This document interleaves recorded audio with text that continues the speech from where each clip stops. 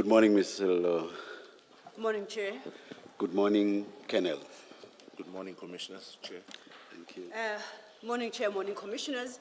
We continue with the Port Shepstone stream, drug bust stream today, and we present today the testimony of Colonel Gavin Jacob. If I could request that he be sworn in.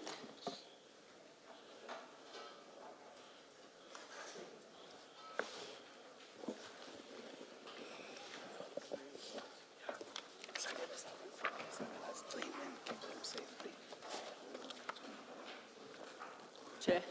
May I ask your assistant to please approach us? Please.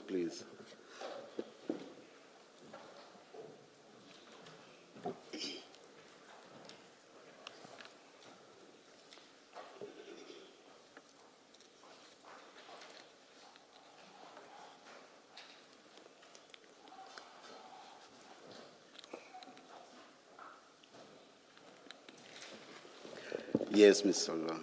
Thank you, Chair. I confirm for the record that we are leaving the testimony of Colonel Gavin Jacob this morning, and I requested that he may please be sworn in. Thank you. Please state your full names for the record. It's Gavin Houston Jacob, Chair. Thank you. Will you be swearing or affirming? He is swearing, Chair. Swearing. Thank you. Do you swear that the evidence you are going to give is the truth, the whole truth, nothing but the truth? If so, please raise your right hand and say, "So help me God." So help me God. Thank you. Thank you, Chair. And good morning, Colonel. Good morning, Colonel, Commissioner. you should have around you a number of files. I'll try and guide you to each file as and when we need to get to that file. For the moment, we need to locate your statement, and that will be, Commissioners, in the consolidated statement bundle at tab 3.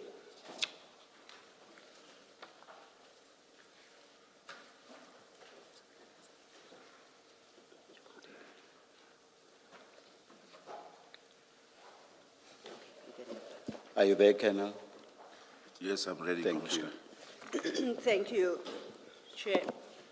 Colonel, do you confirm that you have deposed to a statement for the purposes of the Commission? I do confirm. I have referred you to a specific document in the statement bundle.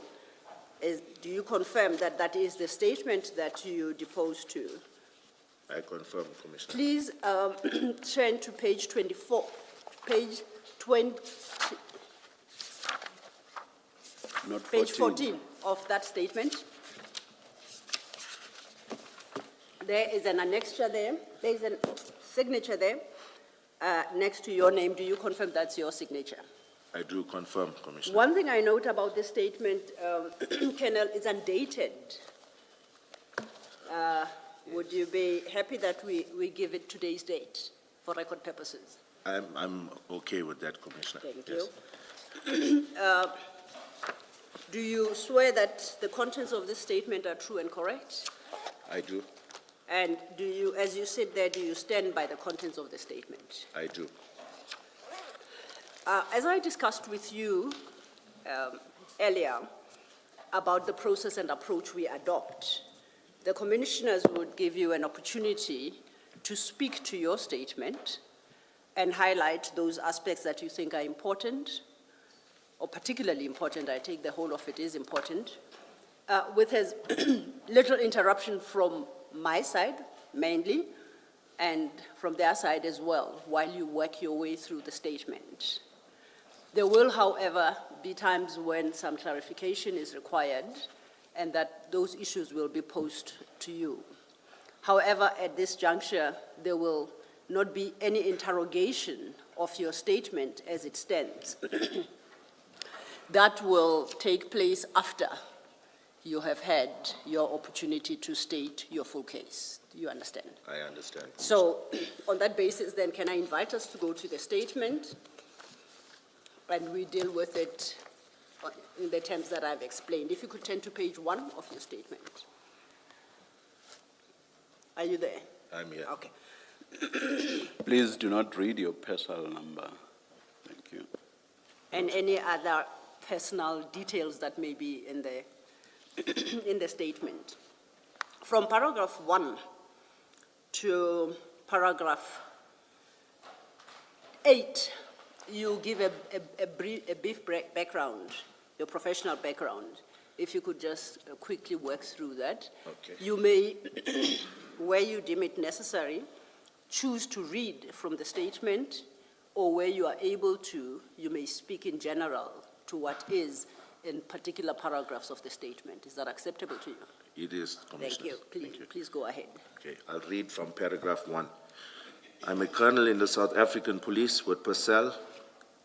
I am attached to the Directorate for Priority Crime Investigation. I'm the unit commander of the Durban Serious Organized Crime Investigation Unit. I completed a Bachelor of Science degree majoring in chemistry and biochemistry from the University of Durban, Westville in 1998. I joined the South African Police in January 2001. I was appointed at the rank of sergeant as a forensic analyst at the ballistic unit of the Forensic Science Laboratory. In April 2002, I joined the Directorate of Special Operations, commonly known as the Scorpions. I was based in Silverton as a special investigator at the Crime Information Collection Unit. In November 2004, I was transferred to the DSO Durban, where I was placed within the narcotics section. I worked on drug-related projects. In July 2009, the DSO was dissolved and we were merged with the SAPS. I joined the DPCI Durban Organized Crime Unit, which later became known as the Serious Organized Crime Investigation Unit. I was attached to the South African Narcotics Enforcement Bureau. I was appointed at the rank of Lieutenant Colonel. From 2018 to 2019, I was placed at the DPCI Durban Serious Commercial Crime Unit, attached to the Counterfeit Goods Section. In 2020, I was placed back at the DPCI Serious Organized Crime Investigation Unit, and I acted as both SANEB and Economic Protected Resources Section Commander.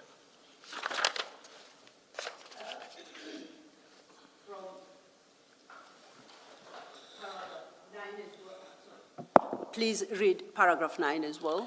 In Still deals February with your background. 2022, I was promoted to the rank of colonel and appointed as the unit commander of the Durban Serious Organized Crime Investigation Unit.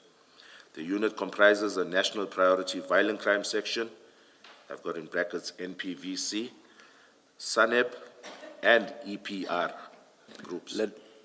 Let me just say the date, or rather the period was February 2022. I'm saying that because you and Ms. Silo spoke at the same time, so that may have been missed. Thank you, Chair. Thank you, Colonel. Before then we move on, I just seek clarity, and it's because this seems to be the unit where you spend the most time, SANEB, the South African Narcotics Enforcement Bureau. Can you briefly inform us what the primary duties are and what your functions over the period have been within that unit? Thank you. Okay, I was initially a second in command to a full colonel, Colonel A.K. Hussein. And when he went out the police, I took over the narcotics group. But basically, our investigations revolved around drug projects, identifying drug syndicates, drafting a project on how to address them, dismantling of clandestine laboratories, harbor interdictions, seizures, undercover operations. All major or high-level drug-related investigations were conducted by the SANEB group. And you personally were involved in those functions? That is correct. Thank you.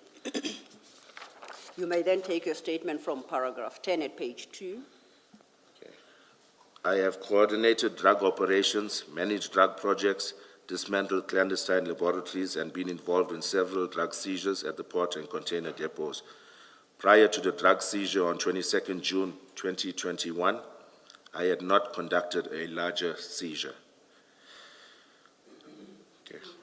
You may continue. Okay, on 22nd June 2021, I received information from Captain Duma of Crime Intelligence regarding cocaine in a certain container. He called me just after 7 a.m. on the said morning regarding the information. Captain Duma also called Warrant Officer Mpangase regarding the same information. I called Mpangase after the call from Captain Duma. He indicated that he would brief the brigadier accordingly. I think I missed a sentence, Commissioner. I'm just going to say that here I informed Warrant Officer Mpangase that although I was on vacation leave, I was going to book on duty to conduct this operation or attend to this information. Right? So I see I missed that out. So, sorry, can you say that, which sentence do you say you missed? Okay, I called Mpangase after the call from Captain Duma. Yes. He indicated that he would brief the brigadier accordingly. I think there's a bit of a miss in between. It doesn't really make sense. So I'm saying when I spoke to Mpangase, I informed him that I would be attending to this operation, meaning we would operationalize it. Okay. Understood. Thank you. And what exactly was he to brief the brigadier on? Was it the fact that even though you were on leave, you were going to be part of the operation, or what exactly was the briefing? It was twofold, Chair. It was with regards to me booking on duty, as well as to brief the brigadier on the nature of the information. And the brigadier referred to here is who? My apologies, it's Brigadier C.M. Newswa. Thank you. Yes, yes. And is he your immediate superior? He's the provincial commander. He was not my immediate commander at that stage. He was one above the immediate commander. He was an acting unit commander. At that stage, when I look at my diary, it was a Colonel Dlomo that was the acting unit commander. Thank you. And on that score, you say it's Brigadier, what's his Dlomo, his rank? Colonel Dlomo. Was that your immediate supervisor? Yes, Okay, thank you. Yes. Commissioner Kumar? Just to get the wording correct, in Exhibit File 2 on page 589, the sentence you want us to be included to your statement. It's Exhibit File 2. It's Exhibit File 2 Yes. on page 589. Okay.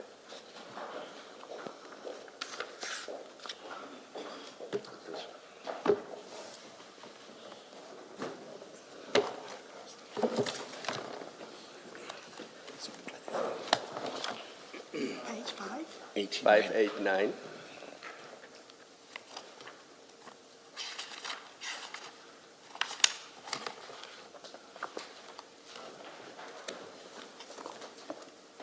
In paragraph 3, the highlighted portion, is that the part that you want us to include in your statement to the Commission?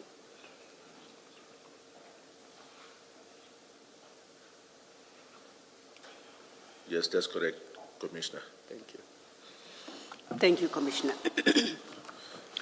And just to point out that the paragraph you just dealt with, paragraph 11, right through for the next 5 pages, you are now actually dealing with the actual, the incident of the 22nd of June 2021.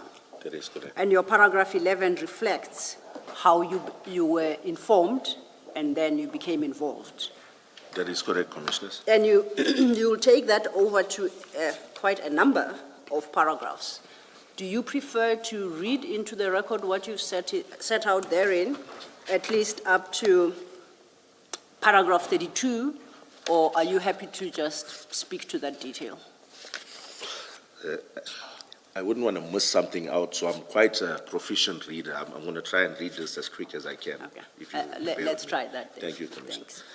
Maybe before you do that, Colonel, at the end of paragraph 10, you say, before 22 June 21 operation, I had not conducted a larger seizure. Yes. You say that. And then when you were discussing paragraph 8, explaining SANEB, you said it is responsible or involved in all major drug operations. That is correct. What is defined as major drug operations? Okay. To clarify, Commissioner, when I say I had not conducted a larger, let me see, that was There's a paragraph 10 at the paragraph end 10, of 10. yes. Yeah. When I say I had not conducted a larger seizure, I'm talking about a container interdiction where drugs were seized from a container or from the port or from a depot. Yes. So it's not so much the quantity. And not the quantity, it's the seizure, the type of seizure that we had done. I've done clan labs and the like, Okay. but this was the largest seizure of cocaine per se that I had done. Okay. And then back to my question about paragraph 8, where you were explaining SANEB Yes. as being responsible, I don't remember the exact word you used, but for major drug Yes. operations. And my question about it is, what is considered to be major drug operations? Okay. When it comes to our mandate, we try to focus on what we call a criminal value chain and levels 3, 4, and 5. That meaning we're looking at your wholesalers, your financiers, your distributors, your international drug traffickers. So we try to focus on those involved in the drug industry that are quite prominent and those that would make an impact if we had to address them successfully. Thank you, Commissioner Baloyi. Colonel, we may proceed. Then we are then at your paragraph 12 at page 2. 12. On the said morning, I was fetched from my residence by warrant officers Pangase and Sibia, also of the Durban Serious Organized Crime Investigation Unit. The information was that there was a container in Isipingo with suspected cocaine inside. We met with Captain Duma in the Isipingo area.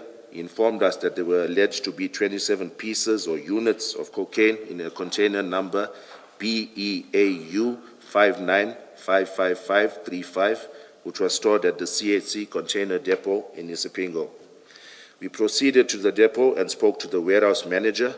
Captain Duma had pre-arranged with the warehouse that the said container was to be inspected. The container in question was stacked high up and between other containers. After moving containers around to accommodate the container in question, it was placed for inspection. We had acquired the shipping documentation, in brackets I've got SAD 500, packing list, etc., from the warehouse manager. When the container was placed, I noticed the original seal in place, as per the documentation furnished. I immediately suspected this to be a rip-on, rip-off load. This is a modus operandi whereby the drugs are loaded at the port of origin in a legitimate container.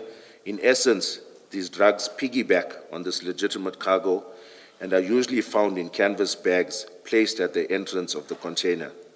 The purpose of this is to ensure easy retrieval once the container is opened.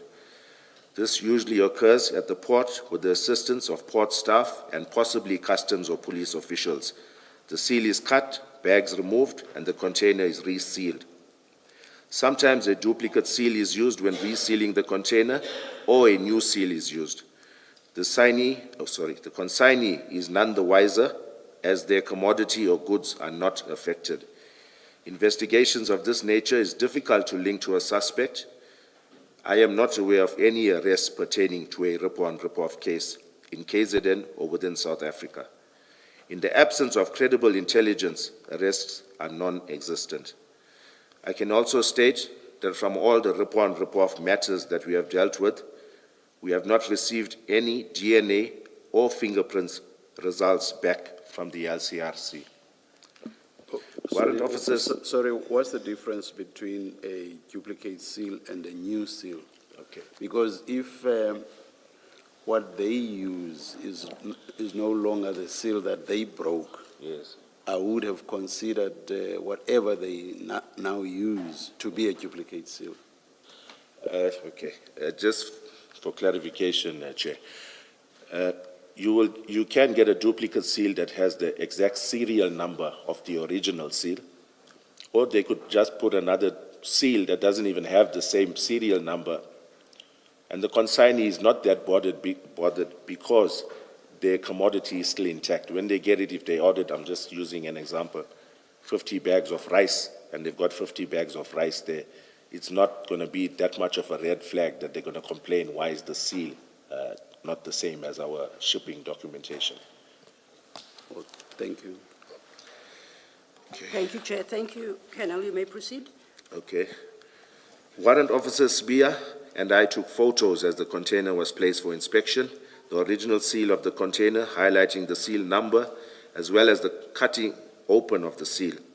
Upon opening the container, it was noted that there were numerous black canvas bags placed on top of 50-kilogram bags of animal feed. In brackets, I've got legitimate cargo as per the packing list. We kept the civilians at the warehouse at bay so as they could not interfere with the offloading or the container itself. Upon inspection of one of those bags, we noticed it to contain suspected 1-kilogram bricks of cocaine. They were wrapped in yellow wrapping with Jaguar written on it and black and white wrapping with TikTok written on it. There were other border police, cargo operations, team unit, I think I've made a miss or a typo, right? It's cargo operations inspection team, uniform members at the depot that were inspecting other containers. I enlisted their assistance to offload these bags along with my members. We counted 27 such bags with warehouse staff. The container was locked with a new seal. We did not have adequate exhibit bags for this quantity of drugs. Upon offloading these bags, I noticed that the area that we were working in was congested. I looked at the area around the container and I realized that unpacking the bricks of cocaine would cover a surface area greater than the area available. I also noted that the depot was busy with machinery traversing our immediate vicinity. Umlazi is 11 kilometers away from the depot, which I saw as a risk, and we were working in an uncovered area of the depot.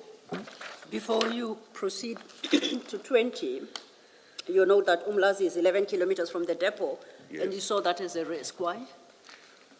Umlazi is a volatile area. We know that we've got serious criminals, cash in transit robbers. We know we've got also major players in the drug industry that reside there. It's known for not being that much of a safe place, a high-risk area. So, and it's the proximity of the depot to Umlazi that creates a risk. That is correct. Thank It was you. 11 kilometers away, Commissioner.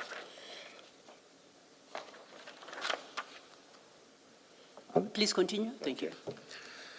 These canvas bags were then loaded into a marked vehicle utilized by the border police members. My main priority was to safeguard these exhibits valued at approximately 200 million. I knew that Isipingo would have exhibit bags, Isipingo SAP would have exhibit bags, and would also provide a more secure environment to work with these exhibits. The container was locked and available for us to further inspect at a later stage. I took the decision not to cordon off and close the depot. I did not want to prejudice the company by closing them down for the rest of the day, as they were not suspects in this matter. We had acquired photos of the chain of events leading up to the discovery of the drugs. I knew that the chain of custody of exhibits would be accounted up until these exhibits reached Isipingo SAP. If I may just get clarity there. You say you took the decision not to cordon off and close the depot.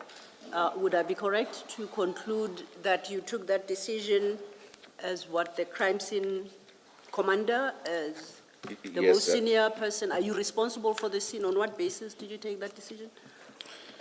As the senior officer on the scene, Commissioner, any of these executive or decisions that are made with regards to a crime scene and the handling thereof would have fell squarely on my shoulders. Okay.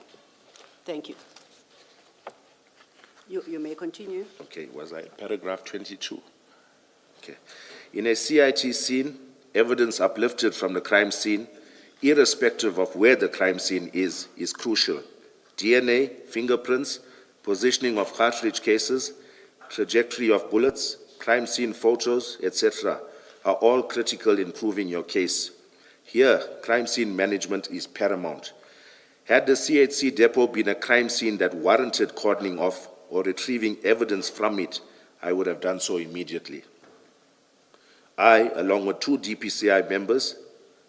DPCI members, followed the marked police vehicle whose occupants were Sergeant Simkize and Governor from Border Police. We did not lose sight of them the entire way until reaching Isipingo SAP. I must add that Isipingo SAP is 4 kilometers away from the CHC depot. Upon arrival at the station, I called Brigadier Newswa to inform him of the seizure.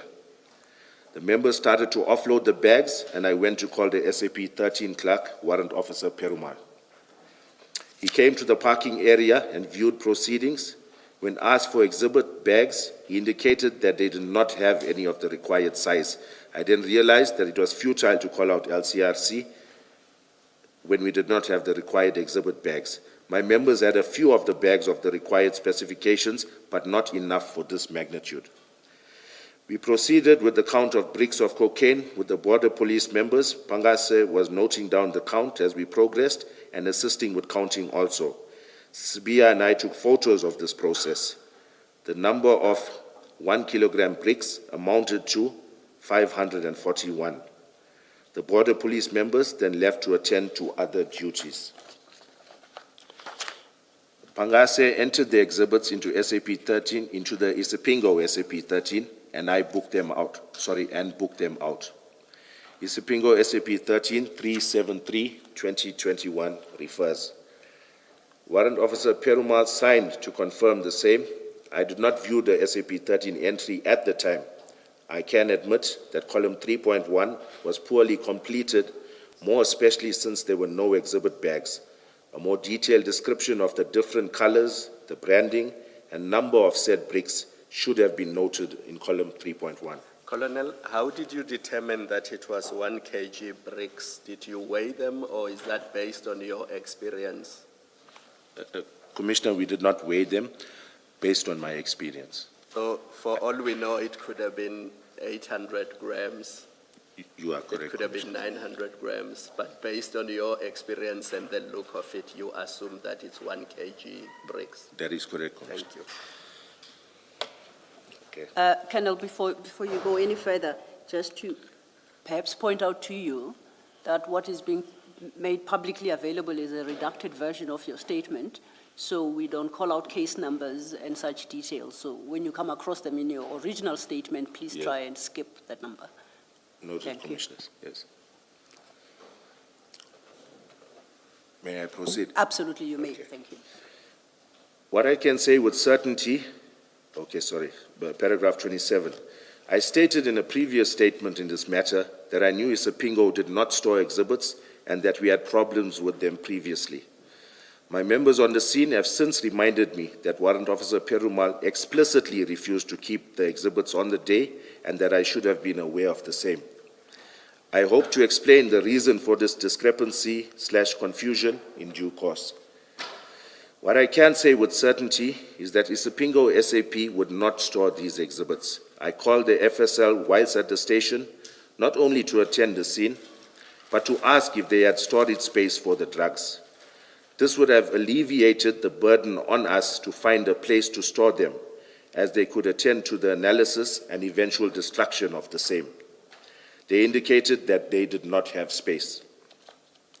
I knew that the two police stations that normally assisted with storage, namely Durban Central SAP and Brighton Beach SAP, still had exhibits from our drug seizures conducted in February 2020 and September 2020, respectively. I was inundated with calls from these stations requesting us to dispose of these exhibits. The exhibits stored at Brighton Beach SAP were amongst those seized in a drug operation in the Mshlali policing precinct in September 2020. The FSL attended that scene and took samples of a precursor chemical called anthranoic acid. The rest of these 50-kilogram bags were stored at Brighton Beach SAP. Paragraph 30. I then called Brigadier Newswa and told him that I had exhausted all avenues and that he should secure a storage location for the drugs. After a while, he called me back saying that he had discussed with General Senona and that the exhibits should be stored at Port Shepstone Serious Organised Crime Unit. I did not know that Port Shepstone Serious Organised Crime Investigation Unit had kept exhibits. He further arranged a team to conduct the armed escort to the exhibits to Port Shepstone. I briefed Pangase on the instruction from the brigadier. After a while, we were met by members of our National Priority Violent Crime Section, as well as the tracking team, comprising public order policing members. I handed the scene over to Warrant Officer Pangase, who was the investigating officer of the matter. I did not go to Port Shepstone, and I was dropped off at my residence to resume my vacation leave. I did not give any further instructions to Pangase, as he was a seasoned detective in this environment. The following day, when I contacted Pangase and learned that exhibits were only being sealed in bags then, I reminded him that they should be entered into the SAP-13 immediately to ensure there were no queries raised. Another reason for sealing them in exhibit bags is due to the fact that the FSL requires exhibits for analysis to be sealed in bags. It would have been prudent to photograph the process of sealing the bricks in exhibit bags. Before you move to the next paragraph, am I correct in my understanding of your paragraph 32, that after they were dropped off at Port Shepstone offices, they spent the night not being in exhibit bags? Is that a correct understanding? That is correct. Okay, thank you. Can I also just follow up on that, that in that period, that overnight period, there was therefore no record of what exactly, and I'm speaking specifically about quantities and the content thereof. There was no record of what's there, what has been left at Port Shepstone. That is Did you correct, see? Commissioner. Thank you. Please proceed, Colonel. Since the FSL had no space for us to forward all of the exhibits, the next logical step to take was to forward samples to confirm indeed if what we had was cocaine. I called Colonel Kuzwayo, who is the head of chemistry at the FSL in Amanzimtoti, and sought guidance in this regard. I cannot recall exactly what her instructions were, but it involved taking samples from a few bricks and placing a minute amount of powder into a small exhibit bag meant to accommodate these samples. This would then be conveyed to the FSL for analysis. There is no training or specialized skill involved in doing this. The samples are merely forwarded to the FSL by the member for chemical analysis by an analyst at the chemistry section. This is accepted at the FSL in order to conduct chemical analysis. Pangase took these samples for forwarding to the FSL on my instruction on the 23rd of June 2021. He, however, only entered these exhibits into the Port Shepstone SAP-13 the following day, on the 24th of June 2021. I am not sure why this was done or this was not done the same day. Port Shepstone SAP-13, and I'm going to leave that out, something 2021 refers. Paragraph 35, on my return to work, I took over the investigation on the 29th of June 2021. Pangase had made it known that he was leaving the SAPS, hence all his dockets and inquiries were reallocated to others. On the 1st of July 2021, I proceeded to the CHC depot with Pangase and Sibia. I had arranged that the clearing agent, in brackets Mega Freight, send a representative to unpack the container, and we conducted a count of the 50-kilogram bags of animal feed. They amounted to 5,395 bags, which corresponded with the packing list. This further corroborated the rip-on, rip-off methodology. The container was then officially released to the clearing agent.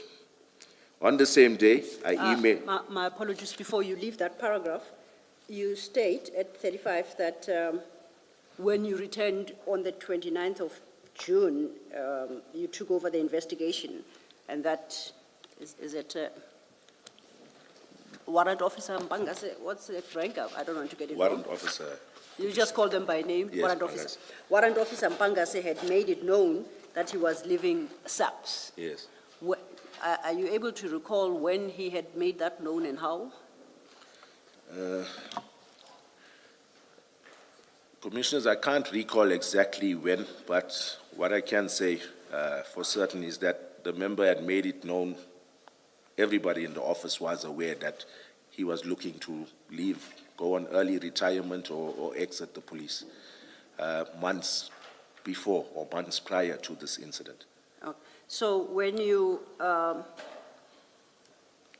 appointed him or you determined that he was the investigating officer on the 22nd of June in this matter, you were aware that he was leaving the force? Yes, I was.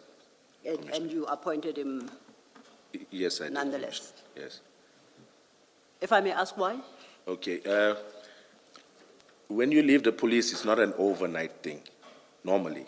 There's an exit interview, it's a few months' notice, that type of thing. Unless in exigent circumstances, you do early resignation, you put in your documents, and the turnaround time's much faster. So I didn't see it as an issue because I would have thought he would have had a few months at least left before he exited the police, and I didn't see it being an issue with him carrying this investigation or investigating this matter. I was of the opinion that he would have finalized, or this investigation would have been concluded by the time he had left the police. And then just to read you paragraph 35, you took over the investigation on the 29th of June, 2021. Yes. So he was an investigating officer for 1 week, technically. Him, yes, Him. yes, Okay, Commissioner, thank that's you. correct. Just understand, when you go back to the depot on 1 July 2021, what was the point of that? What was the real purpose of it? Okay. On the day that, on the 22nd of June 2021, when we did remove these bags of suspected cocaine from this container, I merely did a physical inspection by looking through the container. I could see no anomalies. I could see those white bags of what seemed to be 50-kilogram bags of animal feed. Upon taking out these exhibits, we sealed this container. That's the closest thing to a crime scene that we do have. So it was sealed to keep the integrity intact. And obviously, when we didn't do a thorough search of it on the said day, due to the volume of bags, it was 5,395 50-kilogram bags. Hence, it was decided to come back at a later day where we arranged with Mega Freight, the clearing agent, to bring through laborers to assist in this regard. But when you sealed it and left it there on the day, Yes. did you leave instructions with the depot manager that the container is to be left alone? That is correct, Commissioner, I did. Okay, thank you. And before you proceed, based on the response you gave to Commissioner Baloyi, at your paragraph 20, if you could flip back, the last sentence at your paragraph 20, you say the container was locked and available for us to further inspect at a later stage. Yes, that's correct. When you say it was locked here, should we read that to be it was locked and sealed? Sealed, that's Okay, it. thank you. Yes. Okay.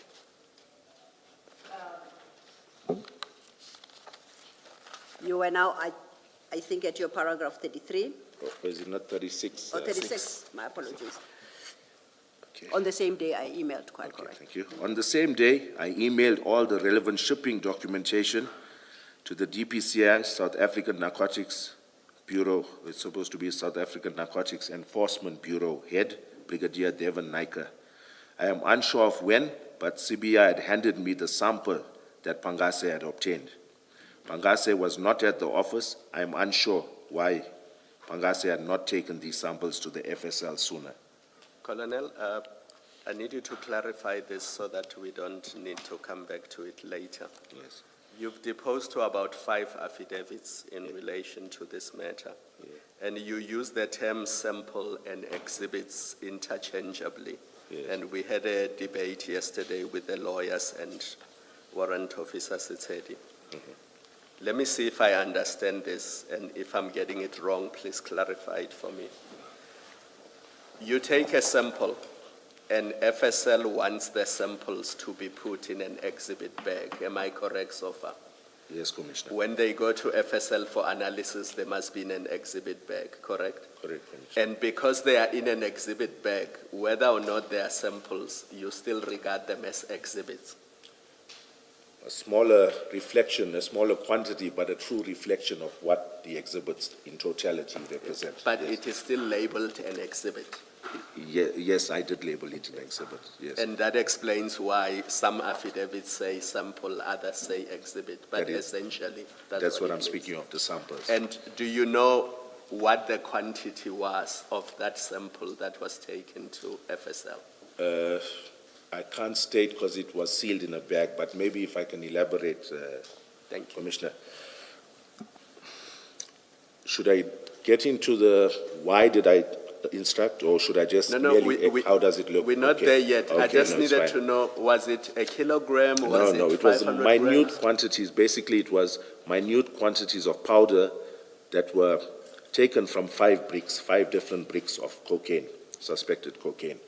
They were placed in 5 little sample bags, and those 5 smaller sample bags were then sealed in a larger exhibit bag that encompassed these 5, or enclosed these 5 smaller exhibit bags that contained samples from 5 different bricks. So in total, it was 5 exhibit bags.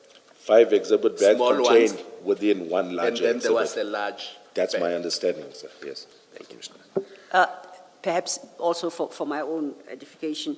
So when you speak of samples here, you're talking about the minute quantity that you say is scraped off from few bricks in the bag.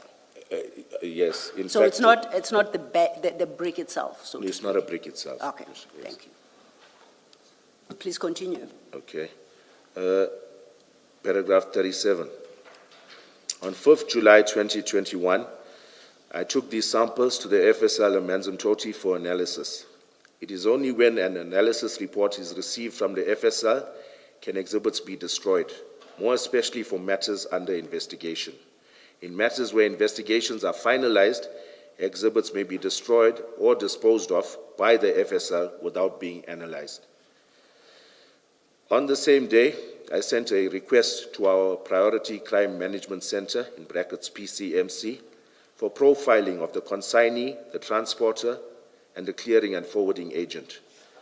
On 19 July 2021, I sent an email to Advocate Governor of the DPP's office with regards to assistance in this matter.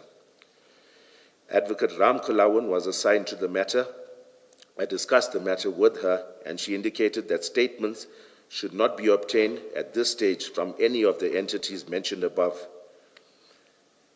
I was in contact with SARS Customs, and they indicated that the container in question was one of 10 that they had a detention notice on the 23rd of June 2021.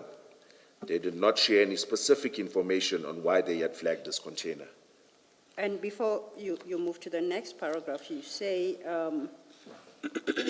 at paragraph 39 that Advocate Ram Kalawan advised that statements should not be obtained from any of the entities mentioned above. Which entities are this for precision? Okay, you're seeking clarity there, Commissioner? Yes, you say from Okay. the entities Okay. mentioned above, so I Yes, just want to know. at that which stage, according to her, or the DPP's office, we should view them as suspects until we can, with certainty, say that they are not. So at that stage, she thought it was premature to obtain statements from these entities. And when you say from any of the entities mentioned above, are you talking about the transporter and clearing company and the forwarding agent? Are those the entities, or are there any other? That is correct, Commissioner. Okay. Yes. Thanks, you may proceed. Okay, paragraph 40. Before you go to 40, at 39, you say I was in contact with customs, and they indicated the question was that in question, the container in question was one of 10 that they had a detention notice on for 23 June 2021. You don't say when did you make this contact. You just say I was in contact with SARS. When did you make this contact? May I look at one of my files? Thank you, Yes. Commissioner.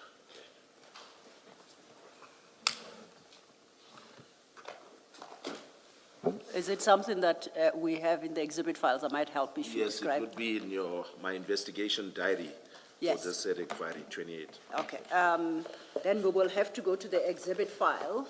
You don't have to do that now. We can come back to it Okay. once they have assisted you to locate it. Yes.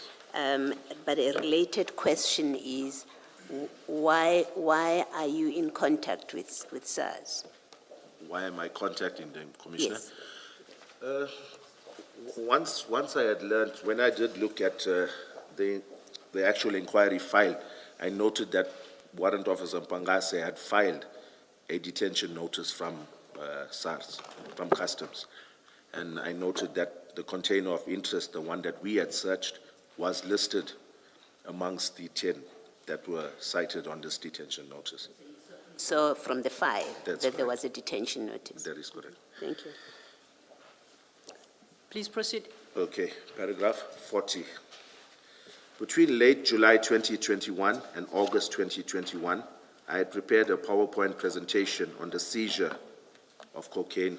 I'm just going to elaborate, I haven't written it here. On the seizure of cocaine on the 22nd of July 2021, or June 2021, as per General Sanona's instruction. I cannot recall when I had sent it to him.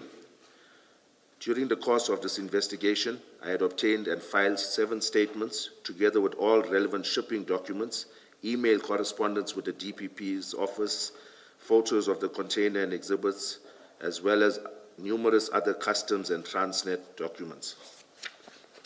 Before you leave that paragraph, you say you did this PowerPoint presentation at the instruction of General Sinona. Are you able to recall what specifically the instruction was and what the presentation had to cover? My memory was jogged, Commissioners, when I looked through the actual inquiry file. Yes. I can't recall, since it was a long while back, but I did make a diary entry that the provincial head had requested a presentation on the said seizure, a PowerPoint presentation. And I noted that even on a weekend, I made an entry in my diary that I was working on this PowerPoint presentation.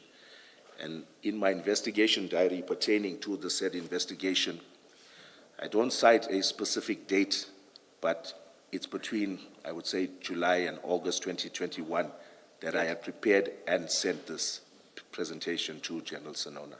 Okay. Now, you haven't availed that actual PowerPoint presentation. Do you still have it? Are you able to make it available to us? I can check, Commissioners, offhand. I can't say that I have knowledge of where it may be, but I can search or try and find it somewhere. Would appreciate that. Thank you. You may then move on to your paragraph 41. Since investigations were amounting to nothing, my only option was to expedite the analysis of the samples forwarded to the FSL. It is only when an analysis report is furnished can the inquiry be finalized and filed as undetected or negative. In some cases, drugs are destroyed or disposed of without an analysis report. During the next few months, I kept in touch with the FSL in Manzimtoti and made calls to the FSL Pretoria in respect of these exhibits. I also made inquiries into the exhibits booked out of Isipingo on the 6th of February 2020. Both laboratories were unable to accommodate these exhibits for either analysis or disposal. Most of our communication with the FSL is telephonic. Sometime in October... Apologies, Colonel. In the body of your statement, you do indicate who at FSL Amazimdoti you engaged with. Yes. And the commissioners had testimony of 3 of these persons yesterday. Yes. At your 42, you said you also made calls to FSL Pretoria in respect of these exhibits, but nowhere in your statement do you indicate who you spoke to. Yes. Are you able to Yes. inform us who those were? Yes, Commissioner. It would have been a Colonel Shole from FSL Pretoria. And what position does he hold and why? I'm not talk to sure of him? his exact title, but in essence, whenever we have liaisons with the Pretoria FSL, he's our go-to man. He's always assisting and the one trying to accommodate us. So it's Okay. Colonel Shole. I'm not sure of his exact designation there. Is that just the one, just Colonel Yes, Shole? it's only Colonel Shole. Yes. And just in very brief summary, what was the content of your conversation about these exhibits? Why were you calling him? Yes. You know, I can't recall every, commissioners, I can't recall every conversation verbatim. But what I can say is that when I did engage with him, I inquired about these exhibits kept in Port Shepstone, as well as the exhibits that were initially kept at Isipingo and now stored at Durban Central, because both of them were, more especially the ones at Durban Central, were causing me a lot of botheration. I've been getting calls, inundated with calls about them, hence my calls to FSL Pretoria. Okay, now we know that you indicate that as at the 22nd of June, the day of the seizure, FSL is, Amanzimtoti did not have capacity to accommodate them, right? That is correct. So you say during the next few months, you kept in touch with FSL Pretoria. Do you recall when it is you started your engagement with FSL Pretoria? Working from the date of the 22nd of June, when you knew that Amanzimtoti cannot accommodate? Yes, I can't recall, commissioners, but what I can say, it would have been at least maybe a month or 3 weeks to a month from the date of seizure. And if I may ask, why did you wait that long? Because I was already aware of, we were trying for those exhibits that were laying at Durban Central for already a long time, those that were seized in Isipingo on the 5th of February 2020. So I was aware that even Warrant Officer Sanders was making inquiries in that regard with Colonel Gavin at Pretoria. So hence it took me a longer while, because in my mind I knew obviously they would try to accommodate those exhibits laying at Durban Central first before they could accommodate these that were now seized in June 2021. Okay, thank you. Please proceed then from your paragraph 43. Sometime in October 2021, I was contacted by Brigadier Newswa informing me that there was an attempted break-in at the Port Shepstone office and that I should look into expediting investigations and the analysis of exhibits so that exhibits could be disposed of. I had already been trying to get these and other exhibits accommodated at both labs unsuccessfully. I was only able to escalate my challenges to individuals within the FSL that were up to the rank of colonel. On 27th October 2021, I was at the FSL and spoke to Warrant Officer Sachedi. He is an analyst that normally attends our scenes and has the FSL standby cellular phone. I asked him about expediting the samples we had sent for analysis so that we could receive our analysis report. This would, in essence, mean that at least they could be destroyed, since the formality of the analysis report would have been addressed.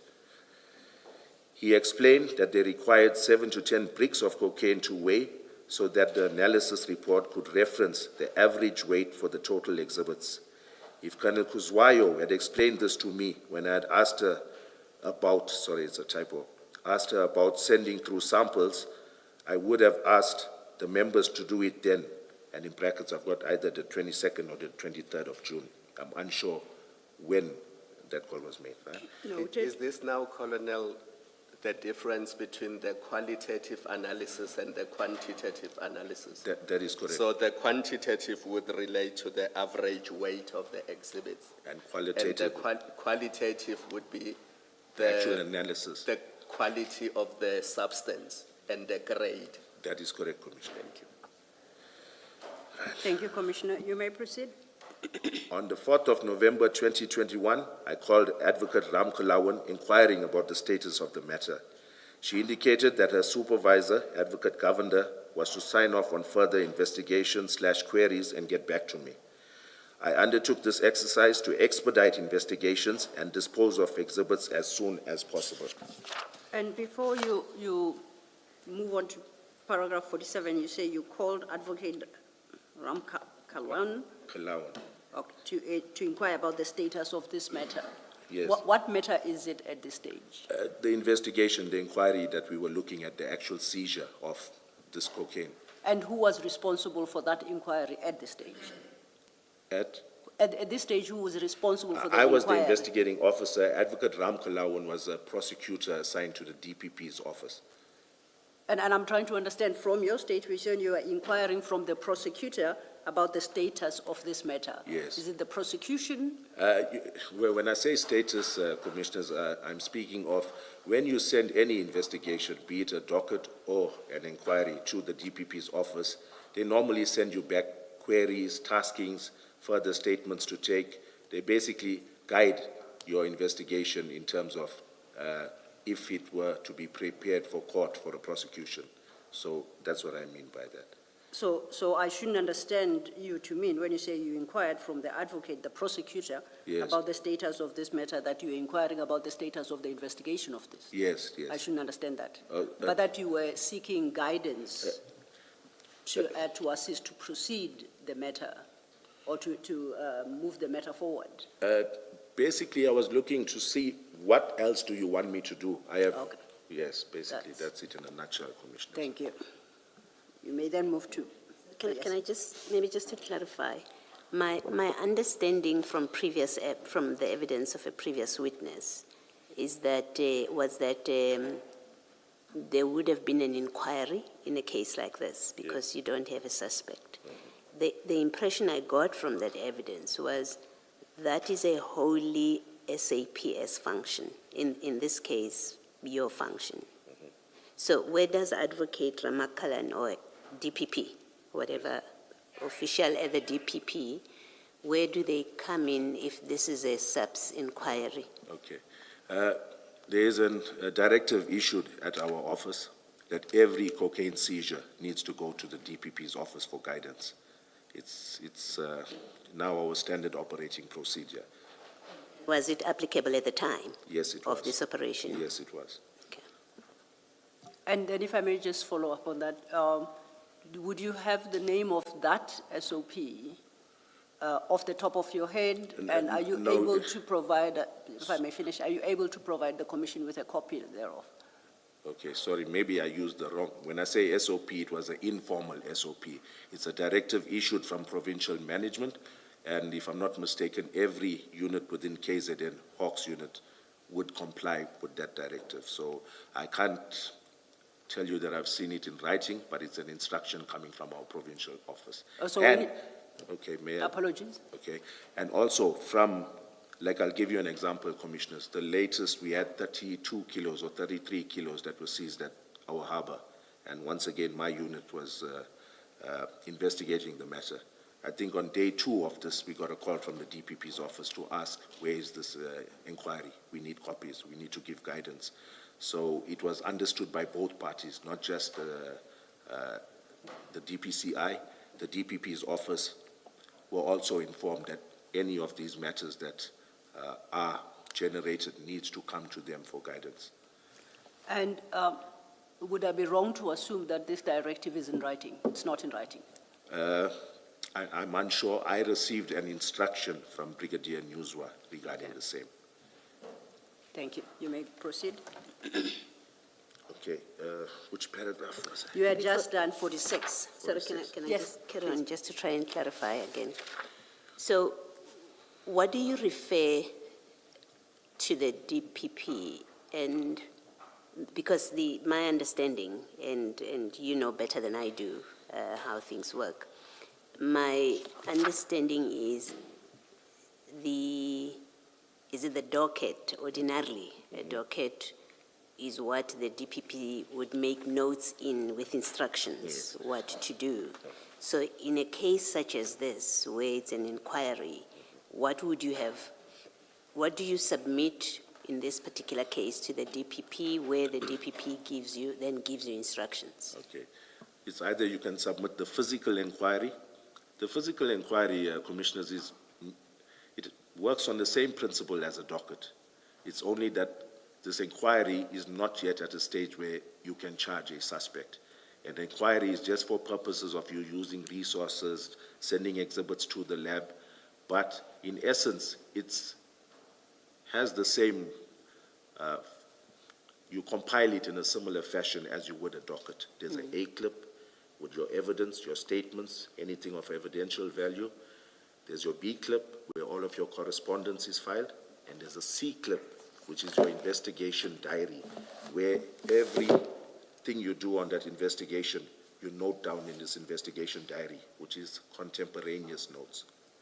So copies of that, or either the original inquiry, would be handed to them.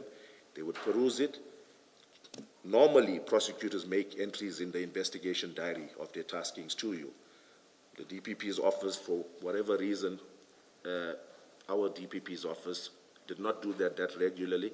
However, they used to, in some occasions, send us an action log or some sort of communication as to what is the way forward in terms of this investigation. Okay, so if there is an investigation file or an inquiry file, Yes. For this operation, we would expect to see notes that indicate this exchange or interaction with the DPP That would and be the correct. instructions that you say the DPP gave. That's correct, Commissioner. Okay, thank you. Thank you, Commissioner. You may proceed, Colonel. Okay. By 47. 47. On Yes, the same you should day, be 47. I called the acting unit commander at Port Shepstone, Lieutenant Colonel Prinsloo, and indicated that I wish to come through with Warrant Officer Setshedi of the FSL, who would take 7 to 10 bricks to the FSL for weighing. He indicated that he was going on a wildlife workshop from the 8th to the 12th of November 2021. I told him I would come through when he returned. I received no feedback from Pretoria FSL and was aware that Warrant Officer Sando of my office was also making inquiries to the FSL with regards to the exhibits seized at CHC Depot on the 5th of February 2020. On 8 November 2021, I was called by Brigadier Newswa, who informed me of the theft of drugs incident at Port Shepstone. I was unaware of any of the security issues at the building prior to this. I proceeded with Captain Majola to the scene. General Senona and Brigadier Newswa arrived a short while later. LCRC was in attendance, and Captain Majola and I canvassed the area for CCTV footage. I must add that I bore no knowledge, neither am I involved in the theft of drugs. I was questioned and polygraphed with regards to this incident. I passed the polygraph test, but I understand now it doesn't carry much weight, Commissioners, but in response to the allegation I'm sorry, it may be of interest to you to know that there were all sorts of problems with the polygraph test. I've been following. And some people who supposedly failed the test, in fact, didn't, basically because a lot of things went wrong. So what would your comment be if I say passing the test may not necessarily be proof that you actually passed it? What would your comment be? I'm aware, Chair, that this is not admissible in court, but generally it's an... That's not my question. Okay, yes, My question is about you stating the fact that you passed the test. So I want you to comment. Okay. Regard being heard to the fact that yesterday we got to know that a lot went wrong with the polygraph test. Okay. Be that as it may, when I did pass, I felt vindicated. I felt a good sense of relief, Yes, So yes. I took No, that. how we can't take that away from you. That is how you felt when you got the Yes. result. We can't take that. But what we make of that is something else altogether. Yes, Chair. Yes, yes. All right. Thank you, Chair. Okay. Please proceed. Paragraph 50. In response to the allegation that Warrant Officer Perumal did not object to storing the exhibits seized on 22nd June 2021, I wish to add that I have submitted further statements to General Flynn's team over the years. I had expressly stated that we had an issue with storage at Isipingo SAP, more especially Warrant Officer Perumal. A statement was obtained by General Flynn's team from Warrant Officer Perumal in respect of availability of storage space and exhibit bags, in brackets I've got, on 22nd June 2021. I'm speaking of that incident.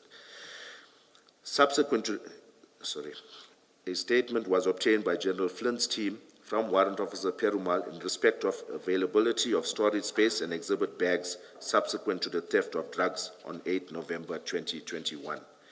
At no stage was he canvassed regarding the previous problems I had cited with the Isipingo SAP. One would have expected this issue to have been canvassed with him. The previous seizure at the CHC depot on 5th February 2020 involved approximately, I've got it wrong, it's 547, but I put 570, my apologies, right? Involved approximately 570 kilograms of Mandrax tablets and powder. I cite the inquiry number. According to evidence tendered, Isipingo has never had a problem with storing exhibits before. So I allude to... Do you consider that, I hope it won't sound like I'm probing at this stage. Clarification, I'll take it, Chair. Do you consider that to be a useful comparator if you are talking about Mandrax as opposed to cocaine? I know where you're headed, Chair, and I understand that, yes, in terms of... At this stage, I will not go to where I'm headed. But I do appreciate it, but I'm referring to storage space at this stage, storage space for a physical bulk of exhibits, not the hazardous nature. Thank you. Of each. We'll deal with where I'm going later. Yes, Chair. Thank you. Thank you, Chair. Please continue. Okay. Okay, was I at paragraph 52? Yes, you were, and Okay. you had just, about third line, you had just stated Isipingo had never had a problem Okay, with storing Isipingo had exhibits. never had a problem with storing exhibits. See attached affidavit of the IO of Durban Central CAS, I cite the CAS, annexure GYJ1, and it's my colleague, Warrant Officer Sanders' affidavit. And I state, this may have been the reason for my confusion regarding my interaction with Warrant Officer Perumal on the 22nd of June, 2021. And based on the Chair's reminder, I'm quite mindful that I don't start interrogation, I needed clarification, however. You state, according to the evidence tendered, Isipingo has never had a problem with storing exhibits. That's your main point there, right? That's correct. At the conclusion of that paragraph, you state, this may have been the reason for my confusion regarding my interaction. Is there something missing there? I don't understand the interrelation between the 2 points. I see where the confusion comes from, Commissioners. On the 22nd of June 2021, Yes.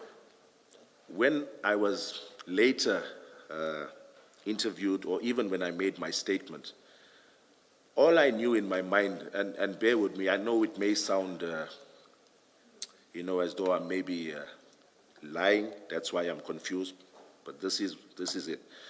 On the 22nd of June 2021, when engaging with Warrant Officer Perumal, all I know that I can state 100% for that day with certainty was that he was not accepting those exhibits, neither did he have exhibit bags. And I see in my statements, numerous statements that I had furnished the investigation team, General Flynn's team. I'm not quite clear on that, and then I say that, I didn't explicitly ask him, but I know they've had a problem. Then I go on a further statement elaborating on even while we were processing or counting these drugs and busy in the parking area at Isipingo, Warrant Officer Perumal even remarked of, hey, the last time what happened with our guys here, we got sick. So all of that was in my mind, and I knew for a fact that Isipingo would not keep these exhibits, whether it was explicitly told to me or whether I had drawn that inference from my previous experience with the station, I can't say, but what I can say for certain is that my colleagues on the scene have since sternly reprimanded me by saying, Colonel, Warrant Officer Perumal did not want to keep those exhibits. So why I wrote that I did not explicitly ask him for permission to store it, I'm unsure why, but this may be the reason, and that's my truth. Okay. Please, Chair. Sitting here, I'm confused as to what you did say or did not say. As you sit there now, Yes. did you or did you not engage Officer Perumal on the availability of storage? Yes. Did you or did you not? Yes. I can't recall offhand that I did ask him. And like I'm saying, that's my only answer, is that I knew they were not storing it. My colleagues reminded me that I was wrong. Thank you, Chair. Thank you. Thank you, Chair. And then, just in fairness to you, what do you say was the confusion? What do you say is the confusion? Because you say the reason for my confusion, so just for you to be clear on that? Yes, I'm saying that I think I mixed up our previous incident in February 2020, on the 5th, between the 5th and 6th of February 2020, and that whole debacle there. Because although my colleague, Warrant Officer Sander, I don't think he mentioned it in his evidence, I am the one that secured Durban Central SAP with regards to storing those exhibits that Isipingo had turned away. So, you know, that could be a reason for my confusion. I can't elaborate further, but that's it. Okay. We might get back to this because I don't quite understand. If you say Isipingo has never had a problem with storing exhibits. No, I'm not saying that, Commissioner. That's what you say according to the evidence standard. Do you According accept to that? the evidence tendered by General Flynn, my apologies, Commissioner. So you do not agree with the evidence I do not. tendered? I strongly disagree. Now I understand what you mean. Thank you. Okay. Thank you. There's a difference, though, between the availability of storage space and an unwillingness to store. There's a difference between the two. On your understanding, even though you are not sure whether you specifically asked Officer Perumal anything, but on your understanding, because you do say that you had some understanding, so on your understanding, what was the position? Okay. Was it an unwillingness to store, or was it a question of the unavailability of storage space? Okay. Chair, this is my opinion. They have a storage place that could have accommodated it, over half a ton. But if I can just elaborate a little more, if you allow me, Chair. Yes. Even if you look at Warrant Officer Sanders' affidavit that I attached as an annexure, he states that Warrant Officer Perumal had made a comment that they do not have members to guard these drugs, you know. So to me, it's not only a problem of storage space, it's also logistical in terms of manpower and the risk associated with those drugs. Thank you, Chair. So you're basically saying the storage space was available? I would have thought so. I'm not sure at that point in time what the exhibit safe looked like, but I would think in a normal course of duty they would have had that space. Thank you. And if I then, just to close off this point in response to the chair's question, you reference what Warrant Officer Sanders said about concerns, is it Warrant Officer Perumal had, which is that not having manpower to guard. Yes. That was in 2020. Yes, correct. What was the issue in regard to this particular seizure by Warrant Officer Perumal? What did he express to you? We are now into June 2021. You say you understand there was space. Yes. So from your recollection, what was the reason for the rejection? I can't give you a specific reason, Commissioner. So it's not the fact that he doesn't have manpower to guard it? No, he didn't cite it on this occasion. Okay, thank you. Then I think that will take us to paragraph 50. Please do that. And it's not a factor, the lack of manpower, it's not a factor that you would have taken into account? No, I did not at that stage. Thank you. Commissioner. Thank you, Commissioner Balu. You may proceed. Okay, paragraph 54. Okay, 53. Am I at 53? Yes, we are now at 53. Okay, thank you, Chair. These exhibits had to be stored, and I'm speaking about the Isipingo 2020 February Mandrax exhibits. These exhibits had to be stored at Durban Central SAP from the 6th of February 2020 until the 12th of November 2021, when they were taken to the FSL Pretoria for destruction. If there was indeed no problems with storing exhibits at Isipingo SAP, then the IO would have taken them back to Isipingo upon being turned away from the FSL in Manzimtoti on the 6th of February 2020. See copy of Isipingo SAP 13 as per annexure GYJ2. So that's there. To further substantiate my claims, I attach a copy of Isipingo SAP occurrence book 386 to 387, and I won't read the rest out. As per annexure GYJ3, see headings, consultation and injury on duty, respectively. Entry 387 is made by the very same warrant officer Perumal, and it pertains to a member getting sick due to the drugs stored there. Surely this speaks to the credibility of warrant officer Perumal. And before you move off this, am I reading your statement correctly that the drugs you reference at 53 are the Mandrax tablets, the 547 kilogram of Mandrax tablets? That is correct, This Commissioner. okay, thank you. The evidence led states that I should have inquired with Durban Central SAP, and when I say the evidence led, I mean by General Flynn. The evidence led states that I should have inquired with Durban Central SAP and Brighton Beach SAP, Maiden Wharf, and some other station to store the 22nd June 2021 exhibits. At that stage, Durban Central still had the exhibits booked out of Isipingo SAP on the 6th February 2020. See copy of itinerary to travel from Durban to Pretoria for disposal of said exhibits as per GYJ4. Before you move to the next paragraph, just to understand your 54, you say Durban Central still had the exhibits booked out of Isipingo in February 2020. That's correct, Commissioner. What does that mean? Does it mean, therefore, Durban Central did not have capacity? Is that your conclusion? That is my conclusion. And you know that for a fact? I'm Or based- you knew it no. for a fact at the time? I knew that the drugs were stored there. I knew that they were. No, I'm talking about capacity. I just want to be no, clear what I you're talking. wasn't sure of their total capacity. Okay, I thank can't you. comment. You may proceed.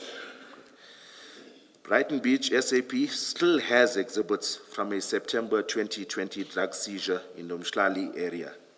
They allowed us to store exhibits via Durban Central Organized Crime. I won't mention the entire numbers. Being a smaller station, Umhlali SAP stored some of the exhibits in this matter. We tried all other stations to assist and were ultimately assisted by a rural station, Glendale SAP, where we stored less valuable exhibits.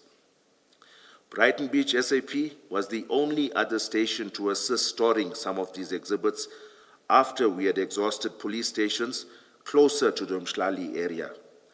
Brighton Beach SAP is 70 kilometers away from Umhlali SAP. To date, these exhibits are stored at Brighton Beach SAP in an unused cell. There is a prospect of an arrest, hence these exhibits have not been destroyed. See attached annexure, GYJ5, photos of exhibits at Brighton Beach SAP. I recall that Sechedi was the same analyst that had acquired samples of this precursor chemical stored at Brighton Beach. He had conducted this exercise with an IO from my office. And before you move on, similarly with Brighton Beach, Yes. are you suggesting at paragraphs 55 and 56 that the conclusion you drew at the time is, therefore, Brighton Beach SAP does not have capacity? That's my conclusion. At the time? Yes. Okay. If I may just ask a follow-up, do you know what their capacity was at the time? No, I don't, Commissioner. Okay, thank you. These above-mentioned police stations would continuously call inquiring about removing these exhibits. I did not exhaust every police station in the vicinity, as I knew how difficult it is to get assistance in this regard.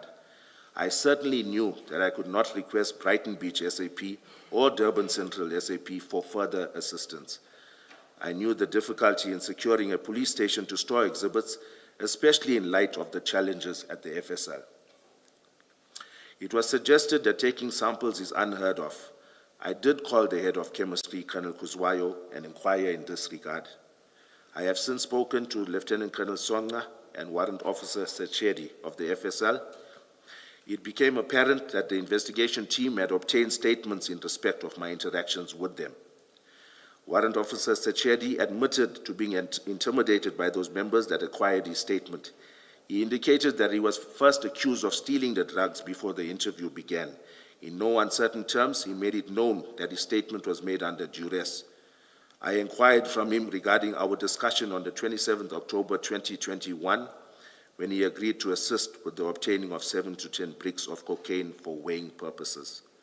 He was reluctant to even confirm this conversation with me, During this meeting, he fetched his statement that he had furnished to General Flint's team in order to refresh his memory. When reading it out, I noticed that he had stated that on 27th October 2021, that I had told him that people were planning to break into Port Shepstone office to steal the drugs, when in fact I had told him that Brigadier Newswa had informed me that there was an attempted break-in at the Port Shepstone office. The intimidation of witnesses shows clear biasness from the investigation team investigating the theft of drugs. I believe that in the absence of any evidence pertaining to the actual theft of drugs, a false narrative of what transpired was created. The investigation seems to have been directed towards this false narrative. The exhibit sees that the CHC depot in February 2020 lay in storage at Durban Central SAP for over a year without the IO being accused of never intending to submit it to the FSL. Before you move to paragraph 61, you may probably have omitted certain issues. At paragraph 58, you see at page 11, you state that it was suggested that taking samples is unheard of. Yes, The taking of samples. yes, I did call the head of chemistry, Colonel Kuzwayo, and inquire in this regard. yes.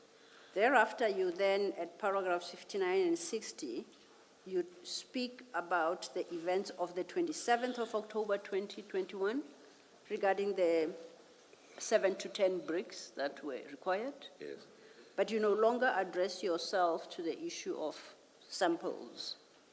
Did Yes. you discuss the matter of samples with Colonel Kuzwayo? You said you inquired from her in this regard. Yes. And if so, maybe this is an opportunity to state what advice you were given at the time by Okay.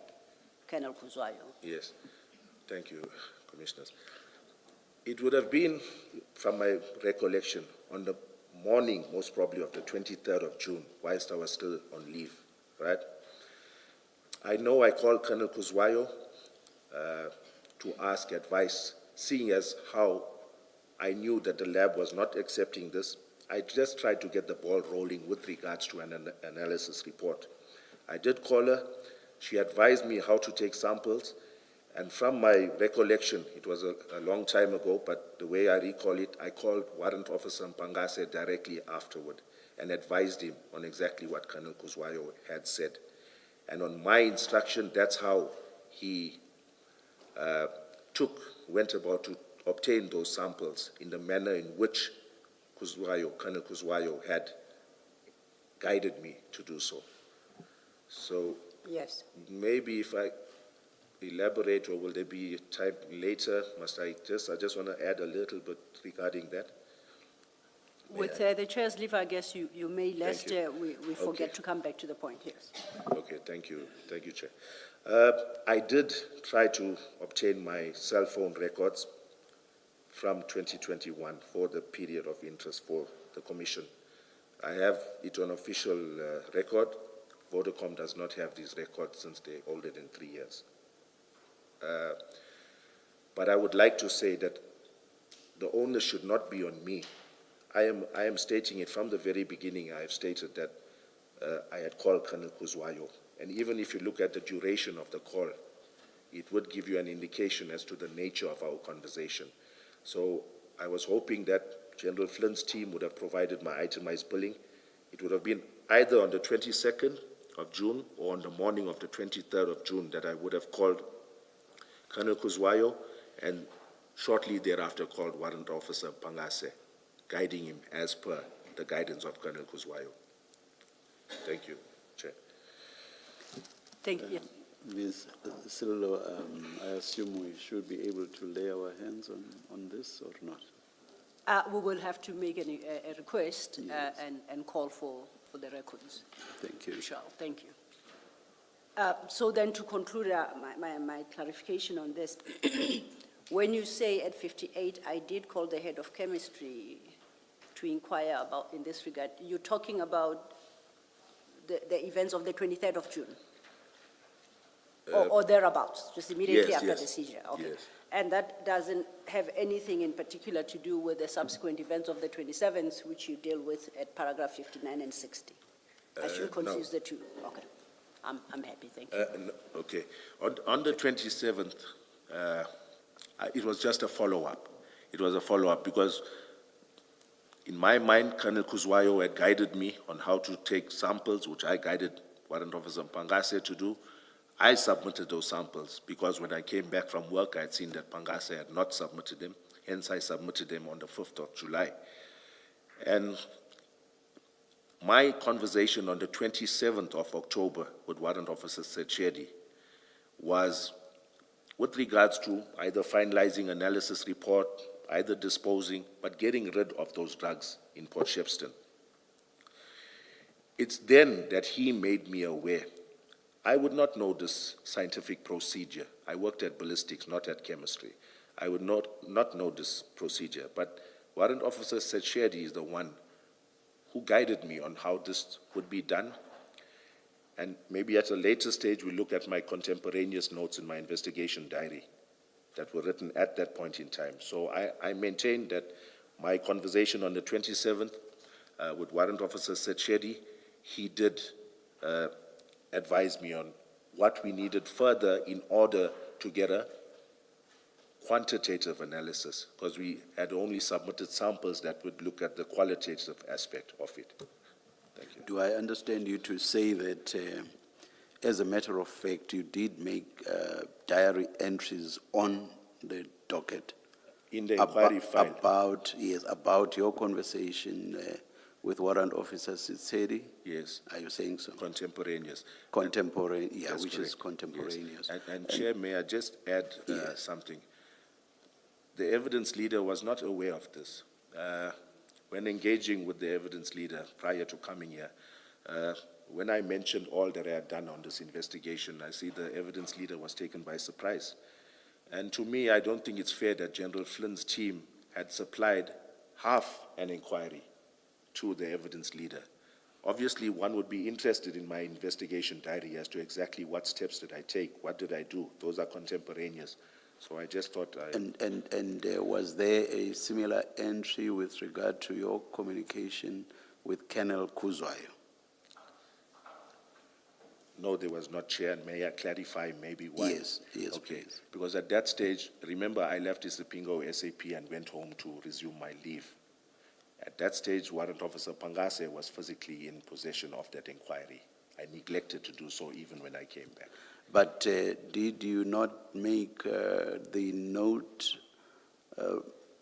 about your communication with Warrant Officer Sitsedi after you had come back?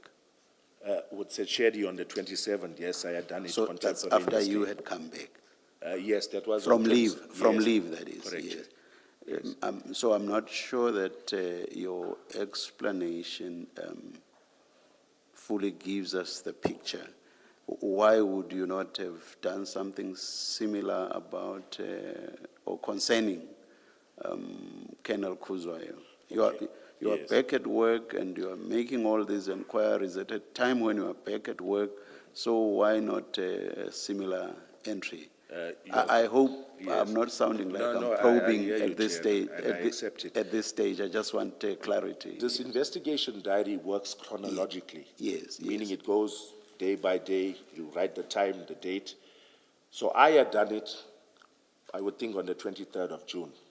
When I got back on the 29th of June, Warrant Officer Pangase had already diarized and written what he had done. So, yes, it's partially neglect on my part, but Do I misunderstand the facts? I thought you communicated with Warrant Officer Sitsedi after you had spoken to Colonel Kuzwayo to inquire about what needed to be done, or not? No, All I right, just all inquired right. from Colonel Kuzwayo during that period, Chair. Which happened first? The Colonel Kuzwayo, the samples, the guidance on how to obtain samples came from Colonel Kuzwayo. And then you spoke to Warrant Officer Sitsedi afterwards? Afterward, yes, that's correct. Much still- afterward, on the 27th of October. I still don't understand then why you would not have made an entry that related to Colonel Kuzwayo.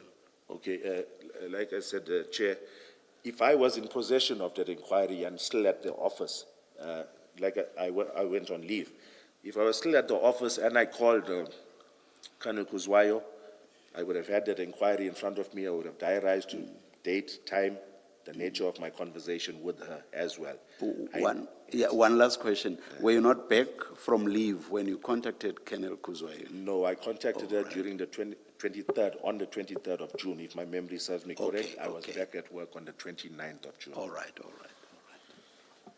Thank you, Chair. And Before we break for tea, I just wanted to clarify 58, because that's where you were the first sentence, because this has caused a lot of confusion, even with Warrant Officer Setsedi yesterday. Yeah, okay. I think we will, Chair will indicate. Let's adjourn and resume at 11:25. Thank you. Let's make the notes.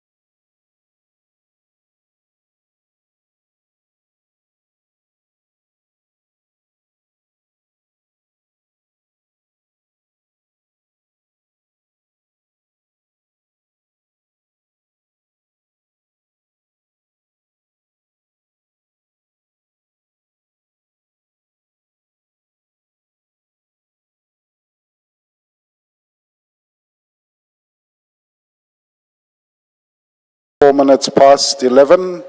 We're about to resume. Please make sure your devices are quiet. Thank you.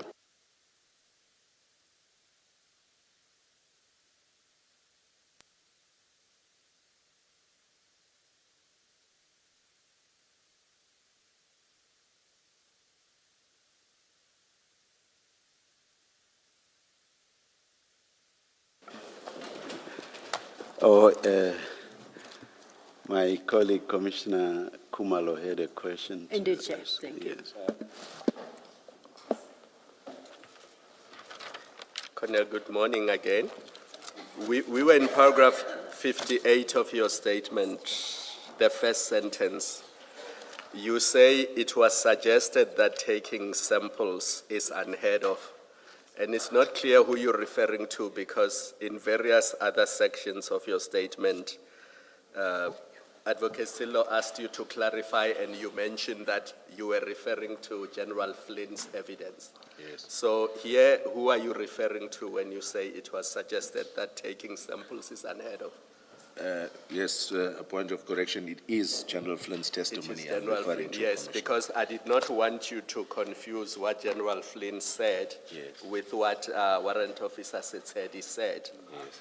Because Warrant Officer said he was engaged by Chair yesterday, and in 6.3 of his statement, he refers now to the 27 October discussion he had with you, and he says, I told him that since the case, open brackets, the limited exhibits or sample, close bracket, was brought to the FSL as opposed to the crime scene analyst bringing it, the case could be analyzed by anyone.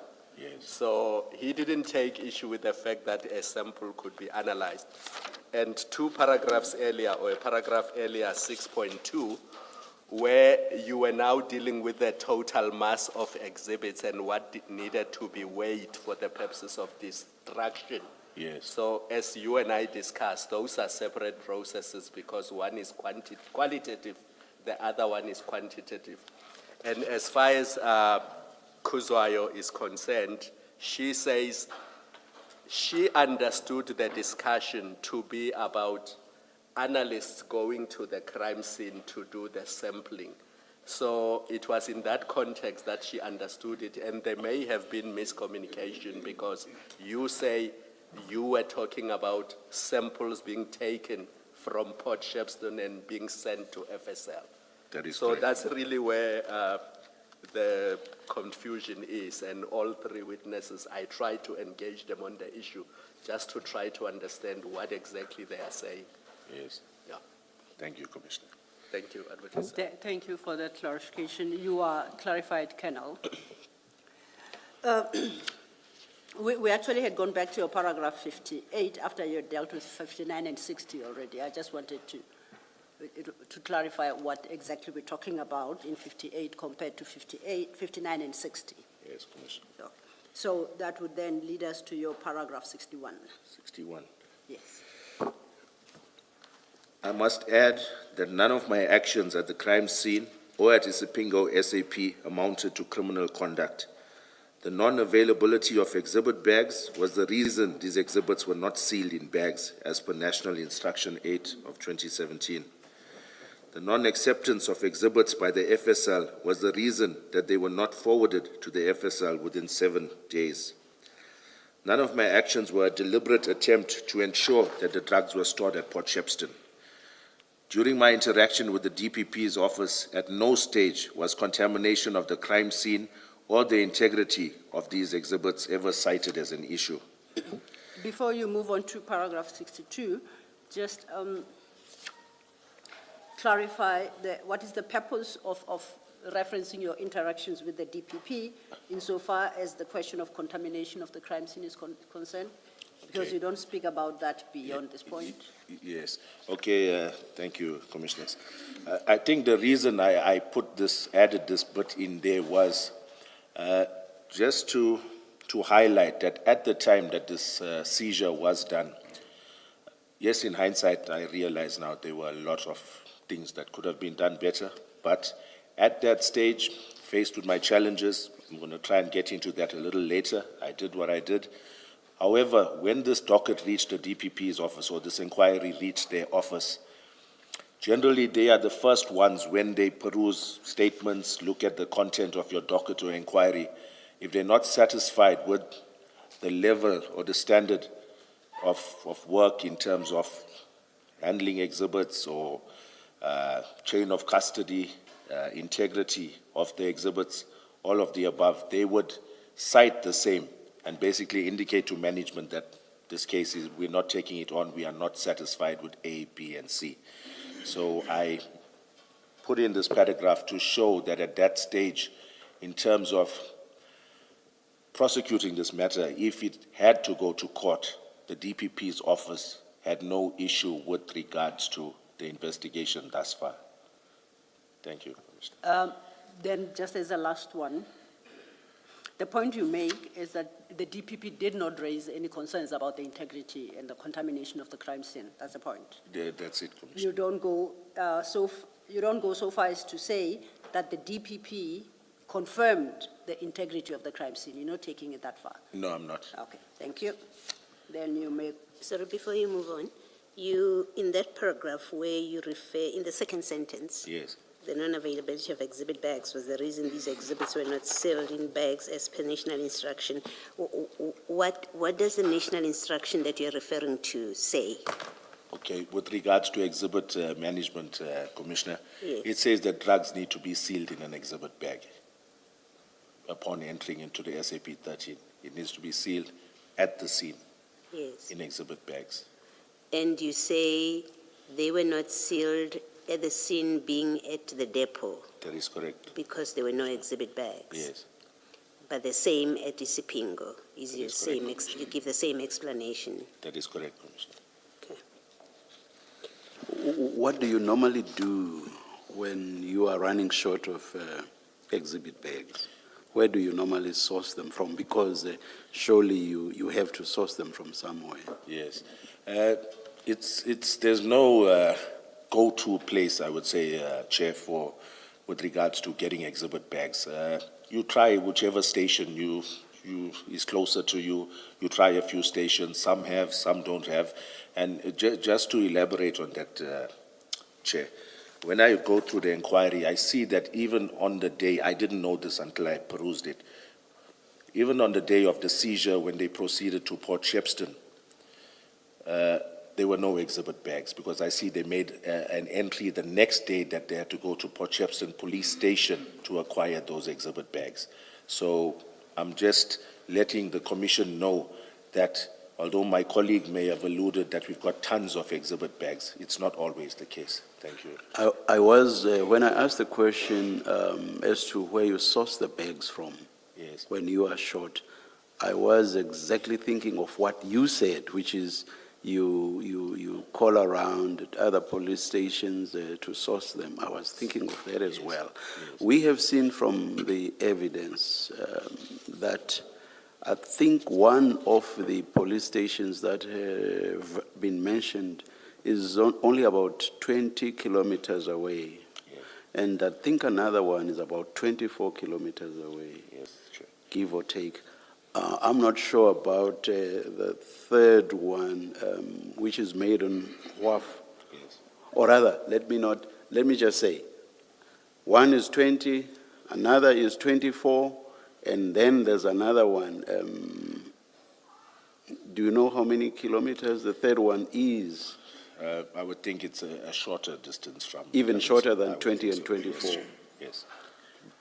No inquiries were made from those police stations. No, Was those, but you agree that that's a very short distance? it is a short distance. Were inquiries made? If not, why not? Firstly, Chair, the time delay to send members, sometimes they come back with 5 or 10 bags. What's worse? Yes. What's worse? Saving time and not complying with prescripts which require that exhibits should be placed in exhibit bags. What's more important, saving time? Yes. No, I agree, Chair. All I right, all agree. right. Thank you, Chair.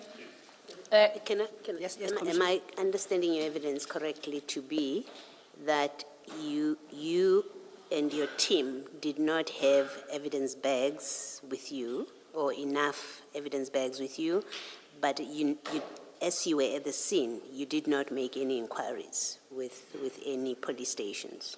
You are correct, Commissioner. Thank you. Yes. Thanks, Commissioner Baloyi.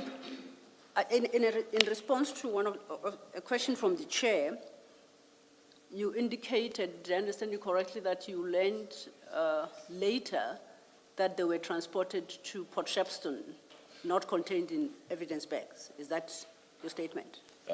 Can you repeat that I had question? understood your answer to a question posed by the chair, that you subsequently learned that they were transported from Isipingo to Port Shepstone, not in evidence bags. I knew that from the onset, Commissioners, yes. Okay, that's what I needed to clarify. So by the time you left the scene at Isipingo, you knew that they were being transported to Port Shepstone, not in evidence bags? I did know that, Commissioners. Thank yes. you. So basically, you knew even before you handed over to, is it Warrant Officer Mpangasi? Yes, So even before the handover, you already knew. I did know that. Thank Chair. you. Thanks. Thank you, Chair.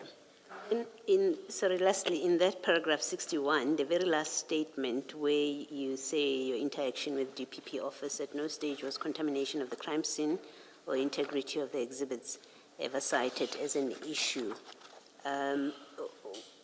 What are you conveying in terms of, maybe my question is, well, what did the DPP office know about what happened at the scene, about how the exhibits were handled? Were they ever in a position to express a view? Yes.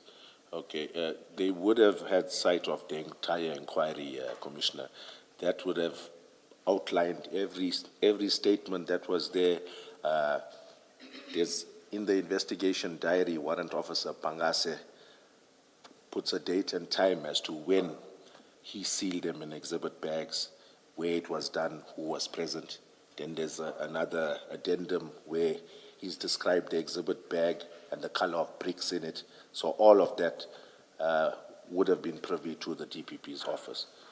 I guess what I'm trying to understand is, with this statement, you are not conveying that there was nothing wrong with the way the crime scene was handled, with the way the exhibits were handled. The absence of a comment from the DPP office, you're not conveying the absence of a comment or adverse comment from the DPP office means all was done the way, all was done properly.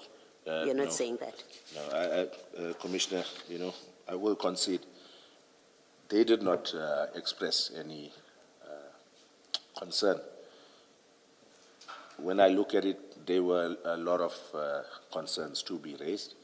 However, I still maintain that the chain of custody, the integrity of the exhibits, all of the above, albeit national instructions were not fully complied with, which is, there's no excuse for that. So, but yes. Okay. Now, I wasn't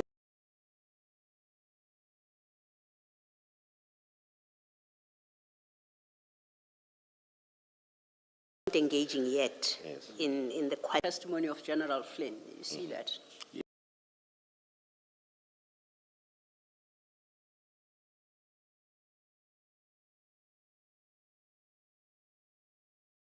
Of General Flynn, you see that?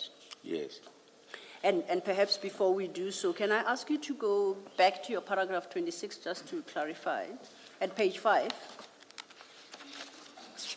there at paragraph 26, you deal with the entry made into the SAP 13 Yes. by Warrant Officer Pangase. That's correct. Okay. Now, you say, I confirm that I did not view the SAP entry at the time. Yes, correct. Then you make certain admissions, but Yes. those admissions are based on your reading of the SAP 13 long after the fact. That is correct. Now, do you have an explanation at this juncture why you did not view the SAP entry at the time? Were you still not the person responsible for the seizure? Were you not the investigating officer before you handed over to Warrant Officer Pangase? It was Pangase who was the investigating officer, Commissioner, at that stage, from the inception up until the 29th of June, 2021. Also, you had already appointed him the investigating officer? That is correct. And you left that function to him? Yes, that is correct. Then that will take us to paragraph 62, where you then deal with General Flynn's testimony, and I think the misgivings, some misgivings you have about that testimony. Yes. Okay. General Flynn cited drug seizure cases from Durban serious organized crime investigation that he had analyzed. Of those, he mentions 2 cases wherein the LCRC was not summoned to the scene. He does not take issue with this, as there are reasons for the members deviating from National Instruction 1 of 2015. It is understood that an IO uses his discretion and uses investigative aids, namely LCRC, if he knows it will benefit his case. The seizure of these drugs on 22nd June 2021, it says 2022, was never under suspicion until they were stolen. Before you proceed, we need to make a formal correction. Yes. Which date is that? The It's date 22nd June 16? 2021, Commissioner. Duly done, thank you. The seizure of these drugs on 22nd June 2021 was never under suspicion until they were stolen. I did not have any hand in the decision to store the drugs in Port Shepstone serious organized crime investigation. Neither did I know that the location was not suitable at the time. I followed an instruction that I deemed lawful when allowing the drugs to be stored there. On 22nd April... Sorry, before you move to 63, you say I followed an instruction, but you don't indicate from who? From Brigadier Newswa. Brigadier Yusuf. Yes, that's correct. Thank you. You may proceed. On 22nd April 2026, General Flynn was at my office conducting inspections on all our cases on hand. I also asked him if there were any questions he had regarding any of the 10 cases he had drawn from us previously. I explained my challenges on the 22nd June 2021 seizure, as well as other cases of interest. He did not bother to ask any pertinent questions or seek clarity on any issue regarding this matter. Even during this meeting, I did not ever imagine that I was a suspect in the theft of drugs. I will now point out what I believe will show the Commission that the team investigating the theft of drugs was not acting in good faith. During late January 2026, my office conducted investigations into certain drug-related killings and feuds in the Durban and surrounding area. There's an inquiry number as a reference. These investigations were initiated by myself, Lieutenant Colonel KG Sbia, Lieutenant Colonel Dina Govender, amongst 2 other members of the Durban Serious Organized Crime Unit. This led to an individual coming forward in early February 2026 who claimed to be involved in the planning and execution of the theft of drugs that occurred in Port Shepstone on the 8th of November 2021. This informer/whistleblower/suspect was directed to a senior police official outside of the DPCI on the same day. We had done this as we felt it would be appropriate for a neutral party to further investigate this. The head office investigation team was situated in Gauteng and would not have been in a position to immediately respond to this. During the same meeting with General Flynn on the 22nd of April 2026, I informed him of this new information regarding the theft of drugs in Port Shepstone. I missed a sentence there. It's not going to make sense if I don't Yes, add it, may I? please. Okay. Just tell us where to insert it. Okay, paragraph 68. Yes. After the first sentence, right? It ends with Port Shepstone. Then I need to add this bit. General Flynn wished to meet or interview this whistleblower/informer/suspect, right? I immediately called in the relevant member who was in touch with the whistleblower to engage with General Flynn, and I left the office. I later heard that General Flynn had sent out a team to interview this individual. From what I understand, he did not go out with his team to interview this individual who had vital information on the theft. I can also confirm the authenticity/credibility and veracity of this new information. I was left in total shock upon viewing General Flynn's evidence before this commission. It is understandable that all of us that were involved in the seizure would have initially been viewed as suspects. In the absence of any credible evidence before his visit to my office, I can understand how it is a plausible theory that the drugs were placed in Port Shepstone so that corrupt members could steal it. The high risk associated with that storage place lends credence to this theory. However, the General ought to have reassessed his investigation regarding the theft of drugs after this new information given to him by some of the very same members he is implicating. He alluded to significant progress in the matter during his evidence before the Commission. He did not bother to mention that this is as a result of the Durban DPCI members mentioned above. This incident has caused a Colonel, before you proceed, that first sentence in paragraph 69, Yes. when you say, I can confirm the authenticity, credibility, and veracity of this information, what do you mean by that? Okay. I'm going to try and word it such that I don't give up too much, Commissioner, so you'll bear with me. Yes. When I make this statement, I'm referring to being a detective, to hard evidence, to names, to places, persons, vehicles, and the like, not just something hanging in the air that's not tangible, that's not able to be further investigated. I understand. Thank you. Okay. And before you leave that, and please don't mention any names, at 68, you say, I immediately called in the relevant member who was in touch with the whistleblower. You see what Yes. I'm reading? By relevant member, you mean of the DPCI. That is correct. Thank you. Yes. May proceed. Okay. This incident has caused embarrassment to the DPCI, the police as a whole, as well as the country, and should not go unpunished. I do believe that DPCI members have conspired with criminal elements to carry out this crime.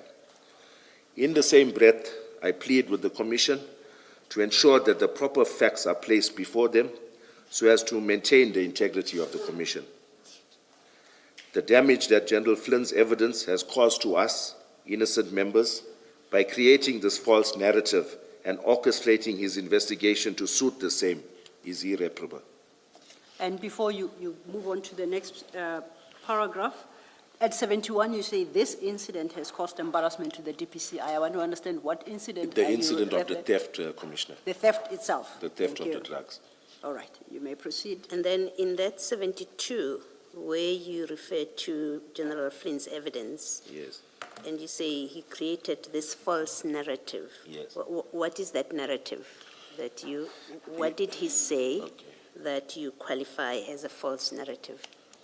The fact that he says by design and not due to, as the Commission referred to, a comedy of errors, I think that's also a stretch, but I would say the fact that his theory was based on loosely,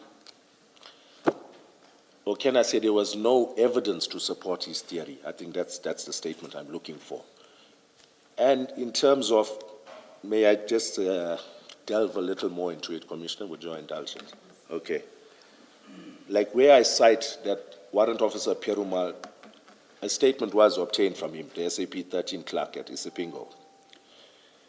As a detective, when you go to obtain Warrant Officer Perumal's affidavit, and this is subsequent to the theft in November 2021, the drugs have now been stolen.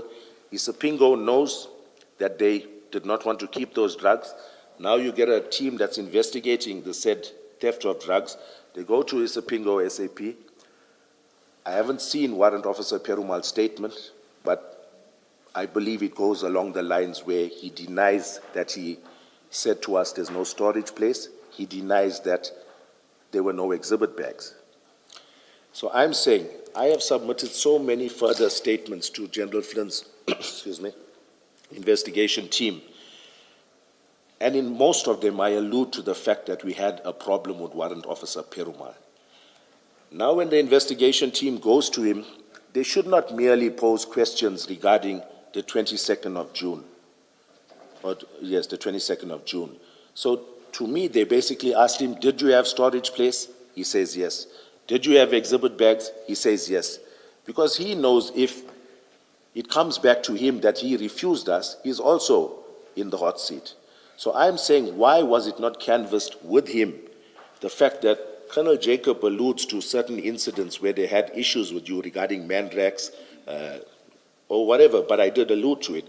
So I'm saying the fact that the investigation team remained silent on that issue and did not even engage Warrant Officer Perumal to ask him, what's your comment on this? What do you have to say about this?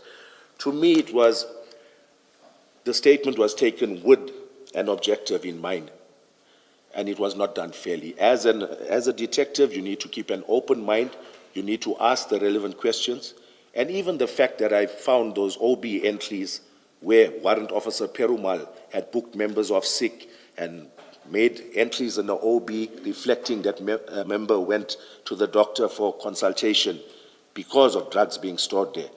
I would have thought that that would have been uncovered by the investigation team. But the fact that they hadn't gone to that level, yet we're going to a level where we're analyzing inquiries and all of that, that's basic investigative work that should have been done properly. So, yes, that's Colonel, I thought what you were alluding to in 72, when you talk about a false narrative, is the theory in 69 that the drugs were placed in Port Shepstone so that corrupt members could steal it. yes. And then you just got lost because you Okay. started talking about OB books and other Okay. things. Sorry, I jumped the gun there, Yes. Commissioner. Can you just answer that question so that we... All right. That's my question. Okay, and the reason, okay, if you want to proceed, it's fine, but may I just have a little chance? Okay, now I just lost my train of thought with this. It's fine, you can proceed. It's okay. No. Actually started there in answering me. Yes. That's where you started. You said the narrative that this was all deliberate so that the All drugs right, can yes, be no, stolen. I think I got my point now. May I just, all right, my point being was that it's clear that I was not involved in the decision to store at Port Shepstone, but it's being insinuated that I initiated or was part of this planning by closing off this gap of storing it anywhere else. The fact that I said to the brigadier, I've exhausted all avenues, I've got no storage place. So I'm saying that General Flynn ought to have investigated properly, because the fact that he cites, I should have used Brighton Beach, I should have used Durban Central. Did he not find out from those stations, did you have capacity? He had clearly not known even about the fact that these exhibits were stored there. In his evidence to the Commission, at no stage did General Flynn allude to the fact that Isipingo had turned these exhibits away and that they were lying at Durban Central for 1 year, 9 months, untouched. And I will go on further to say, there's no official record of those exhibits being stored at Durban Central. I followed up, I couldn't find an OB entry or a SAP 13 entry for when Durban Central accepted these exhibits on the 6th of February 2020. And I'm not doing this, Commissioners, to point fingers at others, to show that others are doing wrong, so I should be left alone because I'm doing wrong as well.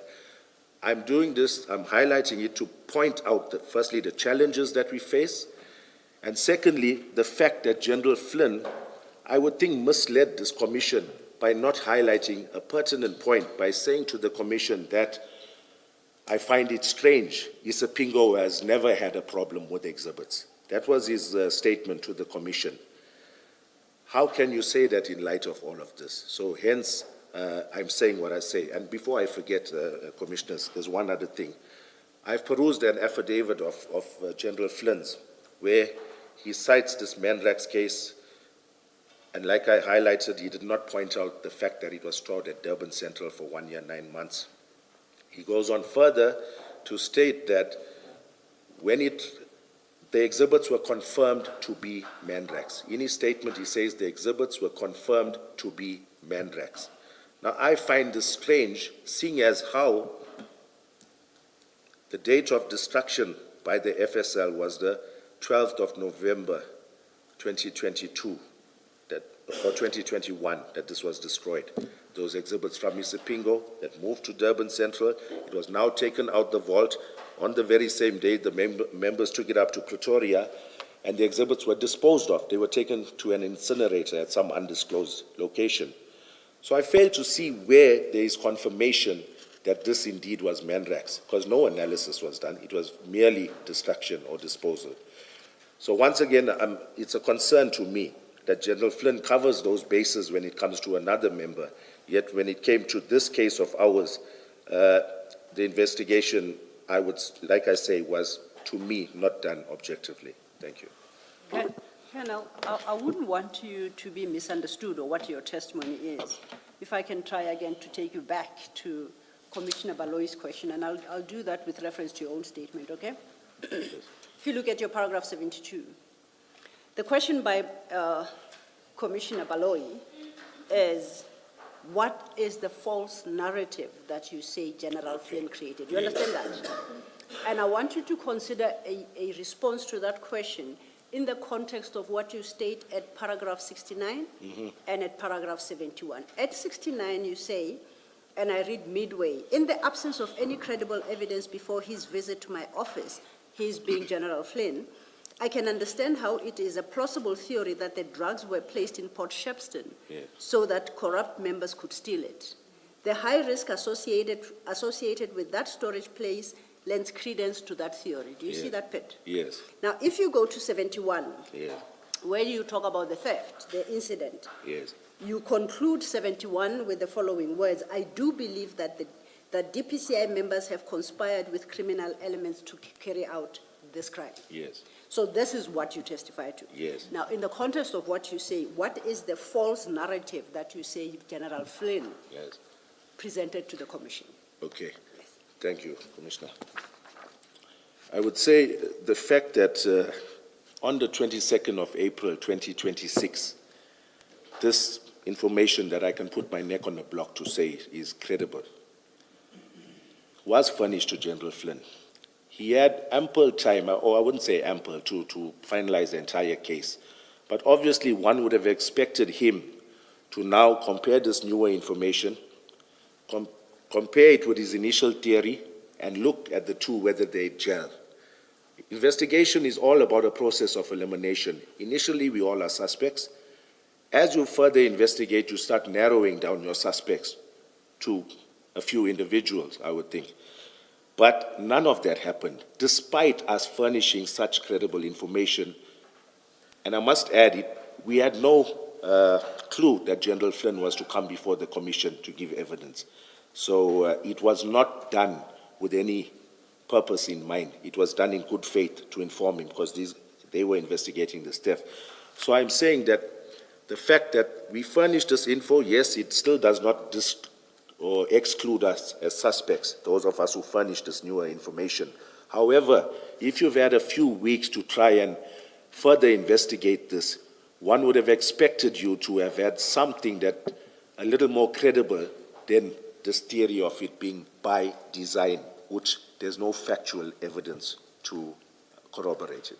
Then just to clarify, your testimony is that the false narrative is that those of you who were involved in the seizure had any hand in the disappearance of the theft. That's what you say is a false narrative to the extent that it is created. No, I think that's a true blanket statement, Commissioner. Okay. I wouldn't want to mention names, but obviously I did go on to say that I believe that DPCI members were involved. So And it's precisely because of your confirmation of that belief you hold at 71. Yes. I'm trying to understand what your challenge is. Yes. And maybe we might just not get Yes, there. due but to I the thought- sensitivity of it, which Yes. General Flynn has been fully made aware of, he would be able to understand what the statement means Okay. as well. Thank you, Commissioners. Can I go back to paragraph 20? I assume he has finished his statement. You're going to do your probing. I just want to clarify 20. Yes. On page 4, Colonel.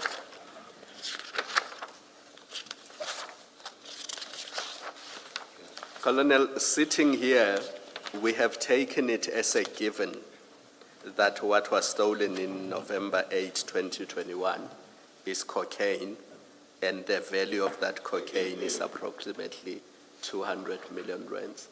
We've taken it as a given.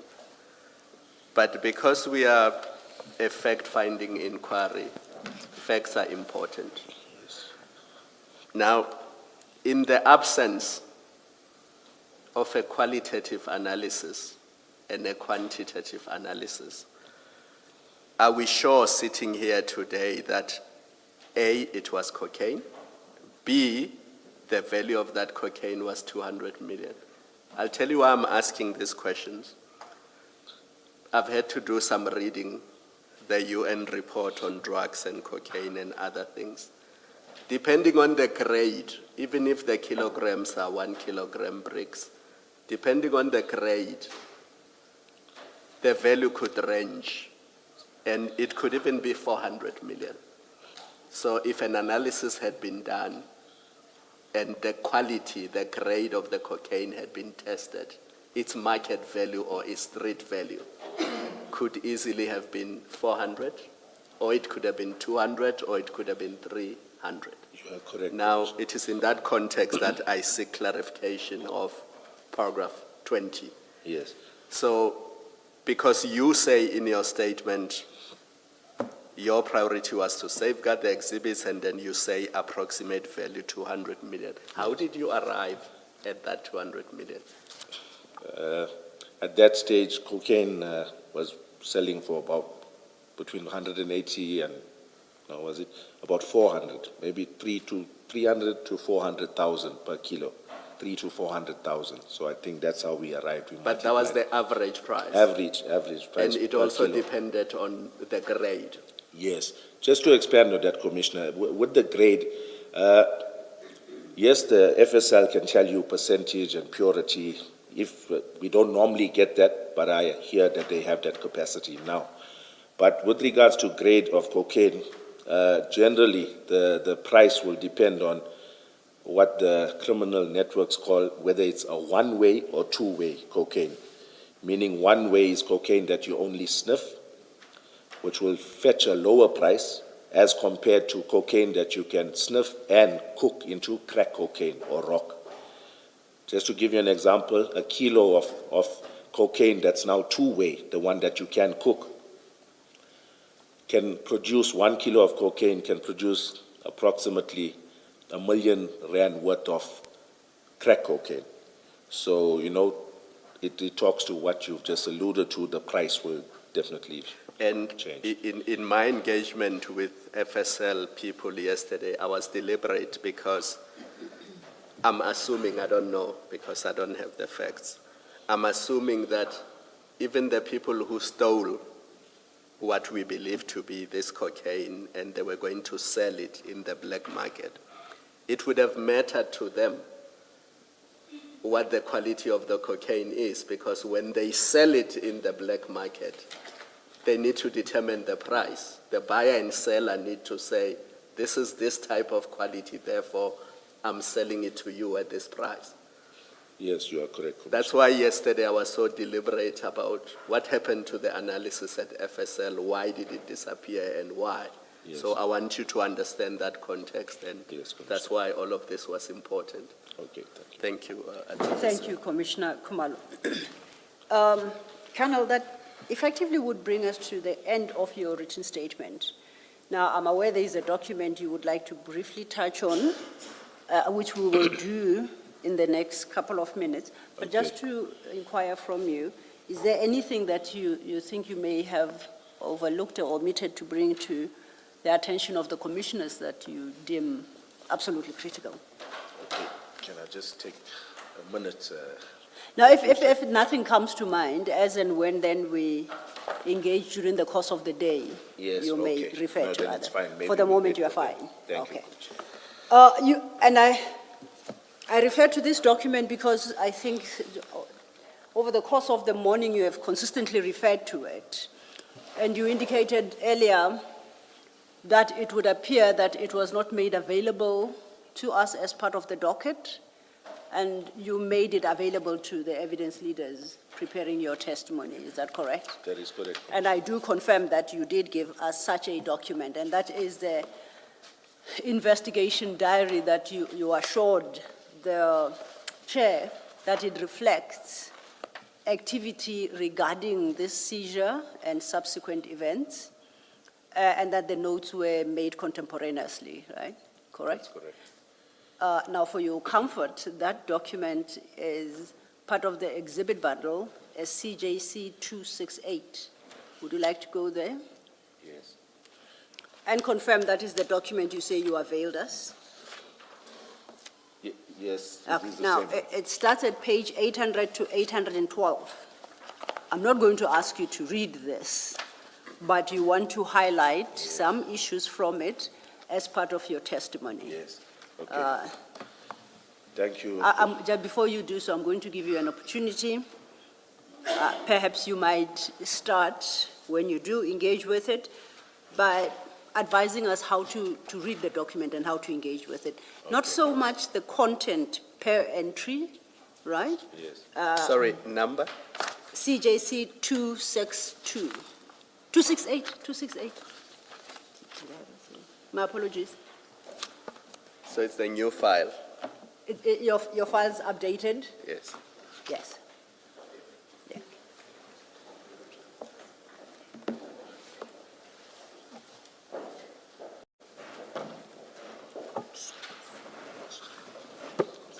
CJC 268, I think it would be the penultimate document that's fine, the exhibit file. Okay, Thank you. okay. Thank you, Commissioner. Just 1 second, Colonel. Okay, as I had suggested, perhaps there are different entries made, right, in the investigation diary. At the conclusion of every entry, there's a signature. Perhaps your explanations to us should be on that basis. Yes. Per signed off minute tells us what issues addressed there, by who, and then if there's anything in particular from the notes made that you want to highlight, you may have the opportunity to. Okay, thank you, Very Commissioner. briefly, thank you. Okay, just to give the Commission an overview of what this really is about. In any police investigation, this is your C-clip, it's your investigation diary. It's where the investigating officer will diarize every little incident, tasking, every duty he has conducted, every investigation he's conducted in respect of this investigation. So it's labeled with pages. The first page is 1, C1, C2, and so forth, right? The member puts a date, puts a time, makes an entry, and signs off with a full force signature. That's unique to every member. So initially on the 22nd of June, on C1, that's page 800, you can see its entries from Warrant Officer Mpangase, highlighting that information came through, where did we proceed to, what transpired. He continues on C2 as well. Continues on C3. Continues, okay, C4.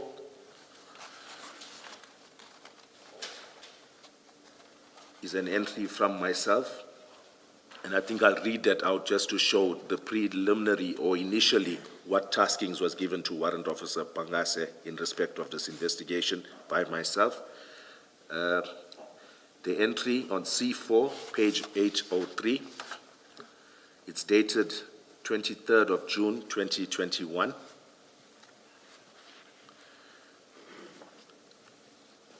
And this is a 24 hours inspection. It's something that the police puts in place in order for within 24 hours to guide their investigating officer on what needs to be done. So I'm going to read out. I say, obtain witness statement from all relevant role players. Request PCMC, that's our Priority Crime Management Center, to profile all suspects and business entities. I say, liaise with the DPP's office. Inquire that SARS Customs is brought on board, or ensure that SARS/Customs is brought on board the investigation. And I made an entry here, forward samples taken to the FSL. Okay, that's something of note. Then I think at the bottom of the same page. Before you do that, can I just understand or clarify so these are your entries? Yes. On the 23rd? Yes, but, okay. It's not made on the 23rd, because on the 23rd I was resumed my leave. So if I look at this, and I'll be honest, I either made it on the 22nd, just to, as a formality to Warrant Officer Pangase, or I may have done it on my return to work, because I see nobody had inspected After the 23rd? Yes, on the 29th.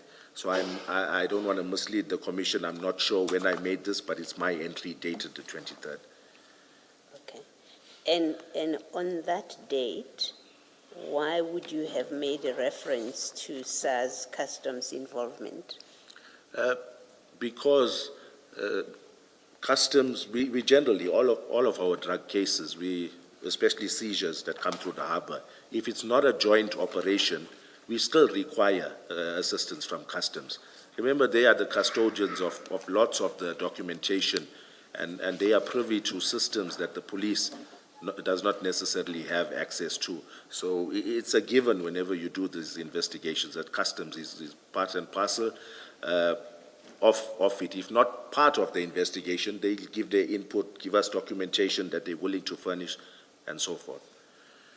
Yeah, I think I'm still clarifying. It's really not probing. I just want to understand the role of SARS that you anticipate in this particular operation. You have taken the drugs. You have, on your evidence, you have sealed, or the container is sealed, but you've taken the drugs that you had received a tip-off about. And I think earlier in your statement, there's where you say on the day of the operation itself, you got documents, whatever documents that go with consignments that's coming in. I think you do say somewhere in your statement. So I'm trying to understand that what is, when you say to Warrant Officer Mpangase to ensure that customs is on board, what in fact would be the role of customs? Okay. Given what has already happened. Yes. Yes. In hindsight, and this I'm speculating, I'm not 100% sure, but it's a good question. And if I look at it, it's possibly because the A-clip in this investigation has a detention notice from SARS dated the 23rd of June, right? So I'm not sure whether I had sight of that, but clearly if I look at the investigation diary, that document was filed by Pangase. It's got his handwriting on top of it. So I'm unsure as to who furnished him with it, but it's filed in the inquiry. So it could be, like I say, I stand under correction. It was a long time ago, so I'm just speculating that when I got back to work, and if I did make this 24 hours inspection, then it's possible that I was paging through the inquiry and I noticed that SARS had a detention notice on this. So obviously we would want to know what led to them putting a detention notice. What red flags were there? Thank you. Right, thank you. If I may then just follow up, it's a question I was going to ask. I might as well ask at this juncture. Your left column Yes. in this diary is headed date, time date. Yes. And then there are entries at different points of what would appear to be the date. Yes. Are you, in response to the question by Commissioner Baloyi, are you suggesting that the date appearing in that column is not necessarily the date on which the entry was made? Is that Yes. how we should understand it? It's possible, Commissioner. No, I'm asking you, how do you want us to read your document? All right. If you know, now that I look at the fact that I alluded to ensure that SARS Customs brought on board on the first entry, normally it would come maybe at a later stage. The fact that I put it here during a 24 hours inspection, I would think that I made this on the 29th, yet it's dated the 23rd. Okay. Yes. So I didn't make it on the day because I was on leave. So it looks like I made it retrospectively.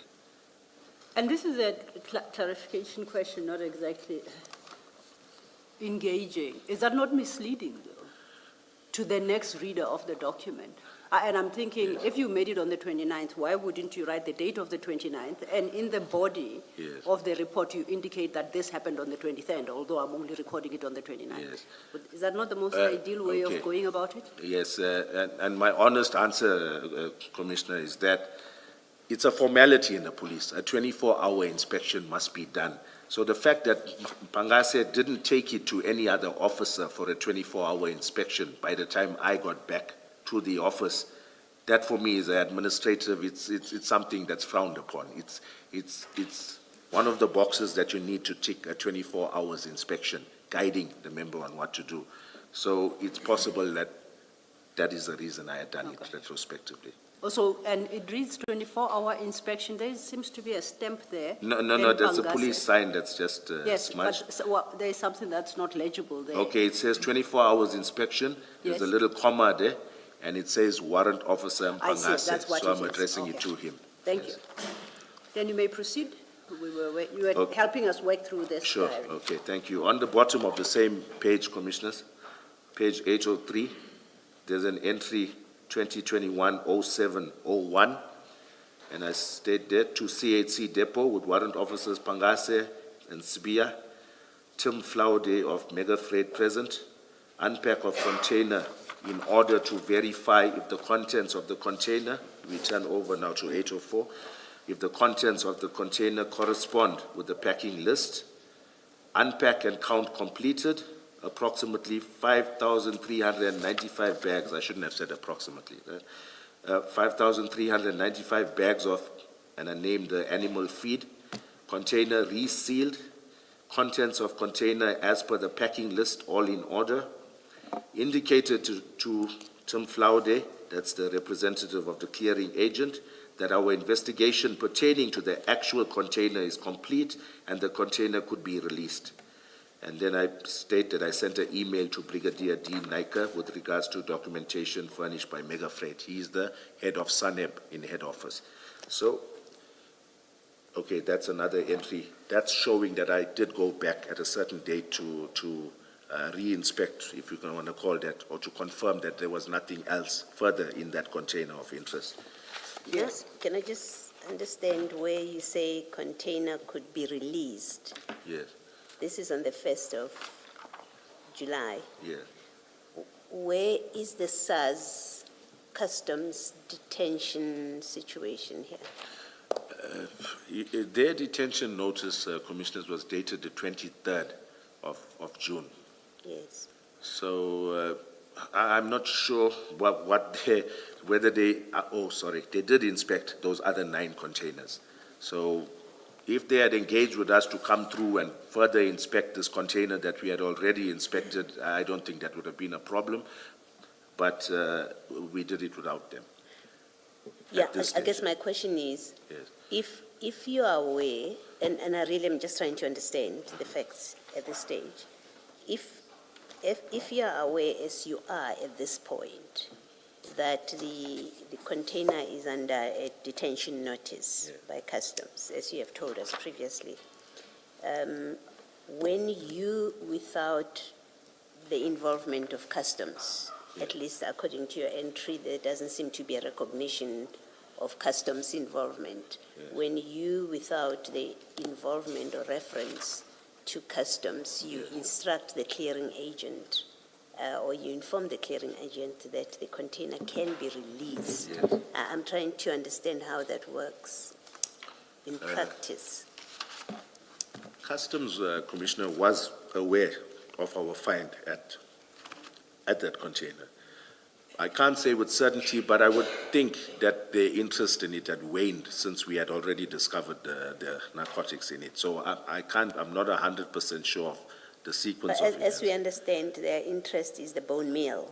So it has No. Yeah? In fact, sorry, Commissioner, to just hope that wasn't rude. No, I'm saying they put a detention on these containers. I can't say with certainty, but I would think for the drugs itself, not for this bone meal, because there was nothing wrong or there was nothing amiss with this commodity. You know, there was nothing that was a red flag about the commodity itself. I think what was of interest was the port of origin, which was the port of Santos, which comes up frequently as one of the ports of origin of drugs, large consignments of cocaine. So it's possible it's based on that, but my suspicion is that they put a detention notice on it for the very same reason that we searched it. Thank you. Thank you, Commissioner. We're just gone past page 803. If we could perhaps pick up the pace. Okay. Don't have to read every entry, just guide us on how to read this document. Yes, okay. Maybe, all right, no, it's fine. I don't know if it's of interest, but I've diarized here on the 5th of July, 2021, on page 805 at the Yes. bottom. You'll see to FSL and Manzantoti to drop off samples for analysis. So I call it samples here, Commissioner. What, the entry on the other side, we know the entry on your side, you say it's samples for analysis. Yes. You even mentioned that exhibit bags and you mentioned there are still numbers. Yes. And you specifically say they are handed over for analysis. Yes. And an acknowledgement of receipt per B. I was hoping it would be here, but it's not. But on the other side, Yes. does the entry also say it is analysis of samples?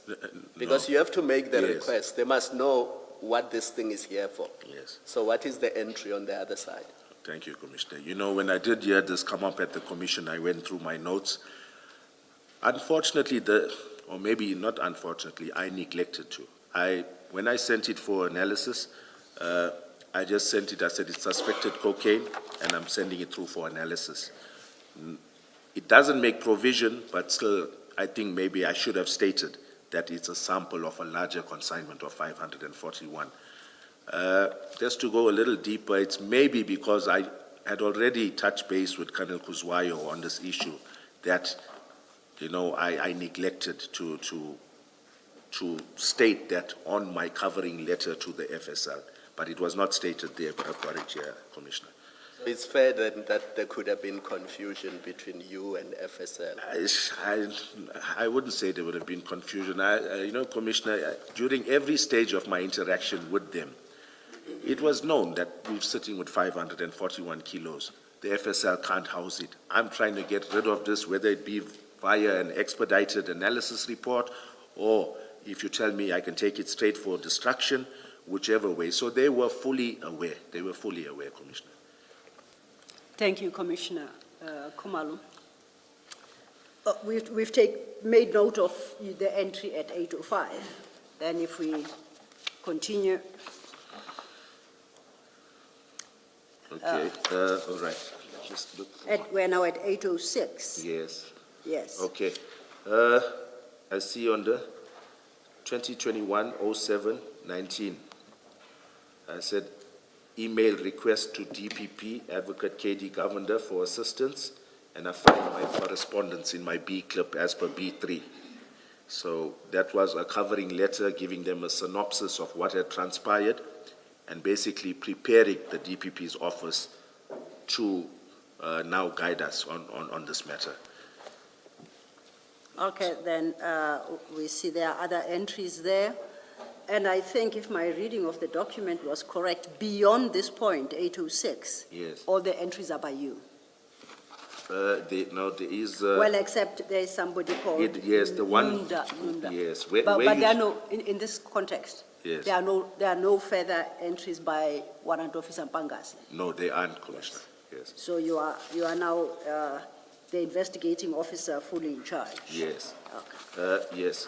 However, Commissioner, I must point out that wherever you see red writing in this investigation diary would be an inspecting officer that would have been looking at this inquiry and giving advice or comments or guidance in that regard. And duly noted, that's the same as your entry at page 803, it's in red. Yes, at that stage it was Pangase who was the IO, so me being a commander at the unit, the entry needs to be in red so that he acknowledges And that's the point I'm making. Yes, yes, That Commissioner. the inspection in respect of your entries is in red by, please give me the correct rank of the officer here, Nundla. Yeah, Nandlal, yes. Nandlal, it's a Lieutenant Colonel Nandlal. And that was the inspecting Yes. at officer, that- yes. where you are the investigating officer.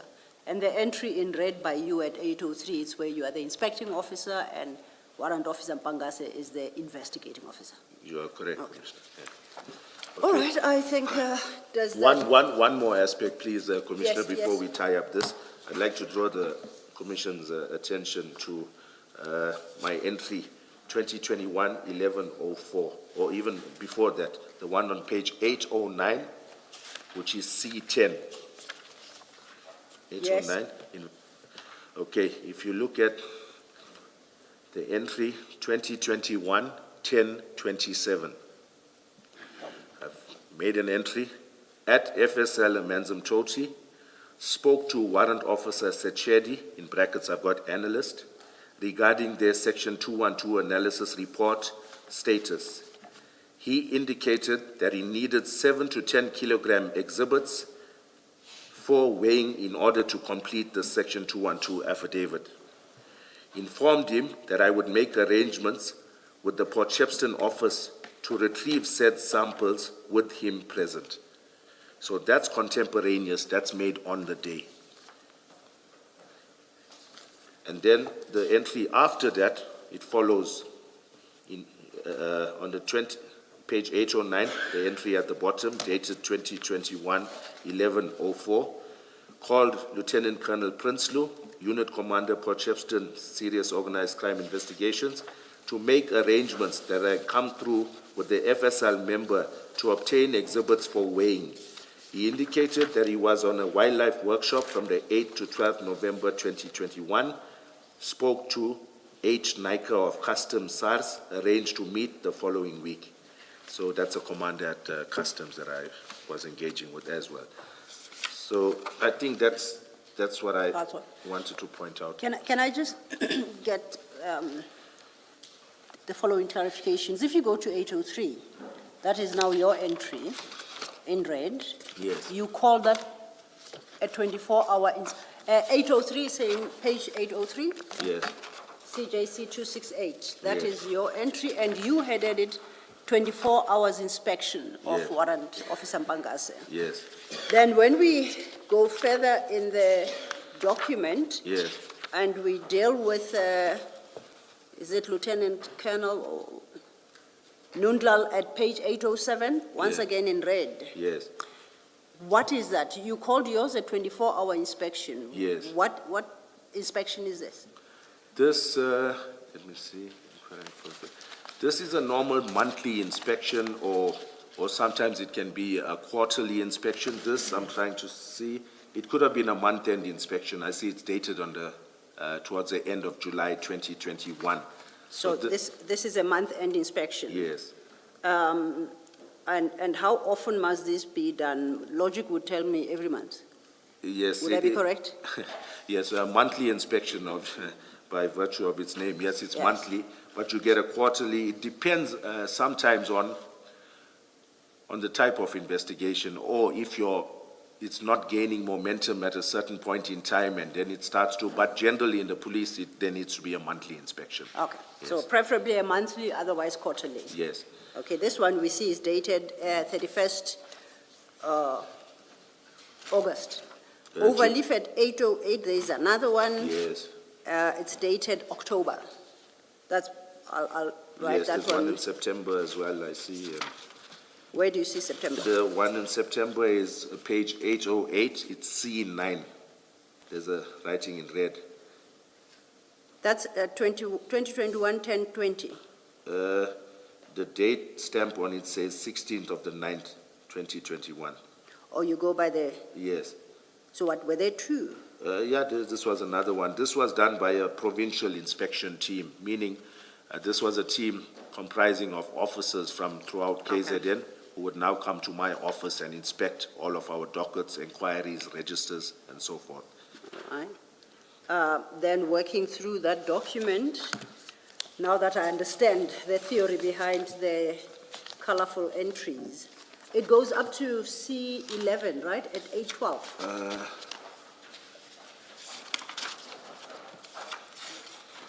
Yes, you're correct. Am I correct? Yes. And I see from C10 at 809, it's all your entries. Yes. We are now in October into November, so there was never any further inspection of this file No. from September. If you look at 808, from September till November, there were no inspections. That is correct. Even the monthly inspection Yes, there was none done. and no quarterly inspection. The quarterly inspection would have now been conducted during the 12th month. Okay, there would have been an inspection in the 12th month, but however, this inquiry was now taken away by head office on the 28th of November 2021, subsequent to the theft of the drugs. So, and there was quite a bit of activity between that. Why then was it not necessary from September to have monthly inspections? And my question really is premised on the engagement we had earlier about your entry, your inspection of 23rd June 2021. Yes. When you said actually it was not, the entry was not made on the day, and you accepted that that might be misleading. My question is, how do the commissioners know that in the absence of a monthly, quarterly, 24-hour inspection, Yes. that these entries were not subsequent to the fact?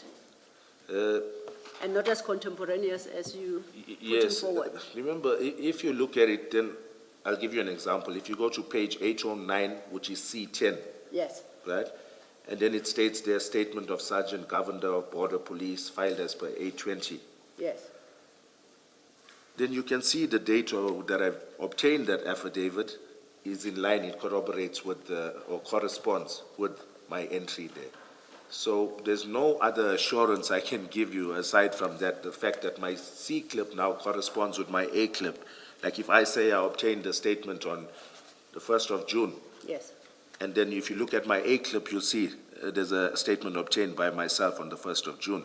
So I can't, there's no other safeguard, Commissioner. No, I appreciate that. So you're saying the fact that there is no monthly or quarterly inspection, Yes, the commissioners may draw comfort from the dates of the statements you obtain as you list in the investigation diary itself? yes, yes. Okay.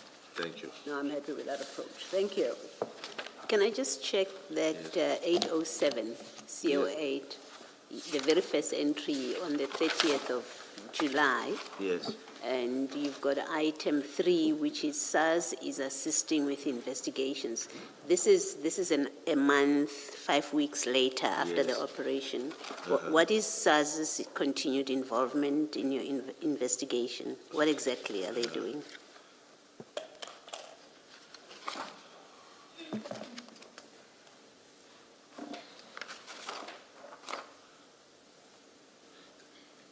you know, Commissioner, I can't see, I didn't make note here, but I would have called the same commander that I alluded to at a later stage, because at some point, let me try and find it, I allude to a meeting that he failed to honor.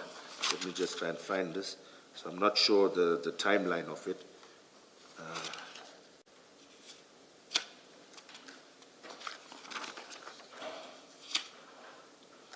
Okay.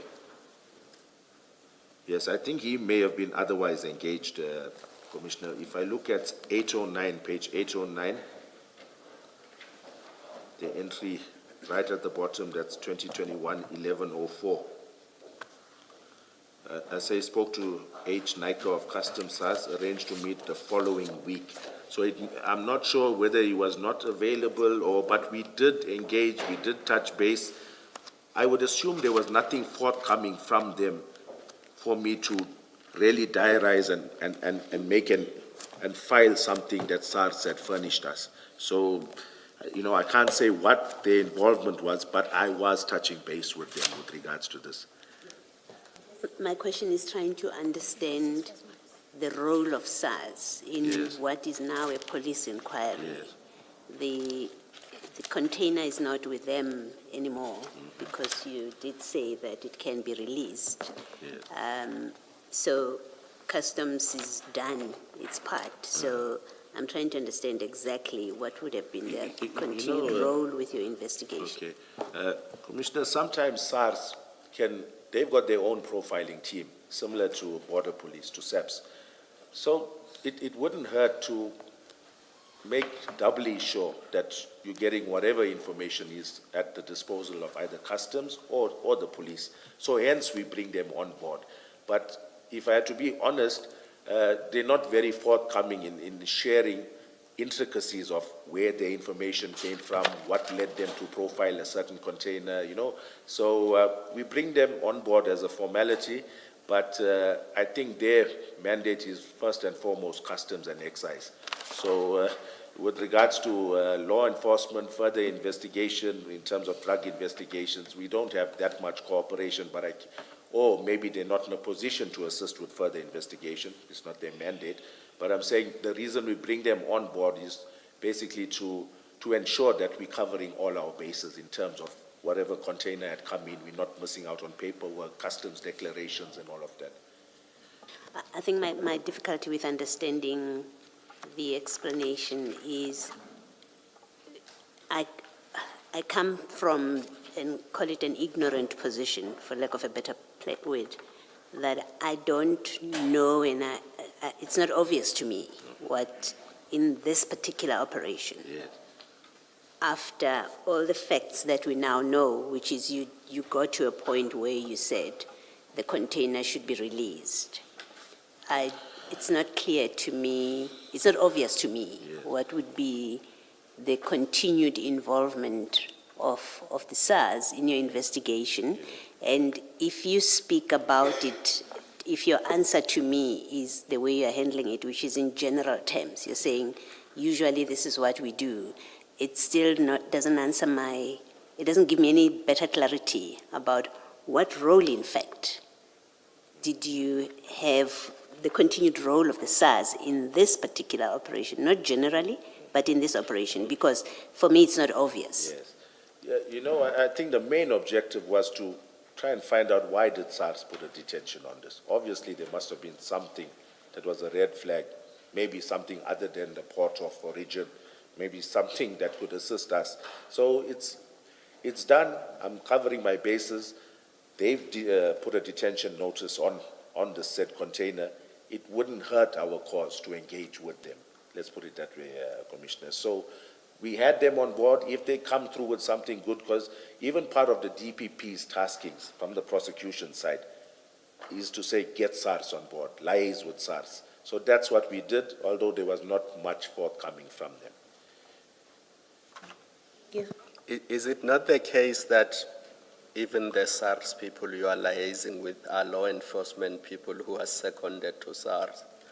I'm just looking here at 808, where you say arrangements made with Commander N of SARS. Yes. I won't mention the name for obvious reasons. I'm assuming that's a law enforcement person. Yes. Who conducts investigations also. Yes. And whatever they uncover in that investigation may be useful when you take the full exhibits to the prosecutors or other people. Exactly. Because there may be photos, for example, that you don't have, but they have, Yes. of the scene and other things. Yes, Commissioner. Thank you. Yeah, I can see that Commissioner Kumalo is being of assistance, but I'm still not clarified to my question. I'm not clear what in this operation, and I accept your answer is what it is. Yes. But I have to say to you that it's still not clear to me in this particular operation what the SARS continued involvement was about. You made reference to a detention notice, I think on the seat clip or something. And I would expect that it provides a reason why they have put this under detention, and I think we saw this. It's supposed to be seen by a vet. So I'm trying to understand what role you were seeing for them in this operation, but I don't want to belabor it. I asked the question to try and understand their continued involvement. It's still not clear to me. Commissioner, maybe just to clarify there, SARS did not put a stop on this because it needed to be inspected by the state vet. That was not their reason for a detention notice. The state vet does it irrespective. That's part of the whole process of this food stuff for certain commodities coming through. All right, I guess it will be part of our discussion. All right, We've had evidence yesterday about this. Okay, thank you. Thank you, Commissioner Baloyi. Thank you, Colonel. I think should I call, the opportunity to put your version across now has officially come to an end and the moment of engagement resumes. Yes. Thanks. Thank you. I would like us to start with your paragraph 10 at page 2 of your statement.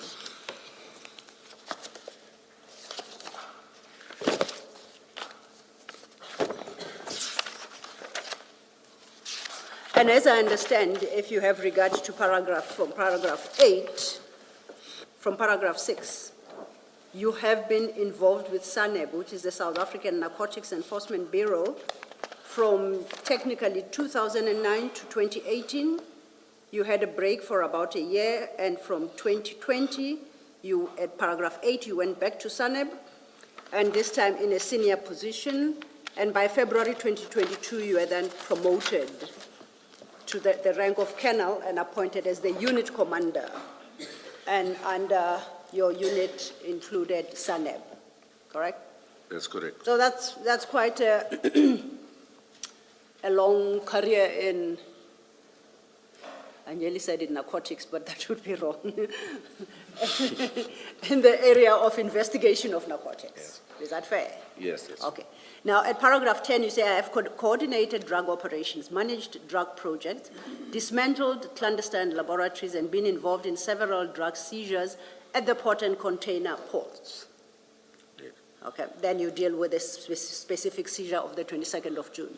My interest here is, would I be correct to understand you to mean that you've done a number of seizures, drug seizures at ports and container ports, including the Durban container port? Okay, Would I be correct? yes. Or am I wrong? That's why I've put there, I've been involved. Personally, this was my first, the one on 22nd June, seizure that I've investigated personally. It was the first seizure at a depot. Usually my investigating officers would do that. This was the first one that I took on personally. Now, let me understand. I understood the last sentence of paragraph 10 that reads, prior to the drug seizure on 22nd June 2021, I had not conducted a larger seizure. Yes. I thought the point you sought to make there was the size of the seizure, Yes. not involvement in seizures. Just to clarify, Commissioner, when I say I've been involved in several drug seizures at the port, meaning I was involved, I played a role either as a commanding officer, just overseeing operations, or physically there assisting with whatever needed to be done. But this was the first one that I took hands-on to investigate, where I was the investigating officer. So it's not a question of size of seizure, as that after more than 15 years of being involved in SANEB, this is the first time you set foot at the Durban Harbour to conduct a seizure, a drug seizure. No, it was the Where first. am I missing you? Please Okay. try again. Yes, okay. I've been present at seizures. I was not the investigating officer. I've been there since the inception. We went and opened up containers or reefer containers and discovered drugs in hidden compartments. I was there from the inception, from A to Z, but I hadn't been the investigating officer thereof.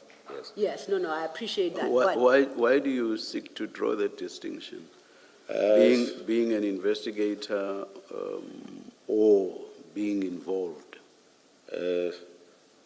Just for the sake of being clear to the Commission, because I think the evidence leader was asking about that. Does that distinction matter for purposes of what you would know or what you would consider necessary in terms of process? I hear you, Chair. Because yes, surely yes. surely you were not there purely out of interest. You were there as a police officer. That's correct. And surely you would have had an interest in what was going on. So it's not just a visit, a curiosity visit. So the distinction should not really make a difference. Yes. Chair, just for clarity, when drafting the statement, I was part of the email that was sent to me by the investigators and the evidence Can you leader. just answer the question Well, it was to directly? include this, sorry, Chair. Can you answer the question Yes, directly? it was to include this. I was asked to include this, but whether I had done a larger seizure of drugs at a port. No. I'm interested in the value of drawing the distinction between involvement, not being an investigator, and being an investigator. I'm interested to know, yes, that's all I'm asking you. You know, Chair, I think maybe I mentioned Because, it. and bear in mind, I have made the point that surely, as a police officer, you were not there as a curious visitor So now tell me why you draw the distinction, or what's the practical value for drawing the distinction? Maybe I'm trying to show the commission that this was the first one I had handled hands-on from A to Z. But in terms of what needs to be done, the distinction does not take us anywhere. No, I won't shy away from that, Chair. That, Thank you. yes. Thank you. That's all I want to establish. Yes. Thank you. Thank you, Chair. Before I pose a question to Colonel Jacob, Commissioners, I would like to refer us to CJC 250 in the exhibit file.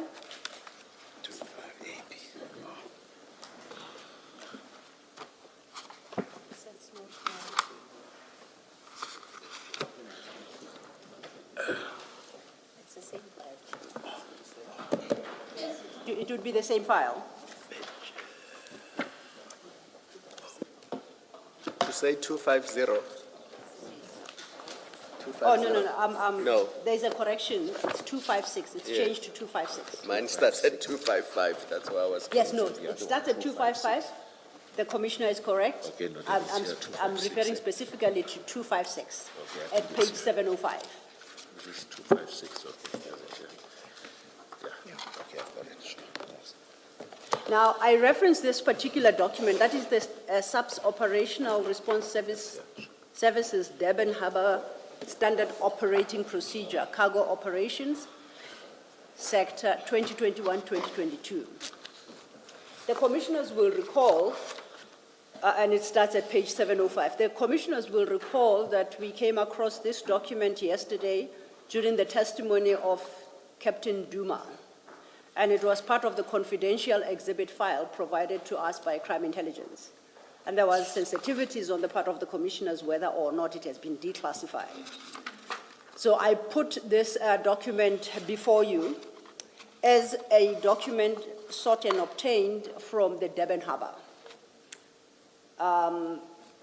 The printer is running at the back to update your files. But in the interim, I would like to distribute an email we received from Brigadier M.G. Newton, Section Head, Visible Policing and Operations, Durban Harbour, Border Policing, KwaZulu-Natal.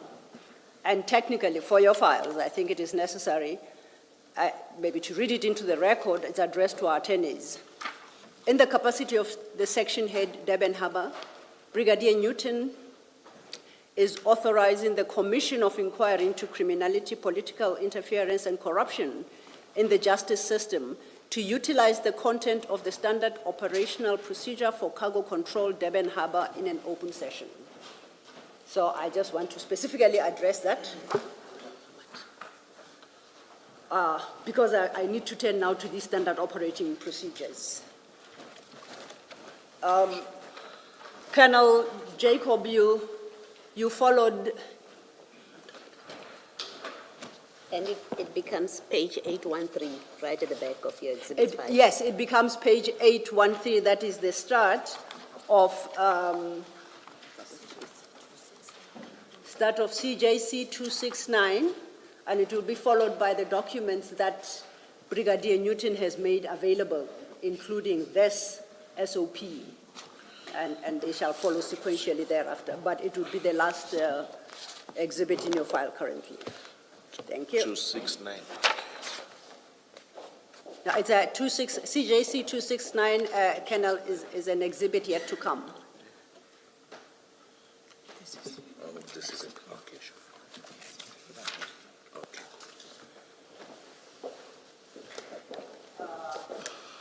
Now, I just wanted to check, to follow my conversation with, my interaction with the commissioners. Yes. I was explaining the status of the document. Sorry. I was explaining the status of the document, all right?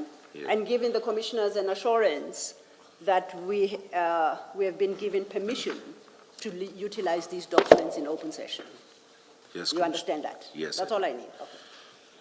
I would like you to turn to CJC 255 at page 686.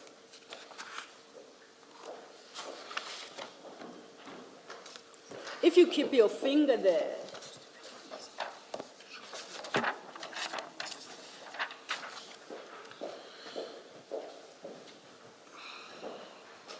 if you keep your finger at 686 and you go forward, my apologies.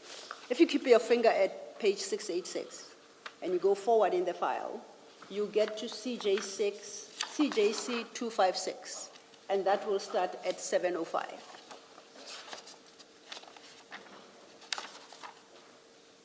Do you see, they follow each 705, other? Commissioner, starts at 705, CJC 256. Yes, starts at 705. Yes. Is that what you have? Yes.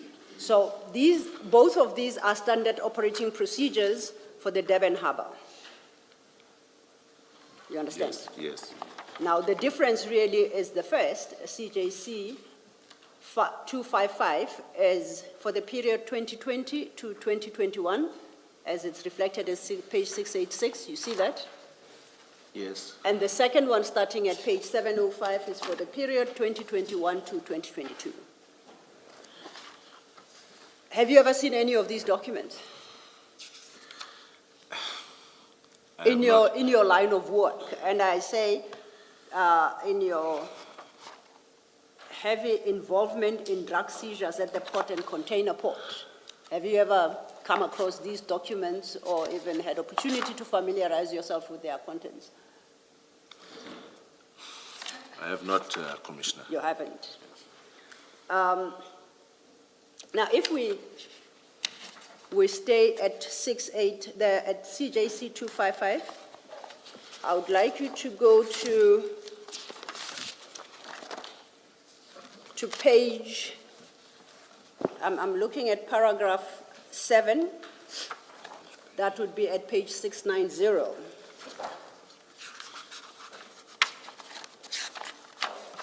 And if paragraph 7 is headed duties of inner perimeter cargo operations. It's got subparagraph 7.1, you see that? Yes, I do. Let's skip to paragraph 7.2, depot inspection team. And overleaf, first bullet point, it notes the following. The inspection report is dispatched from the admin profilers once the container has been booked for inspection at the licensed depots. Do you see what I'm reading? Yes. Do you know what a licensed depot is? Yes, I'm aware. Please explain to the commissioners. It's one of those depots that Border Police has, or these depots have an agreement with shipping lines, and after the containers arrive at our harbors, at our ports, they're taken to these licensed depots that Border Police have jurisdiction over as well. Okay. Yes. Would CHC depot be one of those? I heard via the commission that they were. They were a licensed Yes, depot. yes. And in fact, you are quite correct. Yes. Because if you go to paragraph 4 under mission, at paragraph 5, and that will be at page 659, no, 687, I think. 688 to be more precise. Page 688.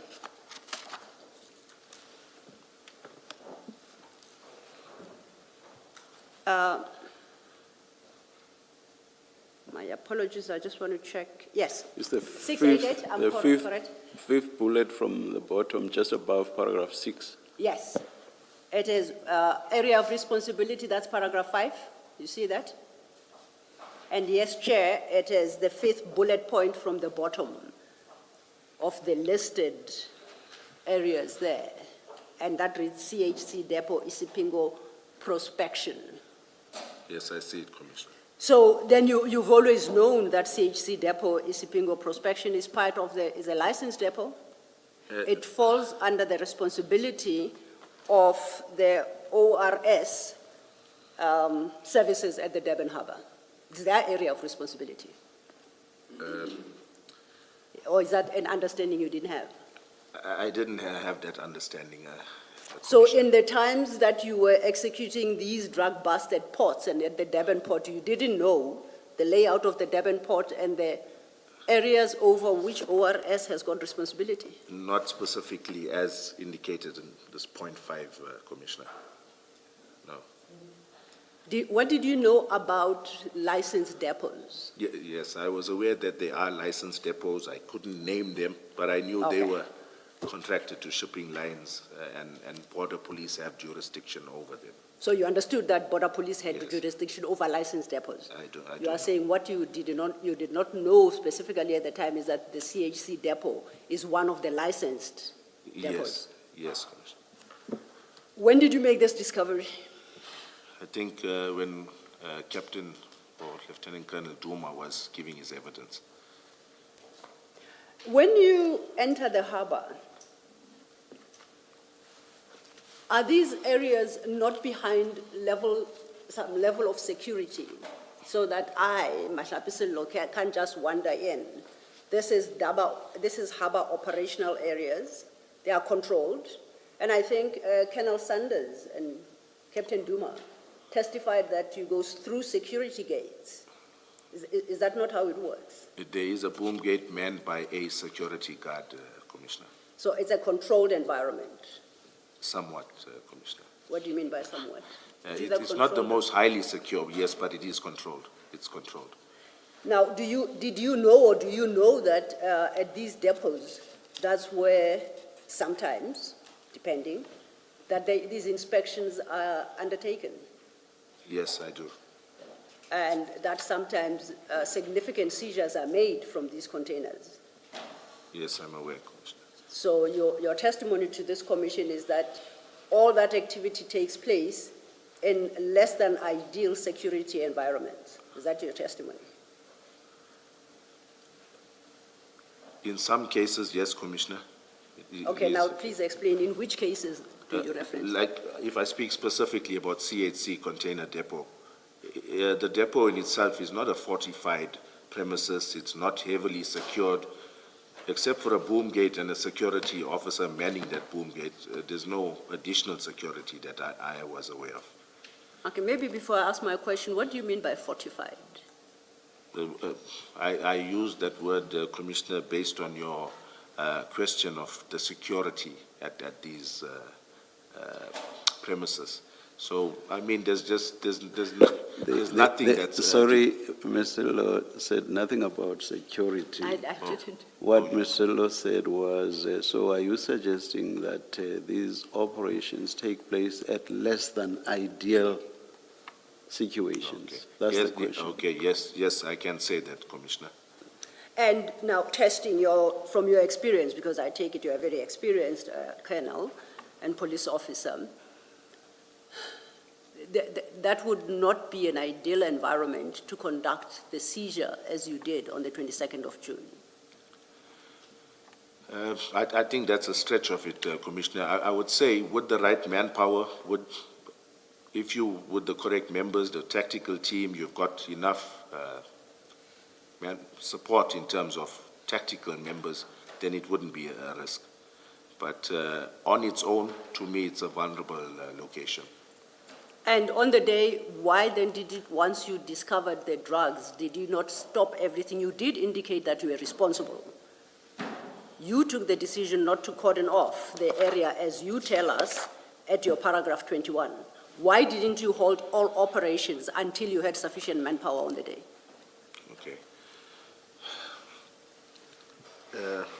Commissioners, I think on the day, if I had to explain, there's so many things that's going through your mind. Firstly, if I had to put it this way, to let the commission know of what thoughts were going through my mind, what thought process I followed. It's my first visit to CHC container depot. The container was removed from a stack of a lot of it was high up on a stack. They brought it down. It took quite a while to even get that container placed. So when it was placed, I think even the photos in the inquiry will show that there were other containers close by. The working space was not that conducive. So when it was placed, and after the photos were taken, the lock was broken. And upon opening the doors, now I'm faced with this magnitude of drugs that we were not expecting. And I look around and I see, okay, there's a container to the right, there's a container to the left. I've got a narrow kind of thoroughfare that I can offload the drugs or unpack bags and lay them out there. However, the area itself was not, it was going to give us a limited space. Even if I did an outer cordon, an inner cordon, that area was not conducive. So my next thought process was, okay, do I now, logistically, do I move this 27 bags to another part of the depot? There would have obviously been another part that would have not been as congested. Do I move it there? But then I look at the logistically, it means us carrying these bags, or how do we move it? Do all our police officers line up and carry it to another place? Do I seal up that container and take the whole container to another workspace? But in my mind, I know the actual crime scene itself is only the container, not the depot itself. So for me, at that stage, I made a decision. I firstly, bearing in mind we didn't have enough bags, the area is small. This is not an offense that required us uplifting physical evidence from the depot. This is not an offense, or the depot itself was not, I wouldn't even say complicit, but they're just an innocent party happened to be in possession of this suspect container at that point in time. If I can give the commission just, to paint a better picture, if this container was at the rear of a truck that was traveling on the N3, and we had information that it had drugs in it, and we pulled over this truck at the side of the N3, do I now say that the side of the N3 is my crime scene and I do an inner and outer cordon there? My point being, I know that's an extreme example, my point being, my actual concern is the crime scene, which is the container. The depot plays no real role in anything, whether I start counting at the depot or whether I do it at a police station, which in my mind is only 4 kilometers away. It's under a 5-minute drive to get there. So I took that decision at that stage based on no bags, based on our situation that we were working in, based on the fact that, like I say, I did not want to unnecessarily prejudice that company. I know these scenes can take hours to process. And where we were at, yes, I could have moved it. But I took that decision based on the distance that Isipingo SAP was away from the CHC depot. 4 kilometers is not a heavy distance. I would say I was more informed to make that decision based on the fact that now we've got uniformed border police guys that are also there. There's me and 2 other members from DPCI. At the back of my mind, I know it's never wise to move exhibits from a scene, but I'm consoling myself by saying to myself that there can never be any question marks or insinuations about the integrity of these exhibits, because I'm now using members that I've never seen before, uniform members in full uniform. We've got a marked police vehicle that can cart the exhibits from the depot to the police station. All of those factors, at once, and I knew in my mind, I knew the Isipingo SAP is going to have exhibit bags. So when we get there, it's going to make putting them in bags, sealing them, all of that much easier, and we enter them into the SAP 13. So that was my thought process, Commissioners, when I made that decision. It's a decision that I will now rue, I think, for the rest of my life. It's something that I will regret.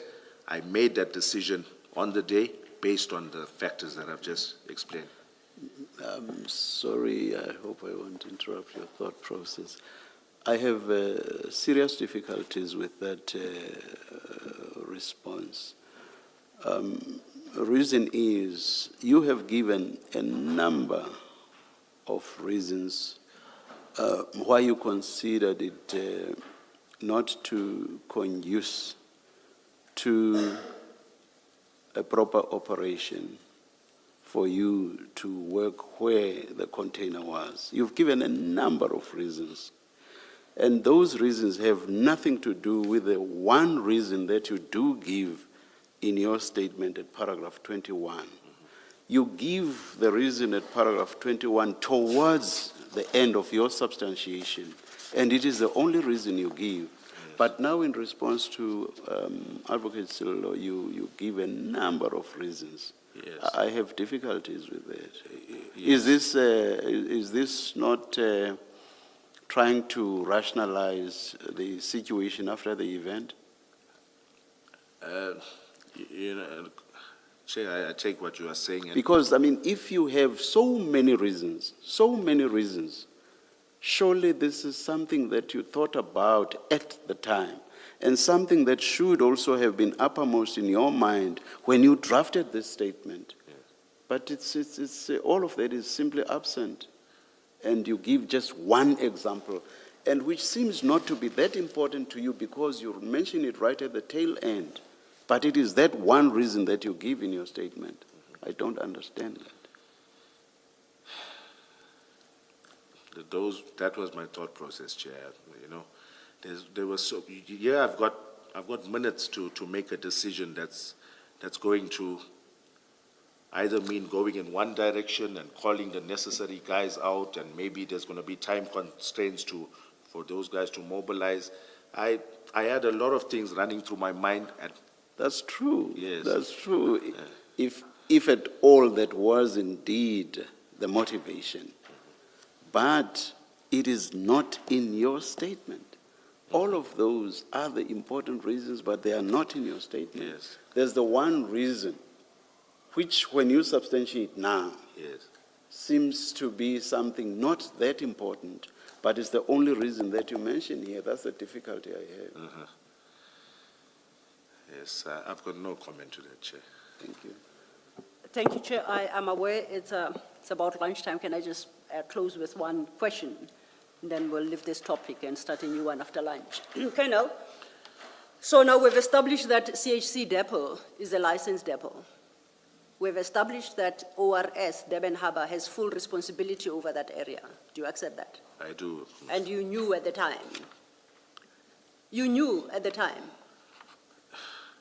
I didn't know specifically CHC was listed as this, but I knew Border Police worked there. Yes. Okay, but when you were at this particular depot carrying out the operation, you knew now you are under the auspices or the jurisdiction of ORS Durban Harbour?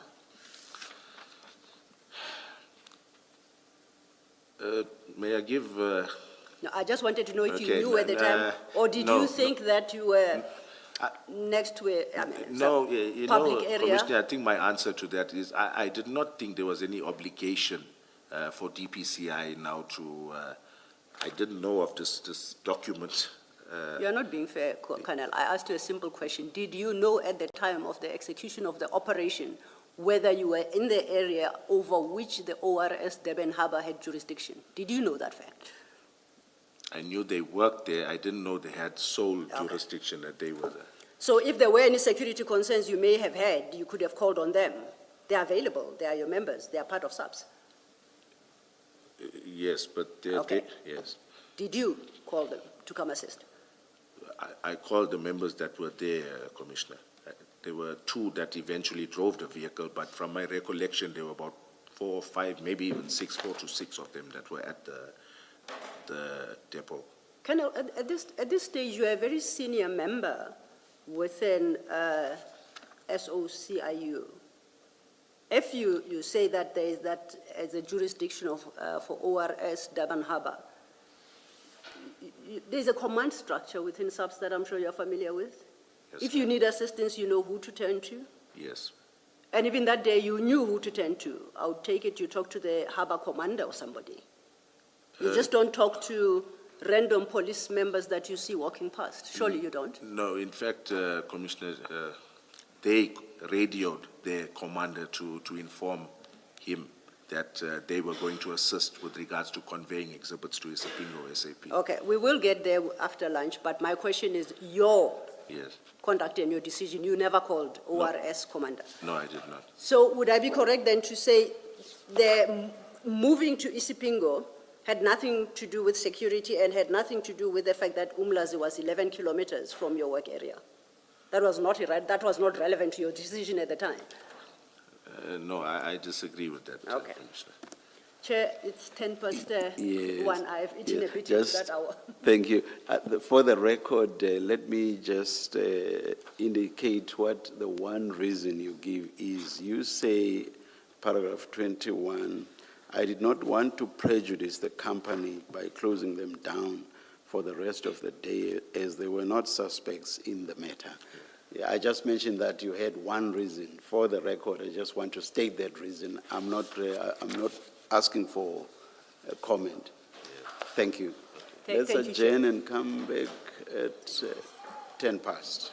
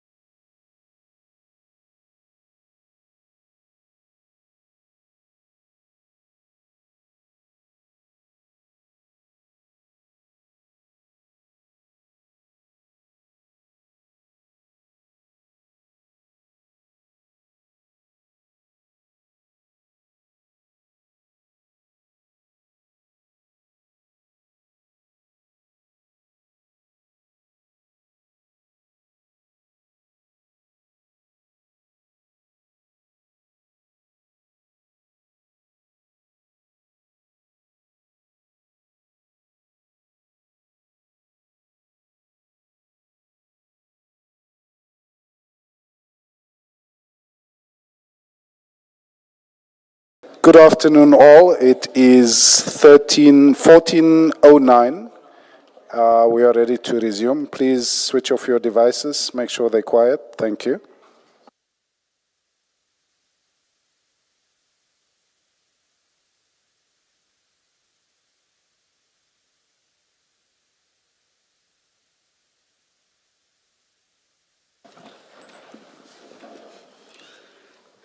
Thank you, Chair. Afternoon, Colonel. If you could just have your mics ready. Good afternoon, Colonel. Commissioners. Colonel, I would like now to turn to the day of the seizure. That's the 22nd of June, 2021. You start with that at page 11, at paragraph 11, on page 2 of your statement. You see that? Yes, I do. And you indicate that you had received information from Captain Duma of Crime Intelligence, and you describe the nature of the information. You then indicate, I called Mbangase after the call from Captain Duma. He indicated that he would brief Brigadier, now you have clarified Nuswa, accordingly. I asked him to inform the Brigadier that I was booking on duty to attend to the scene, or to the same. Yes. You were officially on leave from the 10th of June till the 30th of June, is that correct? May have been the 10th, but not till the 30th. It was the 28th probably, because I was back at work on the 29th of June. Okay, we'll cross-check that. Yes. But it's official leave and it's loaded onto the SAP system. That is correct, Commissioner. So as far as the system is aware, you are not working as a qua policeman during that time. Yes, Commissioner, that's correct. Now, you say here, I asked him to inform him that I was booking on duty. Can you explain to the commissioners how that happens? The system books you off, you are not there.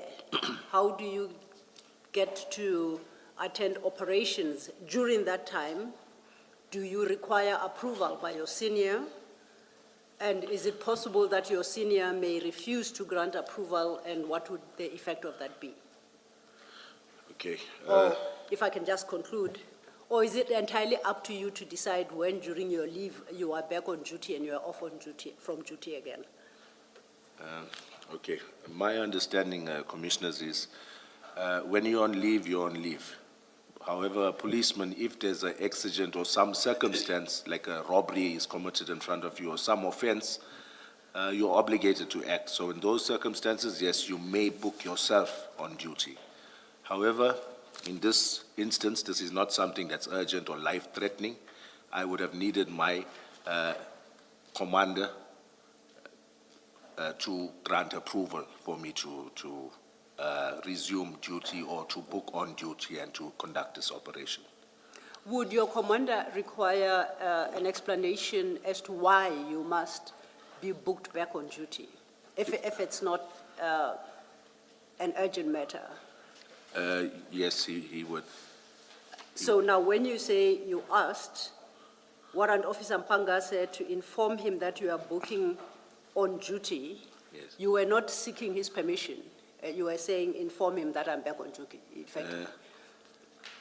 Okay, it's a play with words, but yes, I hear you, Commissioner. In fact, I'm supposed to request authority to book on duty. So is your correct testimony that you asked Warrant Officer Mpanga said to request on your behalf from Brigadier Nyuswa that you be back on duty for the 22nd to attend to this operation? That would be Okay, correct. is that what you meant? That's what I meant, Commissioner. Now, and it's acceptable in SAPS and the PCI that you do that verbally. You don't have to make a formal request. Yes, It's it not is. recorded anywhere that it has happened. There is record of it. Probably your commander will make a pocket or diary entry to that effect. You as the subordinate would also make an entry to that effect, booked on duty. Maybe who did you inform, that type of thing. So it does happen in exceptional circumstances.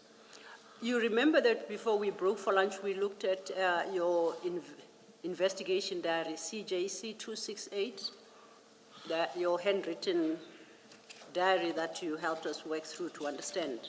Yes. Would this not be a matter that is supposed to be reflected in the investigation diary? Not necessarily in the investigation diary, Commissioner. So it is reflected only in your commander's personal diary? I would say in his diary, as well as informing our HRM, our persons that are in charge of leave and that sort of thing. So I think that would also be pertinent. And the reason I'm saying that is because sometimes members ask for the time due back at some point in time. So there must be official record thereof. So are you suggesting perhaps Brigadier Nyuswa is the only one who can shed light on this to advise whether or not he informed HR and there was a formal record of you being back on duty? No, it wouldn't be up to him to inform HR, Commissioner, because he sits at a different office. My HR person is at my building. So I would inform my HR person and make a photocopy of my diary as to what did I book on duty for and what were my duties for that day. And that would be stored in a time due register or a file that if you needed that time at some point in time, you can request it. Did you do so on this day? I didn't request that time back. But Now, did you file the documentation that you just referenced? with HR? No, I didn't file it. I just made a diary entry. Why didn't you file it with HR for record purposes? I didn't want to take that time back, Commissioner. It was not something that was a necessity for me. It's time you're entitled to pay for. Why don't you want it back? I was on leave for that period, and I worked for, I think, I left home just after 7 maybe, or 8, around there. I'm not sure I got back in the afternoon. Sometime I would think even before 4. So I wasn't really concerned about that time. In fact, if I may go further to add, I love my job. You know, I look forward to working. It gives me a thrill to do a drug bust or any operation. And maybe if I may go further, Commissioners, with your indulgence, when I looked at my diary, even I see on the 22nd of March this year, as recent as that, I had come back from a vacation in Margate and still on vacation leave. And one of my SANEB guys called me to assist to execute a search warrant where the occupant was only at home for certain periods, for an hour at a time. So every time my members went out, they were missing him. So at this point in time, it was a Sunday. I had just arrived from Margate, and he's a captain now, I won't mention his name, gave me a call to say he's trying for his SANEB members, and they're going to take a while to mobilize because none of them were in the area. And he asked me, and my name's always on every search warrant they do, because I'm very operational. So he asked me to come through and assist. So I went there, we intercepted the guy before he could leave, and the members joined maybe about 45 minutes later. So my point in relaying the story is that it's not out of the ordinary in our line of work to book on duty, whether you're on leave or it's a weekend or whichever. Thank you. Civic duty.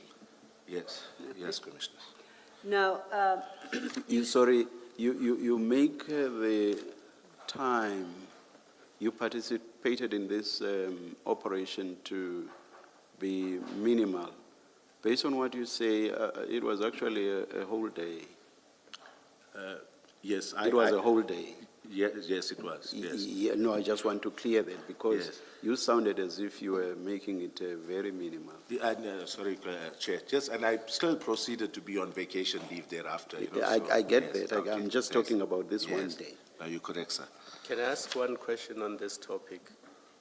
Because you were on leave, the decision you make to book yourself for the purposes of doing this, why did you not assign it to somebody in your team who was equally capable of assisting?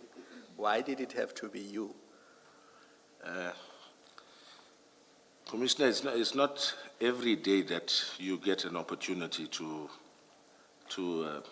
participate in an operation where you're stopping or you're inspecting a container that's suspected to contain drugs. It's something that, for me, it was something that was worth going to work for, to obviously check this information out. My difficulty with that is that if you look at your entry, at this point, all you knew that it was 27 kilograms, Yes. just one bag. So it was not something that was so significant that you needed to break away from your leave and be the one who attends. Even a junior officer or somebody in your team who is capable of attending a bust of 27 kilograms could have done that. We subsequently learned that it was more, but Yes. at the time when you took the decision, you were told that it's 27 kilograms. Okay. So I don't understand why it was so important for you to say, I'm on leave, but I will participate. Okay. I've got a response, Commissioner. We only became aware of the number that Captain Duma, at that stage, Captain Duma, the number of kilos that he suspected was only relayed to us when we reached Isipingo and did a briefing prior to proceeding towards CHC. We proceeded to Isipingo area where my two members, together with myself, met with Captain Duma. It's only then that he told us it was 27 kilograms, Commissioner. Yeah, but Can I- you keep changing that, to fit with the timeline. I had understood that when they called you, you were at home, they gave you this information, they came to pick you up. Now you are saying you only found out when you arrived at the depot that it was 27 kilograms. Not the depot, Commissioner. Prior to the depot, maybe it's here in my statement somewhere. I'll look at it. I'll tell you which paragraph. Paragraph 13. Paragraph 13. We met with Captain Duma in the Isipingo area. He informed us that there were alleged to be 27 pieces of cocaine in a container number, and I go on to name the container. Now you see, it's 27 pieces and 27 kilograms, because I'm reading from your investigation diary on page 800. 27 pieces, I thought it's something different. No, Because here you say, information received from CI was that a container containing plus minus 27 kilos. okay, And then you, yeah. yes. Where are we reading that from, Commissioner? CJC Yes, 268 at page 800. That is your investigation diary. okay, all right.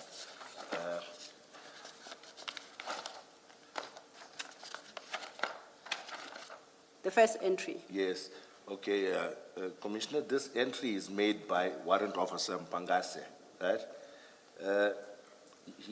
He lists information received from CI was that a container containing plus minus 27 kilos of the drug cocaine was kept at Isipingo. So I'm not sure what time he made it, but he made it on the 22nd of the 6th. And 22nd of the 6th is when I became aware it was 27 kilos, or units, pieces or units, only when I proceeded with them to Isipingo and we did a deep or a briefing initially with Captain Duma. That's when the quantity that was alleged to be within the container was indicated to us. So as far as you are concerned, when you decided to get away from your leave, it could even have been 5 kilograms because Yes, it could have. that's why I still don't understand your decision that I'm on leave, but I will participate. Other team members will not participate. I will do it. If I can just pick it up from there, and that is my challenge. Because according to your investigation diary, that was the first entry you read. The first entry gives you the weight, it gives you container number. Yes, It's the second entry read thus. yes, Myself, Lieutenant Colonel Jacob, Warrant Officer Sibia from Durban DPCI, together with CI member proceeded to Isipingo Prospection Warehouse. You see that? yes, I see. So from this document, it appears the information was there before you even got to the harbor. Yes, Commissioner. I think maybe Warrant Officer Pangas just got it mixed up because, Commissioner, with all due respect, if you look at every statement, every document in this inquiry, nothing reflects otherwise. Okay, let me ask this question. At the time you received the call, before you were picked up from home at 7, Yes, please summarize the information you had received. yes. Okay, at that stage when Captain Duma had called, he reminded me that, you remember I told you there's something coming on a container. It's at Isipingo, I think he did tell me, but he didn't give me quantity. And I told him I'm on vacation leave. He didn't have to insist that much. I was wanting to go, honestly. So when he told me there's this information that we should meet, he's spoken to Mpangase, and that we should meet at Isipingo. Then I told him, okay, I'll talk to Mpangase. I'll ask him I need to book on duty, but I will come through. So it was only when we proceeded to Isipingo, even in the vehicle, Pangase never knew the amount, according to me, because we didn't discuss any of that, even Colonel Spear.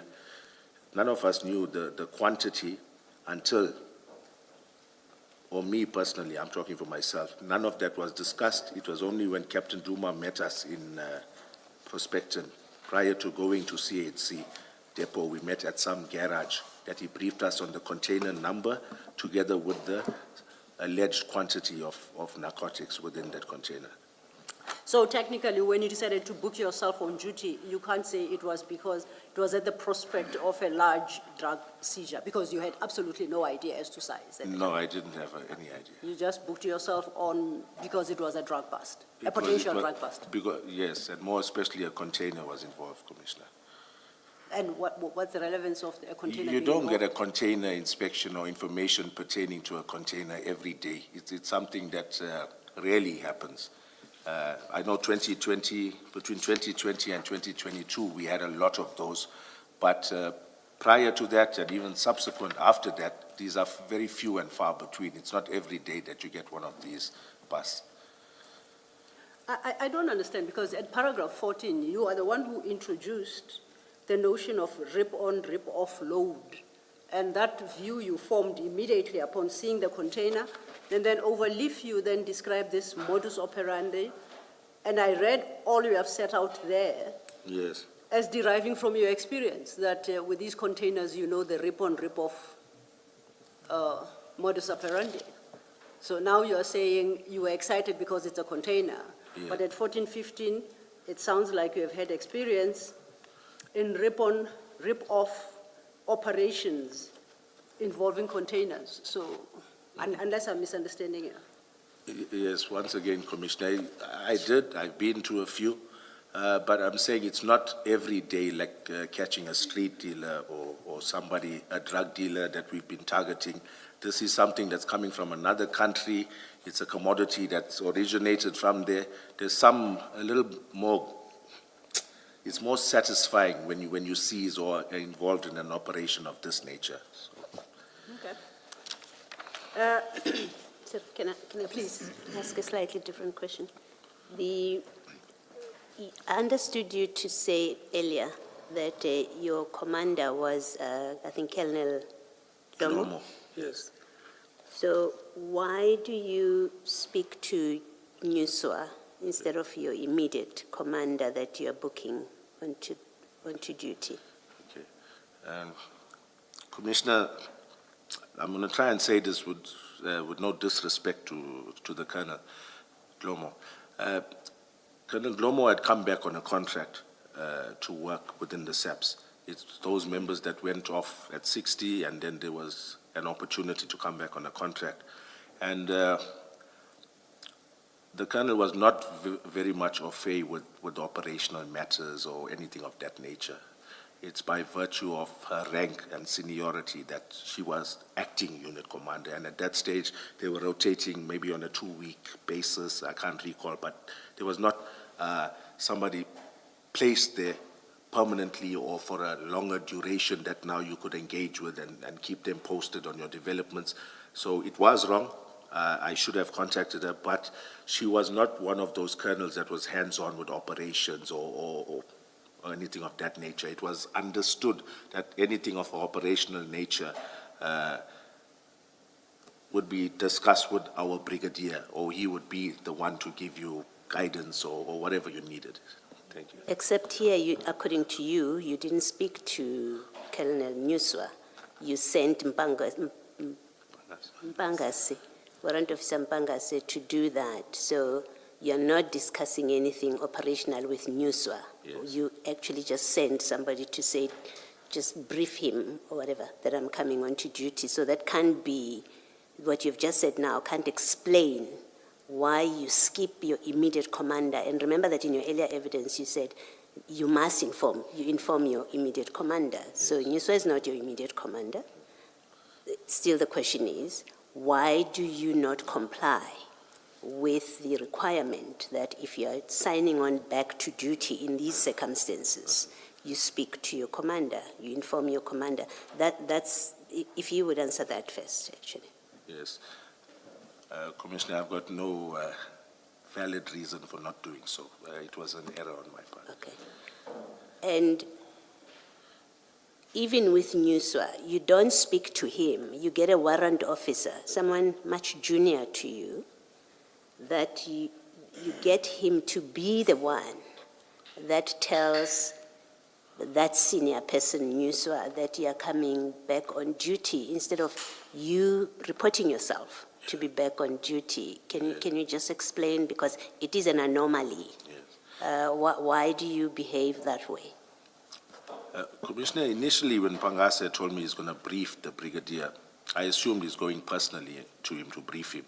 And I know in the mornings is the time that our brigadier normally is engaged with whatever duties he does. But that being said, I thought Pangase was going to have a one-on-one and inform him what's happening. But even though it's not stated in my statement, the brigadier did remind me that I did call him, you know, even prior to when I first allude to in my statement, where I say that was at Isipingo parking area that I called him. And that's not my question. Yeah. My question is, when you send Mpangase to brief Nuswa that you are coming back on duty, why do you send Mpangase? You have his number. You have Nuswa's number, yes. I must assume. Yes. The requirement, as you explain it, is yes. You tell your commander, right? We've established you don't tell your commander. You speak to somebody else who is above yes. Your commander. But the second question that I'm asking you now is, well, why do you not speak to Nuswa yourself to report yourself back on duty? Because you're reporting back on yes. duty. Yes. Right? Why do you not do that? I can't give you an answer, Commissioner, but if Pangase, he did give me feedback that the brigadier said it's okay, but if, Maybe he lied. Yeah. My concern is not what Mpangase said to you. Yeah. My concern is to get a satisfactory explanation for this obvious irregularity. It's an obvious irregularity. You are on leave, one. So the context matters. You are on leave. You get a call to be told there are these drugs. You don't speak to your commander to say, I'm signing on to duty. You don't speak to your commander, you skip your commander. You speak to Nuswa that eventually there are problems, his involvement with this eventually. But you don't speak to your commander. You send a warrant officer, someone junior to you, to speak to Nuswa. You knew he was not going to talk to your commander. You send him to speak. When he says, I'll speak to the brigadier, you say, you knew he was going to speak to Nuswa because your commander was on and off, and it was known that you speak to Nuswa about matters operational. So we know you never were under any impression that Mpangase was going to speak to your commander. You knew he's going to speak to Nuswa. And all I'm asking you is, why do you not call Nuswa yourself? Now that you've decided the person to speak to is Nuswa, not Lomo, why do you not call him yourself? I've got no response to that, Commissioner. I should have. Okay, thank you. Thank you, Commissioner. On that, Oh, yes, Chair. thank you. On the reason that you give about your immediate commander, which is that she was not involved in operational matters, I will not accept that at face value. You are on leave, and all that you needed to do was to report that I'm coming back. I'm no longer going to be on leave, just for this limited period. I see nothing operational in that. That's admin. I see you nodding your head, so you agree with me. That's pure admin. Yes. So basically, you have not responded to Commissioner Baloyi's question. Yes, Chair. I should have. It was an error on my part. I should have. So you accept that you did not do what you had to do, and you basically had no reason for not doing it. This thing about operational simply does not apply. Yes. I concede. Thank you. Yes. Thank you, Chair. So now we know that you and Warrant Officer Mpangase are now aware of this potential operation, and you decide to attend to the scene, correct? Yes, correct. Would I be correct to say, technically, the DPCI operation has started, or not yet? At which point, Commissioner? Once you decide you are going to CHC depot, to follow up on the information given by Captain Duma of Crime Intelligence? For me, I would say once I was fetched by my members, it would have commenced. For me, that's when my duty would have commenced. No, not duty. I want to know, when does the operation, in your understanding? Yes, in my understanding, the operation is actually at the scene where you're operationalizing this intelligence. So for me, the operation would have commenced upon our arrival at CHC depot. May I suggest that it has to be before, because, firstly, as to who turns up to follow up on the information is a decision that must be taken. Yeah. And that decision must be based on a purpose, Yes. right?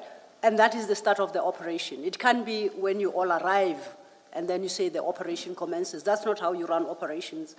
I would like to believe that even in the PCI, when you decide to move from your offices to a particular place in pursuit of something or intelligence received, you are already in an operation. Do you have a difficulty with that proposition? No, I agree with you. Okay.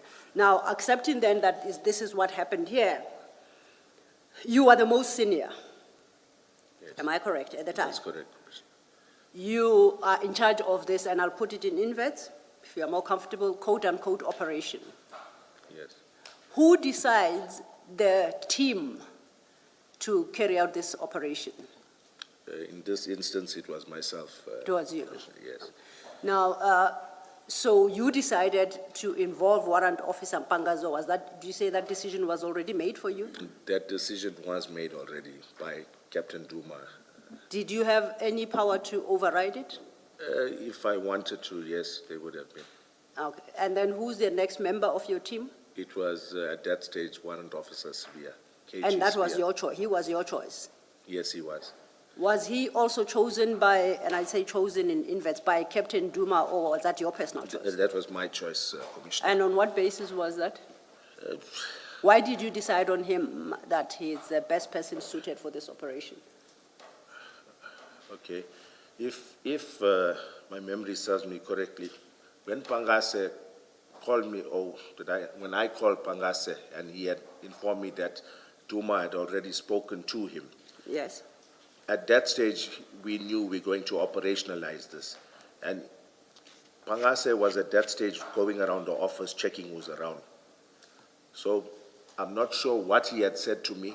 I'm not sure, I can't really recall, but I asked him, check if KG is there, KG Sibia.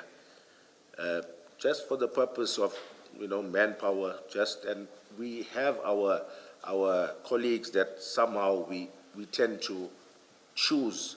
Obviously, if there's 10 members and you only require 3, I'm just saying, you will choose those that you have worked with before, that you've got a good understanding with.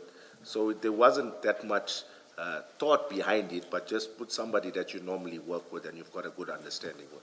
And also, it wasn't made on the basis that you appreciated this is a potential drug bust, that, you say it's Warrant Officer Sibia? What? Yes. Warrant Officer Sibia potentially brings some expertise in that regard. That is not the basis of your decision. No. You just thought of a name and you decided he'll join. He's competent enough, although he was not a fundi in drug cases, he's a detective. Okay. Yes. Now you know you're going to the depot, which is around the harbor area. Earlier, in response, I think, to a question posed by the chair, you made reference to joint operations and you spoke of the involvement of SARS. Yes. Did you at that time consider this to be potentially a joint operation or not? No, not at all at that stage, Commissioner. No. At that stage you didn't? No. Okay. So if it wasn't a joint operation, then it was a pure DPCI operation? Yes, and DPCI and crime intelligence. And crime intelligence, yes, your source. Did it at any juncture become a joint operation in your understanding? And if so, under what circumstances? Okay, I'm using the term loosely joint operation, but whilst on the scene, we requested assistance from Border Police.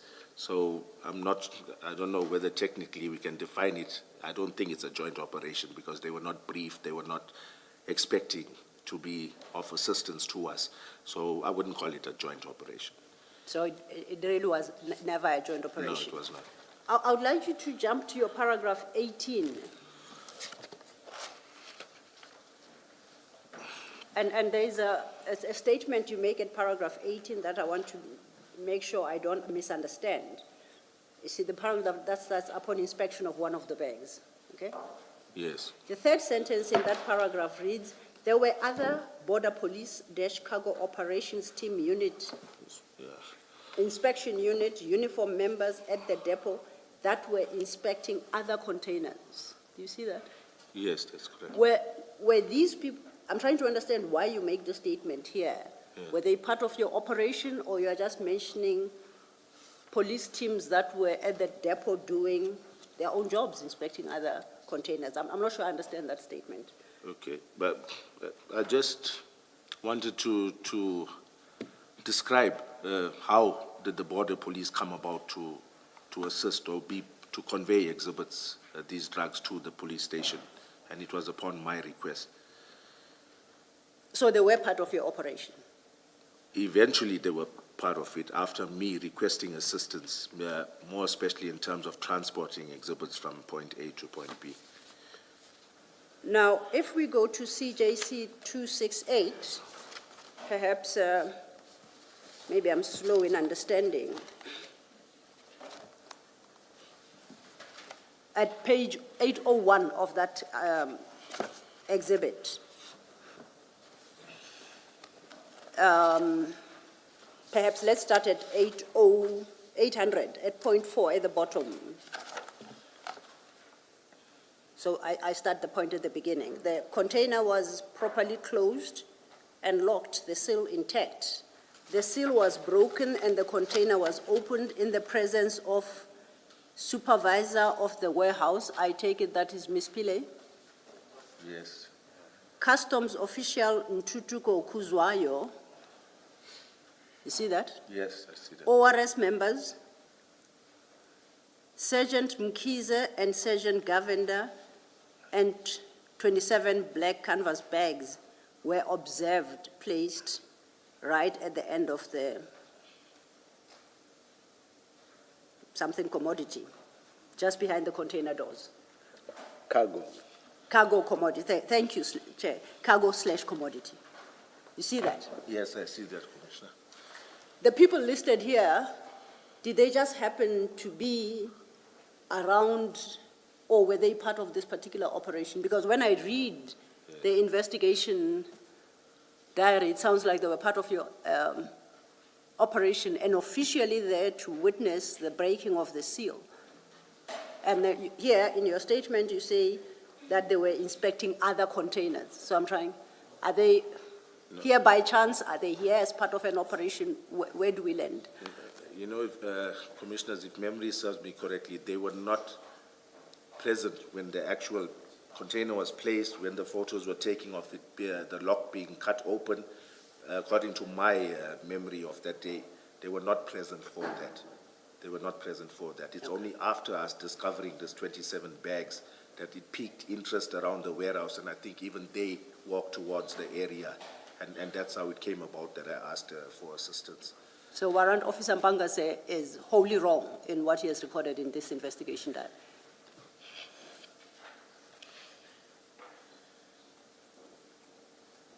I stand to be corrected, but my memory tells me that the border police guys just came a short while after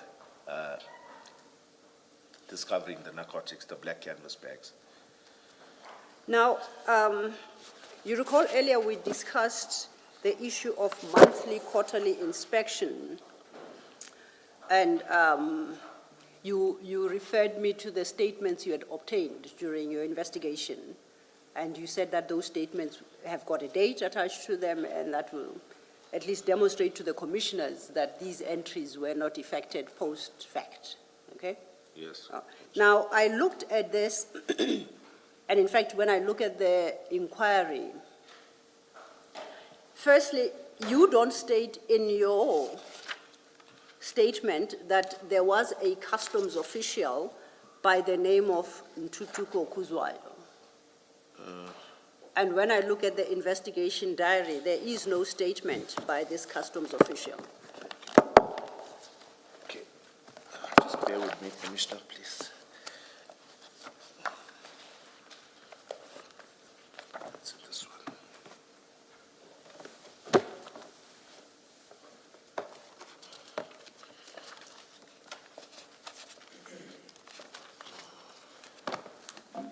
Can I help you? What are you looking for? I'm looking for my original statement, Commissioner, that I did file in the inquiry. I'm not sure where it is in your bundle, but I know I've got it. Give me a date, I perhaps will be able to help you. Please try page 574, CJC 243.1.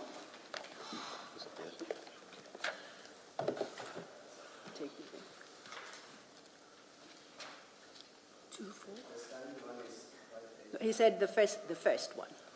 CJ? I want you to look at CJC 243.1 at 574.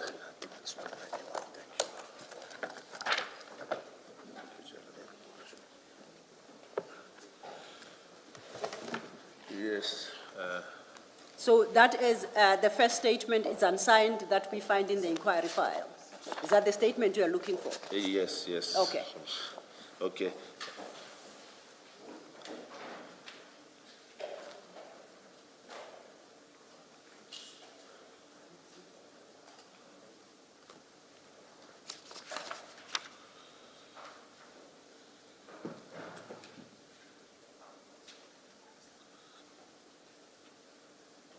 It should be the unsigned statement.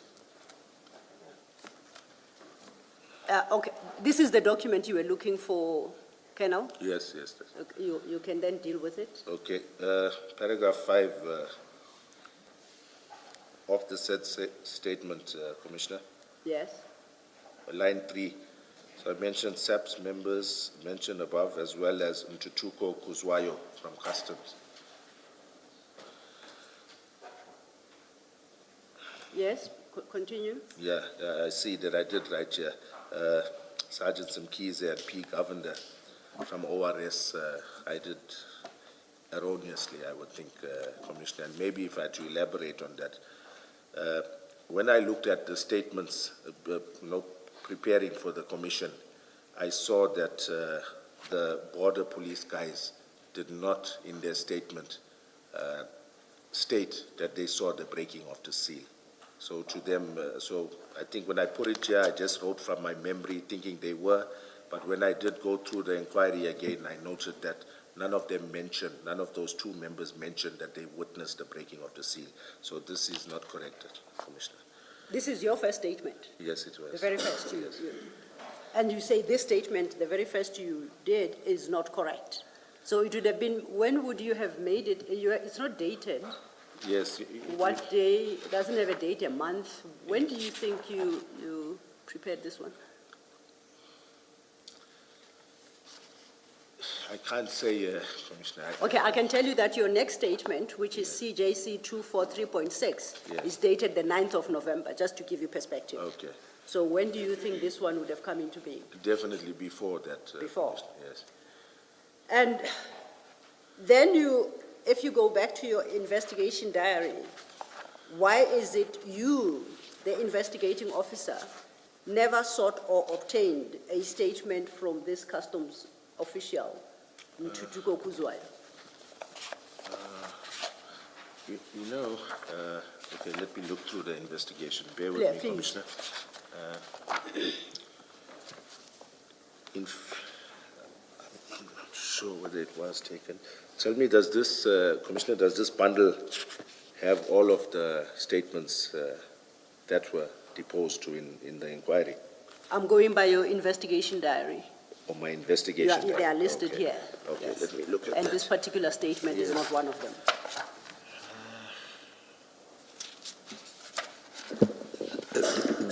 That notwithstanding, Colonel, do you remember yourself ever contacting this customs official in Tutuko Kuzwayo, or rather getting a statement from him? I'm just going to quickly check here, Chair, please, if you bear with me. I'm going to check it. So you basically say the possibility is there that you might have taken the statement, but you've forgotten. Yes, yes. All right, I okay. can't recall. Okay. I would have thought it would have been prudent to do so. Okay, you may look then. I can confirm that based on the inquiry file we have, Yes. we haven't come across such a statement, and I can accept that perhaps it may have become mislaid in the file. So I thought the investigation diary will clarify for me whether or not it was ever obtained. Yes. And my challenge is I see your investigation diary makes no reference to that particular statement of the customs official. Yes, there's no statement I see. It doesn't. Yes. So my concern is, as you correctly stated your paragraph 18, these were just observers to what was happening. If that Kuzwayo was on the scene, it was not in his official capacity as a customs officer. Do you accept that? To witness this particular operation. Commissioner, now it's coming back to me. Yes. This Ntutuko Kuzwayo was the customs liaison guy for CHC. I had it wrong when I said he's from customs, because when they did identify him, all that stuck in my head, I think, was customs. So I thought of him as a customs official, but I think subsequently it turns out that he was somebody attached to the depot whose job it was to engage with customs, something of that nature. But, for now, that's what's coming to my mind, that when I said customs, I think at a later stage we realized, no, this guy is not really customs. When they said customs, he's the one who deals with customs issues. So it's maybe because of that, and I had taken statements from lots of other eyewitnesses at the depot. So maybe, I'm just thinking in hindsight, maybe I had enough statements from witnesses, that is why I didn't obtain his. But I stand to be corrected there. That's just my memory of it. And in fact, it is so that you personally, as the lead of this team, did not seek to involve any custom official or customs, or invited them to the operation. You didn't. No, I did not, Commissioner. You didn't. Yes. So then, once again, the commissioners must accept that Warrant Officer Mpanga's entry in the investigation diary that the seal was broken in the presence of inter alia customs official Ntutuko Kuzwayo is wholly misleading. There was no such customs official. Yes, yes, you're correct, Commissioner. Would it be fair to suggest to you that that is done deliberately by Warrant Officer Mpangase and done deliberately by you in your first unsigned statement at paragraph 5 to give the semblance of officialdom to this operation? Would it be? No, Commissioner. Why would it not? There would be no benefit to just include somebody, just say he's from customs for the sake of it, because any detective that knows what's what will know that you're going to get caught out with this. It's not something, it was not something done maliciously or with any intent behind it. I think it was just when we took down notes of, well, it would have been Pangas, as to who was on the scene, warehouse manager, there I see there's a security, I won't go with the name, but from HIMAX Security, there was different officials around, or different staff members from the warehouse. So it's possible, when this guy even used a reflector, from what I could gather, that looks somewhat like what customs guys use on the scene as well. So maybe that was part of the reason. But I'm sure even if we look at who this person is, maybe he's got some customs on his title or so that could have thrown us off, but it was not intentional, Commissioner. Can I raise my difficulty with this? One, this is a second instance of the investigation diary not being an accurate reflection of what in fact happened. The first, remember, it is your entry that is dated the 23rd of June. We had that discussion earlier and established that to the extent that represents to a reader that entry was made on the day by you, on the 23rd, that is misleading. Yes. This is a second thing. This time the entry is made by Warrant Officer Mpangase. Yes. There was no customs official present when the seal was broken. You have explained that you have since found out that he is in fact a person who is a liaison for CHC, not a custom officials. So that's misrepresentation in your diary. And then there's Sergeant Mkize and Governor. They were not there when the seal was broken. That is a misrepresentation. In fact, you say that you in your statement that to the commission, you don't mention them as present because you've seen their statement that they don't speak to being present. So that's another instance that this investigation diary, one, a reader has to be cautious when reading it, not accept without more that what it reflects is accurate. Do you accept that's a fair position to take? Okay. And lastly, my concern is you, in your statement, seem to, and this is the statement at 574, the one that you made in 2021, which is not dated, you basically copied what Mpangase said in the investigation diary or in your discussion with him at paragraph 5, where you say there's Ntutuko Kuzwayo from Customs, Sergeant Mkize and P. Govender you list exactly the same people that he entered in the investigation diary. You basically copied from there. This statement in 2021, immediately, fresh after the incident, whenever in 2021 that was, it would still have been very fresh, contains matter that is not correct. And you would have known that as you put it down as what you are saying and what you observed is in fact inaccurate. Yes, And it's misleading. I can concede it's misleading. Thank you. Thank you, Commissioner. And if we move to CJC,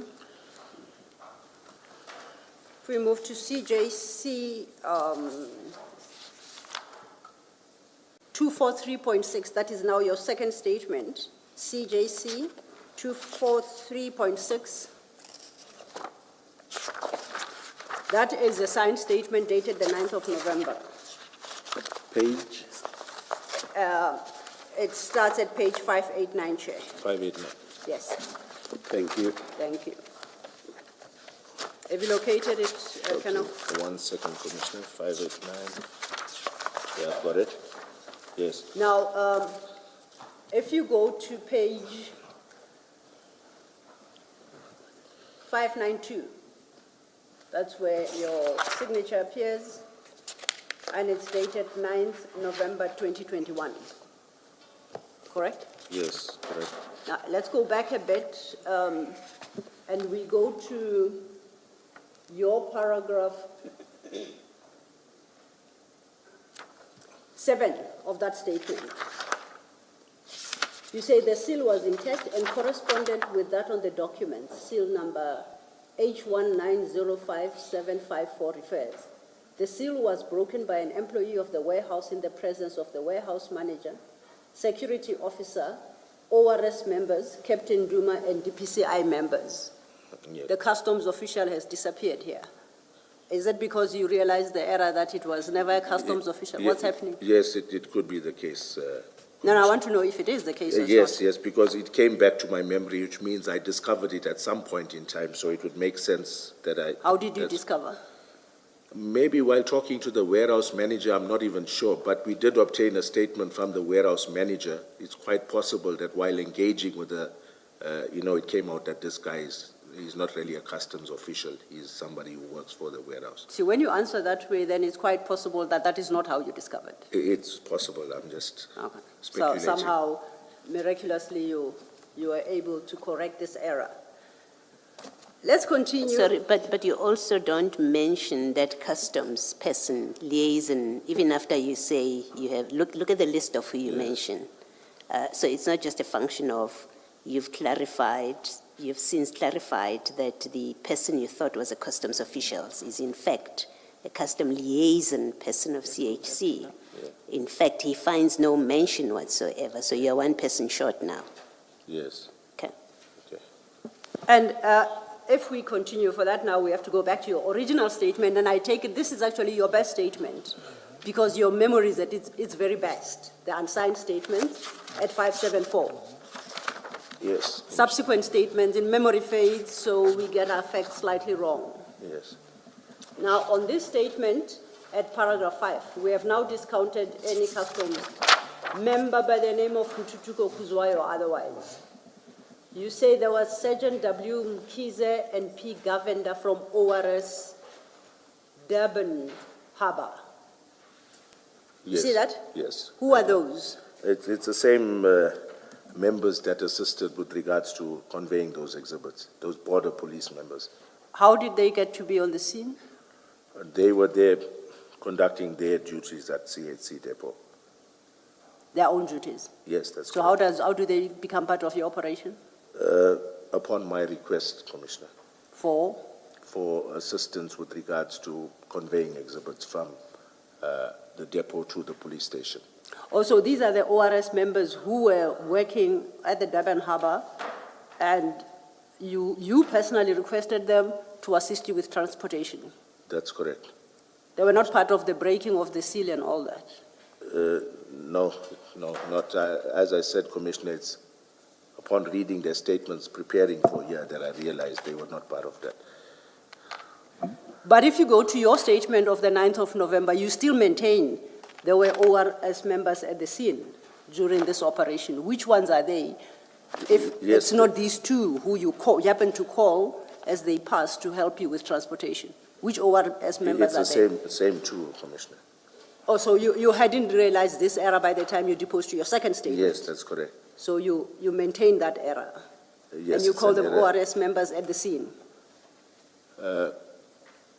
I did call them, and to set the record straight, when preparing for the commission, when I looked through the inquiry, I was the one that obtained both statements from Mkize and Governor.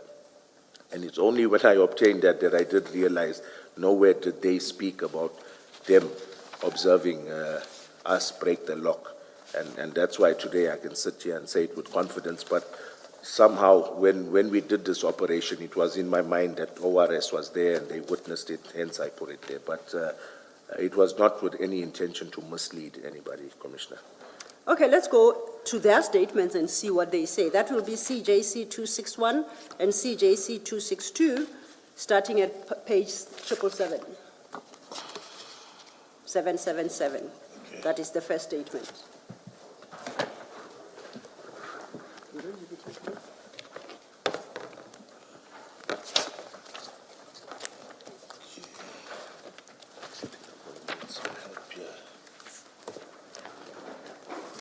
Please bear with me. Yes, no. You'll get assistance. 261, 262, CJC 261. CJC.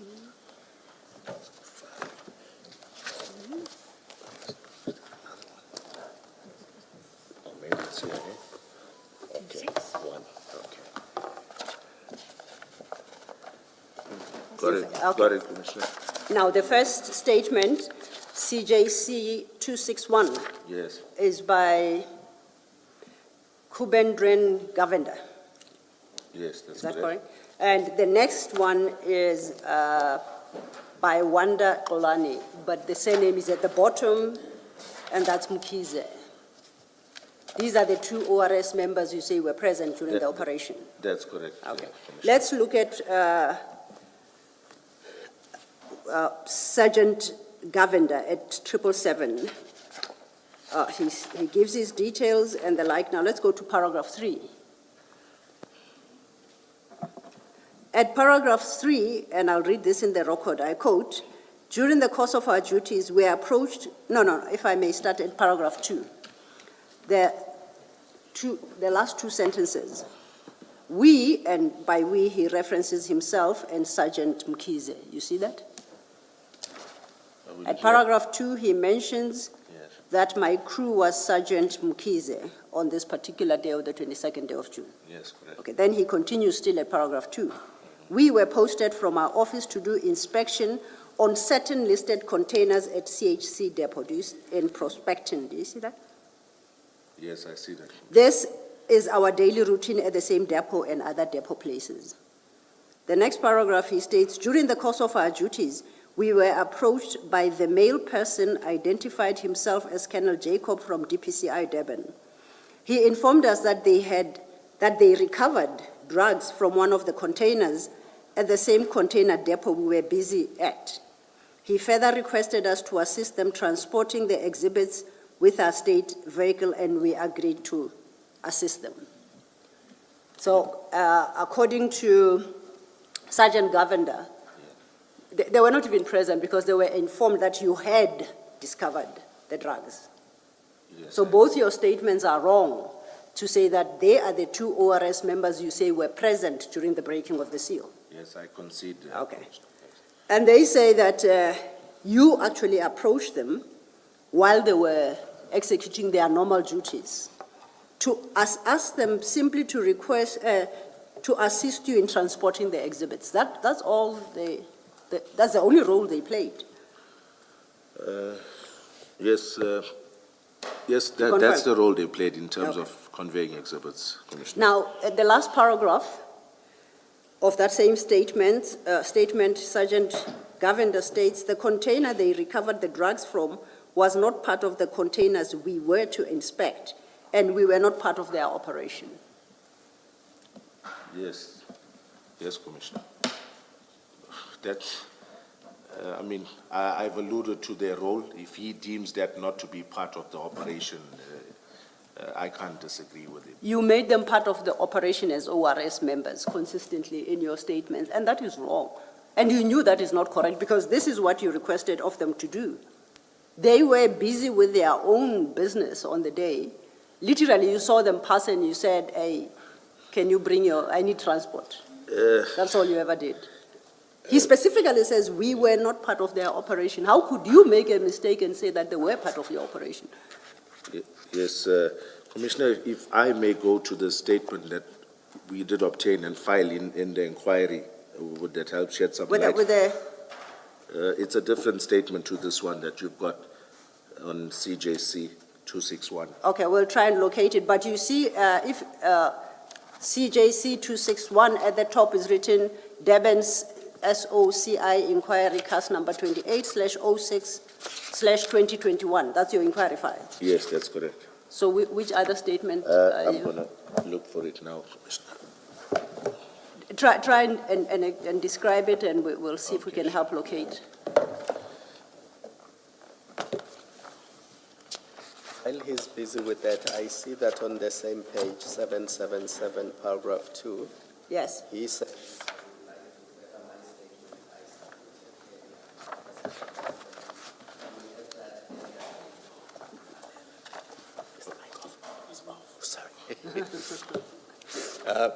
Advocate Silo, the statement referred to in paragraph 2 on page 770. Yes. Oh, yes, where it says I would like to further my statement I submitted. There is a first statement. We'd have to go into the inquiry file for that, right? Oh, is it the same statement he's referring to? It has got to be the same statement, but it's in the same inquiry file. Oh, okay, thank you. So there seemingly was a statement by this Sergeant Gavin. This is his second statement, but both in the inquiry. Are you suggesting that the first statement would be inconsistent with what is set out in this second statement? This is a more extensive statement. I'm just going to look at the content quickly. I've got both here. Please bear with me. No. Have you managed to locate the first? Yeah, I have. Okay. Yes. I've got this first statement. It's filed as A20 in the original. The A20, that's fine. Yes. We'll locate it. Should I read it, Commissioner? Please. Okay, it's the statement of Sergeant Govender. He goes with his parcel and his rank and all of that. Then paragraph 2, on the 22nd of June 2021, I reported for duty in full regulation uniform at 7:15 and was in the company of Sergeant Mkize. I was posted as a driver of Mark State motor vehicle, Hyundai, and he goes on to give the vehicle details, conducting container inspections at the CHC and ICS depots. Whilst busy with container inspections at the CHC depot at 14th Avenue, the East Prospective, I was approached by 2 other police officials dressed in civilian attire. They identified themselves as Lieutenant Colonel Jacob from DPCI and another Captain Duma from Crime Intelligence. They had inspected container number, and we go on with the container number, and had identified some black canvas bags that allegedly had cocaine in them. Sergeant Mkize and I were requested to assist with loading these bags into our vehicle and conveying them to Isipingo SAP. Sergeant Mkize and I, together with other DPCI members, transferred these black bags from the container into the H1 Mark State vehicle that I was driving. I counted 27 such bags. We were escorted by Lieutenant Colonel Jacob and his team to Isipingo SAP, where we assisted in offloading the black bags. The DPCI members were busy counting the yellow and black bricks of suspected cocaine when we left the scene. From my observations, each bag contained approximately 20 such bricks. We then left the scene and proceeded with our normal duties. So is that statement you just read inconsistent with the one we have here? It's still about being approached by you to request with providing transport. That's correct, Commissioner. Okay. Just So- for our record, it's on 627. On 627? Yes. So we can accept these were not the ORS members part of your operation, whether on the version of this first statement or this one. They were not. Their role was limited, if I may put it that way, Commissioner.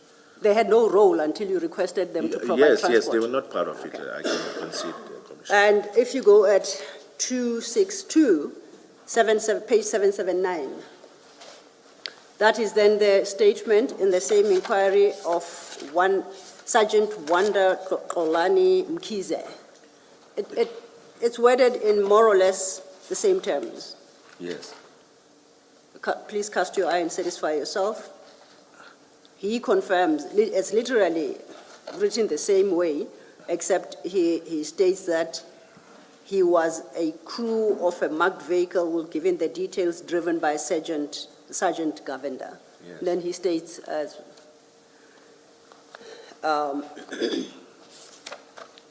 so then the commissioners can accept we are at a point where we know in this operation there were no customs officials.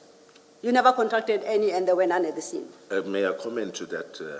Say that again? May I make a comment? Absolutely, please do. Okay. There's no obligation on the police to include customs on any operation, or more especially, not more especially, on a drug operation. There's no obligation on the police to call customs out. Our mandate is to deal with transnational drug trafficking, drug consignments coming through harbors, national key points. So there's no obligation on us to call customs out. And just for the record, I'm not imposing any obligation. I'm just clarifying as to who was at the scene. Yes, customs was not there. We will get to the obligation. As we understand it, when these containers are at the depot, they haven't cleared customs. Do you have a different understanding? No, I don't. You know that... In fact, I'm not 100% clear on that, to be honest, but you may proceed, Commissioner. So if the evidence as we have it is correct that they haven't cleared customs, they would still be within customs jurisdiction, logically. Yes, I would think so. So do you want to maintain that there would be no obligation to inform them that you are on their territory and carrying out an operation?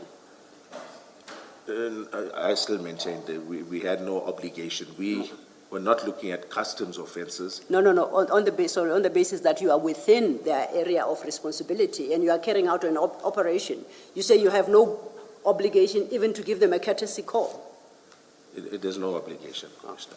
Is that how you treat every corner of South Africa? No, Commissioner, if I may comment on that as well, it's not the norm.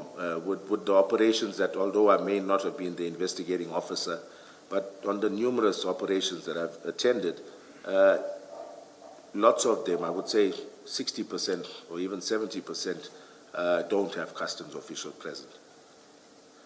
Can we just check with respect to these, not the other percentages, this particular operation? Yes. We know from evidence, and you have also said that from the docket, you did see a detention notice on the C section or something. So we are dealing with a container which is under the control of customs, as in customs has given a detention notice. And I want to understand how it is that they have stopped a container for inspection. We know it was bone meal in there, and we know that it needed to be checked for that reason by a vet if there are no other reasons at all. And you go there, you're saying you open a container that is being kept or detained on the instruction of SARS or customs, and they have no interest in you open that container and what you do. Is that what you're saying? Commissioner, I think I need to point out that we only became aware of customs' interest in this container after this operation. Remember, the customs detention notice is dated the 23rd of June, 2021. We conducted the operation on the 22nd of June, 2021. Had somebody informed me, whether it be the warehouse or anybody informed me that customs had a detention notice or intended to detain these containers, then we would have gladly invited them on board. Can I just amend my question? Yes. It is not under detention, but it is still under control of customs. It hasn't cleared customs. I think that's a conversation you've had right now, and you accept that it hadn't cleared customs, it's sitting in the depot. If it hasn't cleared customs, which it must still do, are you saying customs will let you walk in, open it, do whatever you want to do, remove what you want to remove, and you walk on, and then they will happily later on do whatever they normally do in clearing that container without knowing or any sight at all of what you came on and did on that container? Is that how you say it works? Commissioner, my understanding is, as much as we can say, it's not a must that customs need to check every container that has bone meal in it. It's not their duty to do that, to check every container that has bone meal in it. The detention notice, in my understanding, had very little or nothing to do with the actual commodity. The person whose duty it is to view that commodity or make sure it meets the required standards is the state vet, Department of Agriculture. So customs, in my opinion, or in my understanding, once it had left the harbor, it went to a depot. The next step in that whole process was, I think the state vet would have come through and inspected to make sure all is in order. However, to me, it was going to be transported. The next step was it was going to reach its consignee. I'm not aware of customs checking every consignment of bone meal just by virtue of it being. Well, the evidence that we have received, if I understood it correctly, it is that because it is bone meal, it necessarily falls in the category of things that must be checked. They cannot come into the country without checking. Yes. So I'm asking you the question, and our understanding was it is customs that flags it for it to be packed so that it can be checked for that purpose. And really the essence of my question is, someone else, another agency has an interest in this, and you know it's bone meal, you do. So another agency has an interest in it. Are you saying the manner in which things operate, it's such that you can come in, open it up, do whatever you do in the absence of that other party agency, that other state agency which has an interest in the container, and then you move on, and in their good time they'll come and do their whatever they do with it without any insight into what you did, and then later on, as we know it happened here, you are the one that comes back to release it, to say to the clearing agent, this can go. I'm just trying to make sense of that way of operating. Yes. Okay, I hear you, Commissioner, and I hope I'm not laboring on the wrong point, excuse me. But what I'm trying to get at is, we were only aware of this customs detention notice after our search. The detention notice, when I looked through the inquiry, is dated the 23rd of June. So at the time of us conducting this search or inspection of the container, at that stage, none of us knew that customs had an interest in this container. I also understood that ORS would know because the communication, as this consignment is coming, the communication would eventually land at ORS, and ORS will inform whoever it informs. That's how I've understood that. So through ORS, there would have been communication on the system that this consignment is coming and this is flagged for reason A, B, C, D. Is that not your understanding of how it works? That's difficult for me to answer, Commissioner, but I would say that in not all cases that we've encountered are customs and SAPS on the same page. To give you an example practically, it sometimes happens that it clashes, like SAPS is interested in a certain container, and then you learn that customs is also now interested. And it's only at the 11th hour when both parties are now interested to go inspect it. So I don't want to mislead the Commission, but I'm saying I don't think there's any system in place, or if there was, Border Police did not tell us, the warehouse manager did not tell us, so I'm saying to the Well, Commission, Border Police couldn't tell you because you didn't speak to them. You didn't involve them at all. So they couldn't have told you. Border Police is Sergeant Mkize, and No, Sergeant Mkize is your left.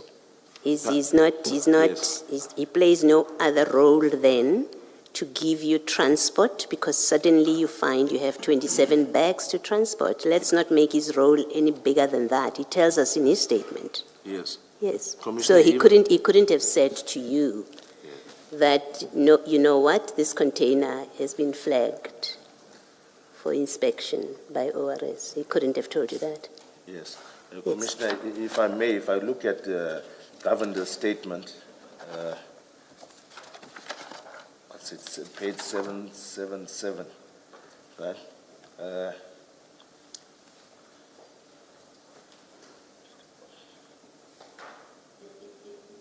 It says only that you asked them to assist with taking these things out of the container and then transporting them. Mkhize says exactly the same thing. Okay, Commissioner, if I may draw your attention to the last sentence on page 777. Yes. He says the container they recovered the drugs from was not part of the containers we were to inspect, and we were not part of the operation. Yes. So in the same breath, he says it's not the part of the containers he was to inspect. Yes. So I'm just drawing an inference. I may be misquoting him, but my thinking is that if he knew that either Border Police was interested in this container or whichever other law enforcement agency, he would have mentioned something even to us. No, that logic is faulty. I'm engaging you on the basis of you saying ORS, Border Patrol did not inform us, and I say, but you did not speak to Border Police. These are police on the ground. So when you say Border Police did not inform us that this container has been flagged, you're not talking about the patrol people who are going to be inspecting specified containers. You must be talking about someone in an office who is responsible to tell you this is what's happening on the ground. There is that container that we have flagged for inspection. None of that was brought to our attention, Commissioner. Because you did not speak to the right people in ORS. Simple. But, You didn't call the commander, the border commander. I think, in fact, in this ORS process, we have learned that the intelligence gets the information, intelligence speaks to the ORS commander, informs them, and then you guys go on to operationalize what is happening. So when you say ORS did not inform us, I'm picking a problem with you that you want to equate Mkhize and Governor as, well, we did speak to ORS, they didn't tell us anything. No, When not in on fact that. all they were was transport. Yes. Thank you. Thank you, Commissioner. So, at the end, where we land is the only people who were present in this operation were the DPCI members led by yourself and Captain Duma from Crime Intelligence. Would I be? And warehouse staff. And warehouse staff, absolutely. Yes, that's and that correct. is Ms. Pillay. Not only Ms. Pillay, some other warehouse staff as well. Commissioner. That the manager was Ms. Pillay. Yes, that's correct. Now, in your experience, you have done drug busts before, particularly at the port, and I take it that the port is a point of entry of goods for commerce. Yes. You accept that? Yes. At which point, must you engage the owner of the container? Because the container is carrying, I will take it, valuable commercial commodity. In your experience, is it necessary to tell the owner that we are about to break your seal? Or you break the seal and you tell them afterwards? No, by experience, you need to inform either the clearing agent or the consignee, but basically the person who's responsible for that container needs to be aware that it is going to be such. And who was that person in this instance? In Do this you recall the clearing agent or the consignee? At that point in time, the clearing agent was the custodian of that said container. And I took Captain Duma's word that, yes, he had phoned the relevant parties, and now he had spoken to the warehouse manager. And when we did arrive there, she was familiar with what, we expected of her. So in my mind, Commissioners, it was a consensual or voluntary search that was agreed upon. So you didn't consider yourself, you're about to break a seal Yes. of a private cargo. You did not consider yourself duty-bound to at least satisfy yourself that you had the requisite authorization from the owner of the container? No, I didn't go to that Why extent. not? I took it for granted that the warehouse manager was around assisting us, aware of what was happening, and Captain Duma further indicated that he had spoken to the transporter and the clearing agent. So to me, all parties that had an interest or were possible custodians of this container were aware and had given consent to search. And what if Captain Duma was misleading you deliberately because he knew that you will take responsibility for breaking that seal? Did you ever consider that as a possibility? His job is to provide the intelligence. He testified here yesterday to be present when that seal is broken and the container opened and to satisfy himself whether his intelligence was correct. Beyond that, he's got absolutely no role. So you take full responsibility for that container. Yes, I didn't go to any further or make further inquiries to ensure that his version of events was correct. I did not. You are aware that the clearing agent said they were never informed, engaged with, and they only learned of the seal being broken, the container being broken into after the fact, on the 23rd of June.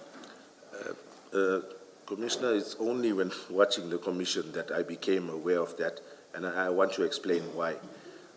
During the course of this investigation, I eventually obtained statements from the transporter, the clearing agent, the consignee, all of them. And none of them, even this from Mega Freight, the representative that came through on the 1st of July, none of them expressed any dissatisfaction with the container being opened. At no stage did any one of them. In fact, they were grateful that the police had intercepted this rather than it reaching one of their companies or their company name being tarnished because it was found on their premises. So none of them voiced any displeasure at our search. I'm not interested in particular in whether or not they voiced a displeasure. I'm interested in whether you knew who the authorized person for that container was. And your investigation diary would seem to suggest you knew. You knew it was Mr. Flowerday of Mega Freight. You reflect that. Yeah. On the 1st of July 2021, if we go to CHC 268 at page 803, the entry there at the bottom is dated 0107, and it's actually countersigned by you on the overleaf at page 804. Yes, that's correct, Commissioner. And your inquiry file Yes. shows that you obtained a statement from Mr. Flowerday of Mega Freight. That's correct. And in that statement, he states that he was not informed. So you can't have learned from this commission. No, sorry, Commissioner, maybe I missed it. In the inquiry file, let me have a look at what it's filed. I'll give you a reference for Okay. Mr. Flowerday's statement. If you go to CJC 244.25, that will be page 654. Is that-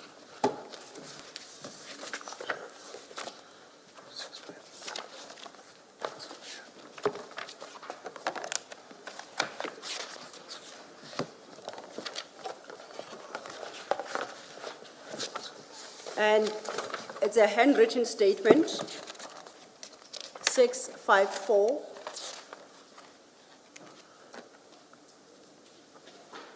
That at 656 is dated 27 October 2025. That's his second statement.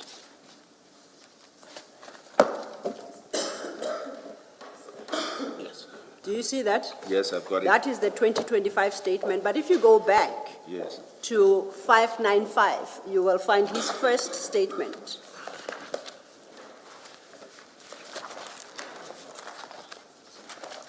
Apokeselo, we sat until late yesterday. Bear with us Okay. when you move.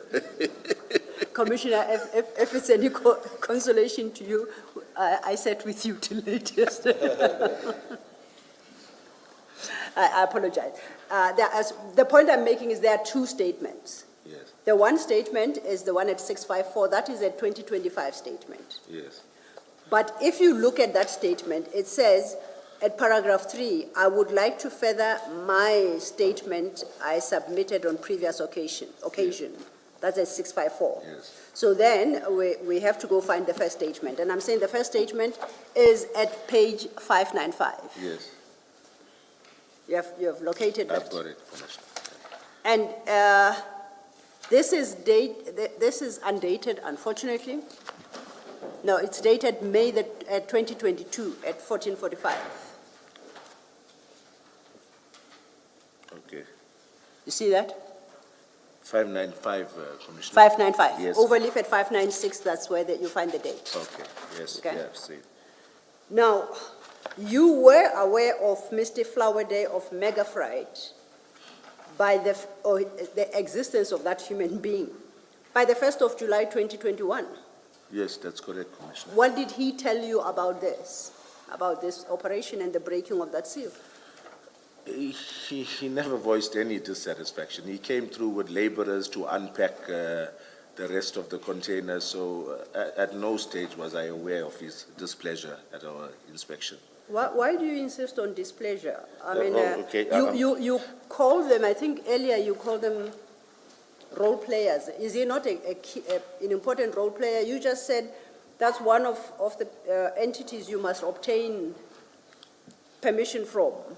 I would have assumed that Yes. when you conduct your inquiry, you at least would satisfy yourself that there's been compliance in that regard, because you tell us that thus far you have just simply relied on what Captain Duma told you. Yes, I did rely on that, Commissioner. Yeah, now, by 1st of July, you Yes. know the responsible person from Mega Fright. Yes. Why did you not obtain a statement from him? I'm going to just check quickly, Commissioner, if I did eventually.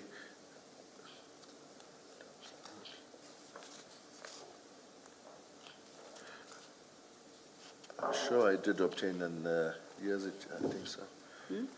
I'm sure I did obtain a statement from Mega Freight.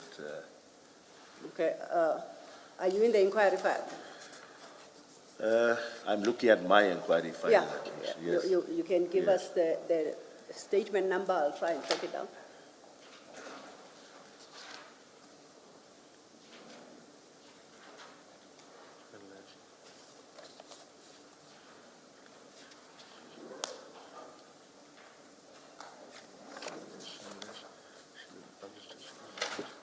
Sure it's here.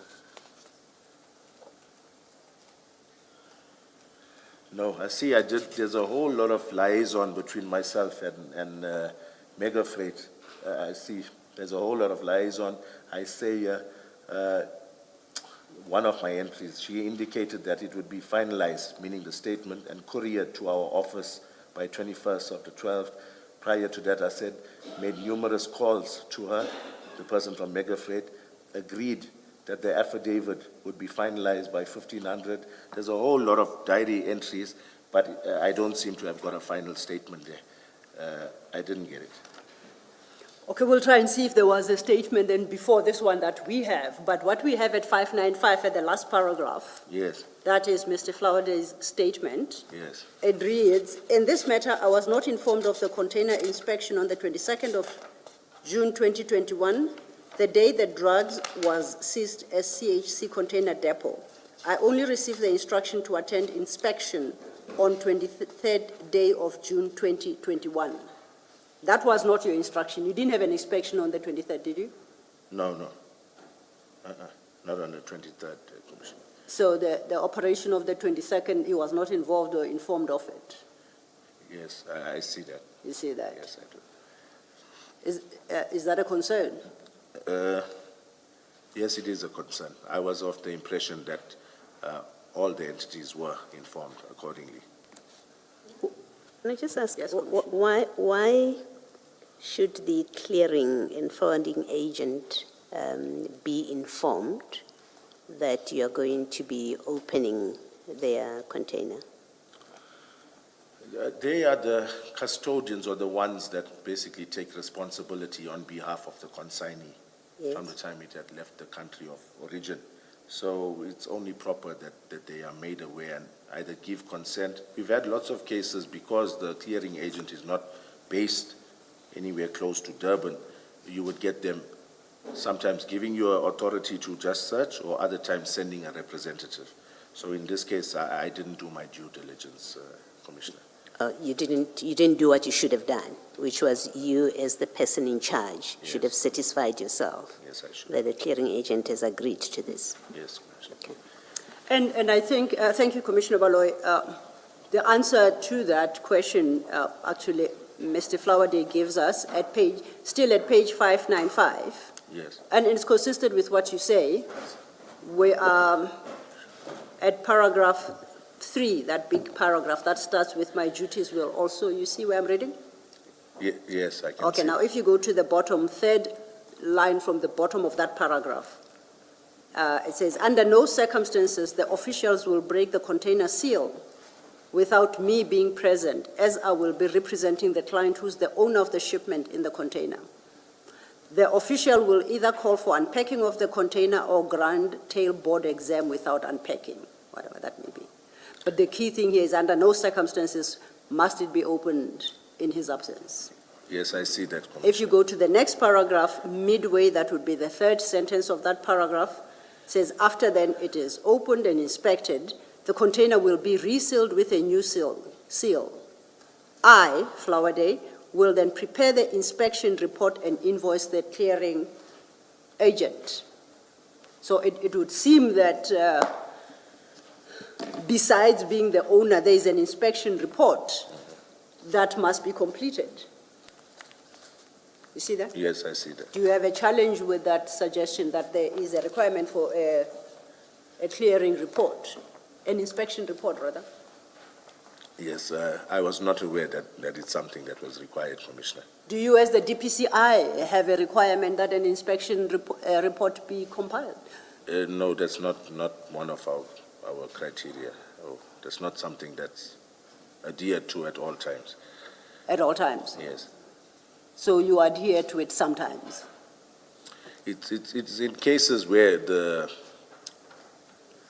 clearing agent has a representative to send over. There are other times where they just grant you permission as long as the warehouse supervisor is present. No, my question is slightly different. I think I'm interested in the notion of an inspection report. You as the DPCI, when you go opening containers at the harbor, Yes. do you have a requirement to have an inspection report compiled? I would like to believe that the purpose of that document is to at least explain your conduct. Yes. Is there no such requirement for DPCI members? I have not come across it, Commissioner.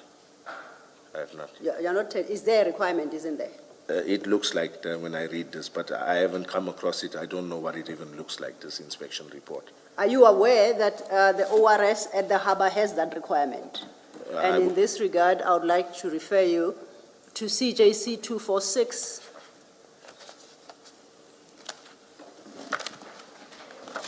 And that's an earlier, it's the nearest one, but it's the earlier SOP. But I believe you did say that you have some experience in searching containers at the harbor. Yes. So, if you go to paragraph 7.2 of CJC, did I say 246? Yeah. 249.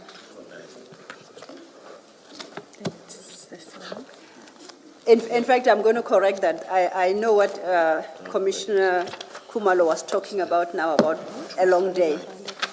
It's the ORS, the ORS SOP. That will be CJC 255. 255.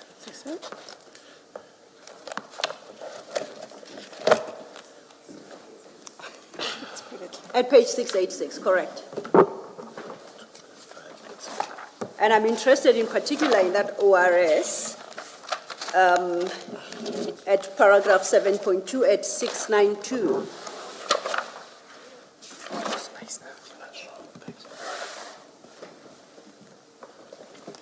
You see that? Yes, I can.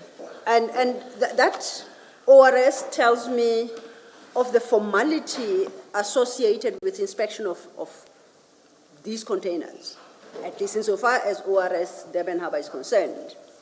If you look at paragraph 7.2, and I'll just extract a few points here, at bullet point 2. So the depot inspection team will receive the police stop inspections, right? And then overleaf, it says, first bullet point at the top, the inspection report is dispatched from the admin profilers once the container has been booked for inspection at the licensed depot. You see that? Sorry, Commissioner, I lost you there. We're looking at page? We started at page 690, Okay. and I've turned over leaf at 691. Yes. The very first bullet point at the top, Yes, I see it now. all right? And then that's the one that says an inspection report is dispatched. And then lists what must be contained in the inspection report, Yes. the information. And you are saying to me that DPCI doesn't have that formality. I've not seen this before, but I see there is an onus on us to complete something of this nature. And then I'm reading from the ORS Durban Harbour SOP. I want to know whether DPCI has got similar formal processes, or do you just ride roughshod? I've never seen this inspection report. I would think it may be unique to border police, but I'm not 100% certain. I'm asking about DPCI. No, I tell haven't you seen this is it. border police. Yes. This is ORS Durban Harbour. And I'm reading their SOP. All I'm trying to determine is, do you have anything similar? Are you this formalized? No, Or we do you don't. just ride roughshod over these No, we operations? don't have this type of, but if I may add, if I look at all of this that's required on this inspection report, Yes. we do have all of this on hand. What do you have? In the inquiry, there's an inquiry number, there's a member in charge of the inquiry, there's a container number, there would be a size of the container, what was the container stopped for, narcotics, the risk factor, the commodity declared, and the place of examination. And where is that information captured? All that information? I'm saying it wasn't captured at that No, stage. you say you have it. Yeah. Where does DPCI capture all this information? It At would be- ORS in Durban Harbour, they capture it in an inspection report. Where do you capture it? Our inquiry would carry all of this information. Doesn't answer my question, Colonel. Where do you capture, in what No, document? we If I don't were have to a- talk, my apologies, if I were to talk to, say, Brigadier Newton at the Durban Harbour, if it is an ORS-led or inspection, I would ask for the inspection report. But if it is a DPCI-led operation, and I speak to your final boss, what do I ask for? To obtain that very information that you say you have already. What's the document I ask for? Is there one to ask for in the first place? No, there's no document. There isn't. Yes, So it's information that is there, but it's scattered all over. that's correct. Okay. Can I just follow up on this? So, except for the investigation diary, and assuming for purposes of what I'm putting to you now, that it is an accurate, it contains an accurate contemporaneous notes or reflection of what happened on the dates that are claimed to have recorded this. Except for that, it seems to me about this operation in particular, that there is in fact no record, other record of what happened at the scene. And the scene being where you found these drugs. Aside from the affidavits of various Yeah, the individuals affidavits are involved, much later. Yeah. You see, we're having a discussion here, you're having a discussion with the evidence leader about an inspection report. And in 7.2, it is clear in 7.2 that this is a document, or this information is completed during the inspection, right? It tells you inspection is to be conducted within these hours, and then you must then record all of these things. That's at least how I read it. And I'm asking you that in this particular operation, all we have is that investigation diary. We have nothing that is the equivalent of this kind of inspection report. You are correct, I Commissioner. am correct. Thank you. Advocate Silo, can I just follow up? Colonel, this document, the SOP, Standard Operating Procedures, you say you've never seen this before. I've never. And this one, we can accept that it belongs to ORS, Operational Response Services. Does the PCI have a similar document that sets out what you must do when you go to a drug bust at a port or a similar facility? Okay. That's a good question, Commissioner. In fact, there's nothing in place in terms of a memorandum of understanding between ourselves, border police, customs. So we did sit around the table, I would think, maybe 1 year ago. We've had some deliberations with senior officials from customs, the brigadier that's in charge of the harbor as well. We're in the process of drafting something. So there was nothing formalized to basically dictate how do we work, how do we approach these sort of interdictions at the harbor or at depots. So are you saying to us, you do as you please? If you hear that there are drugs at a port or at a depot rather, you just go there and you do as you please and you exercise your discretion? I think that maybe, I don't want to put it too loosely, like there's no order in the way we work. Obviously within the confines of policing. Yes, there isn't really any memorandum of understanding or any standard operating procedure or any document that would guide us exactly who goes there first, who do you call out next. For now, it's verbal agreements. We got understandings with the border police, but there isn't any formalized document that talks to how do we jointly approach these type of But cases. did you not consider yourself duty-bound, seeing that you had never led an operation of this nature? You said to Chair earlier that you had participated, but you had never yourself led an operation of this nature. Did you not consider yourself duty-bound to communicate with the relevant stakeholders so that you know what to do when you get there, who to contact, and what not to do? I should have done that, Commissioner. I did not. I took it for granted. I've been watching my members do it all along. I went there and I just did the same. Because it goes back to that perception you mentioned in your affidavit, that the way things were done in this operation leads one to believe that this was all deliberate. This was all part of a plan to seize those drugs, not book them in a police station, book them in a place where they are susceptible to theft and break-ins, and they have disappeared, as we know. Yes. Because no proper procedures were followed.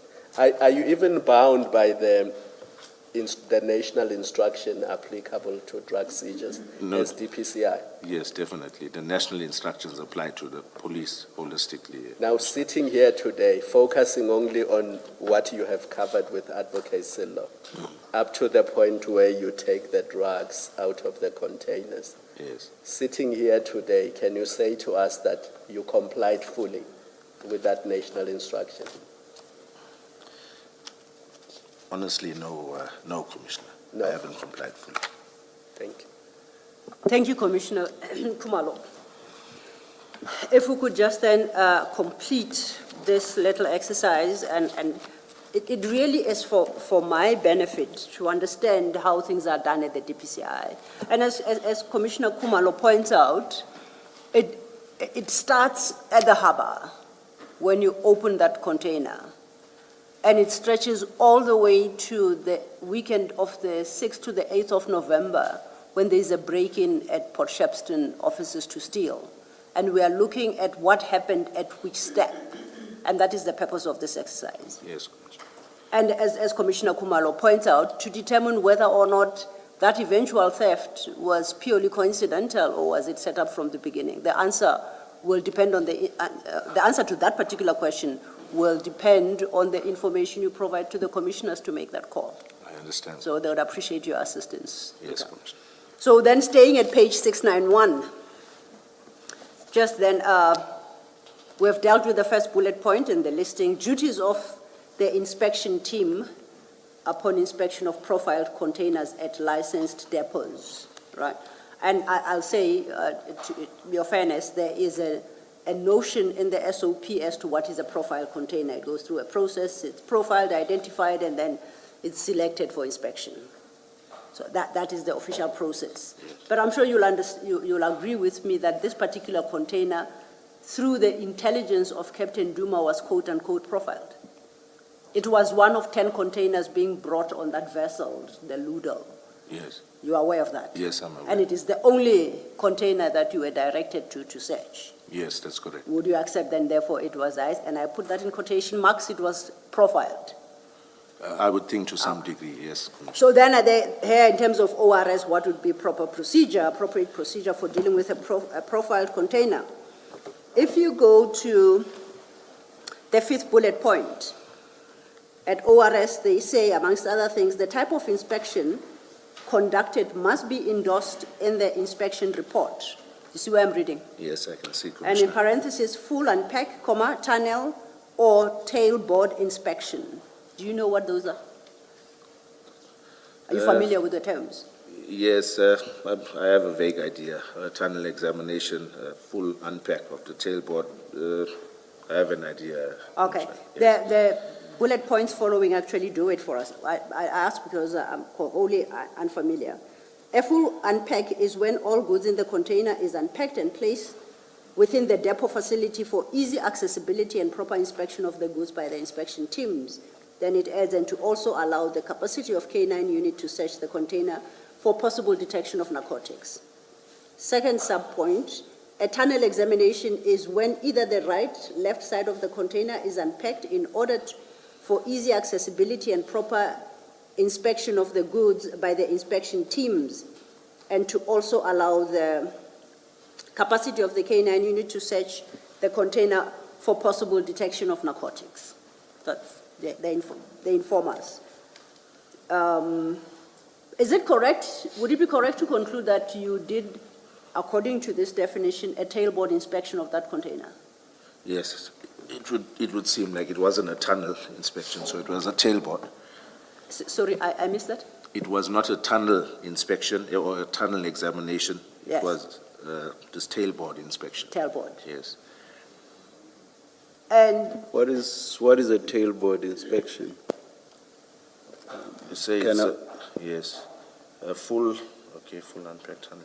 It's one side of it where you open, that's my understanding, I could be mistaken, but we just opened the doors and then we saw what was lying on top. We took it out and then we just merely inspected it at that stage. We didn't do a full unpack. I could be wrong, but that's my layman's understanding of it.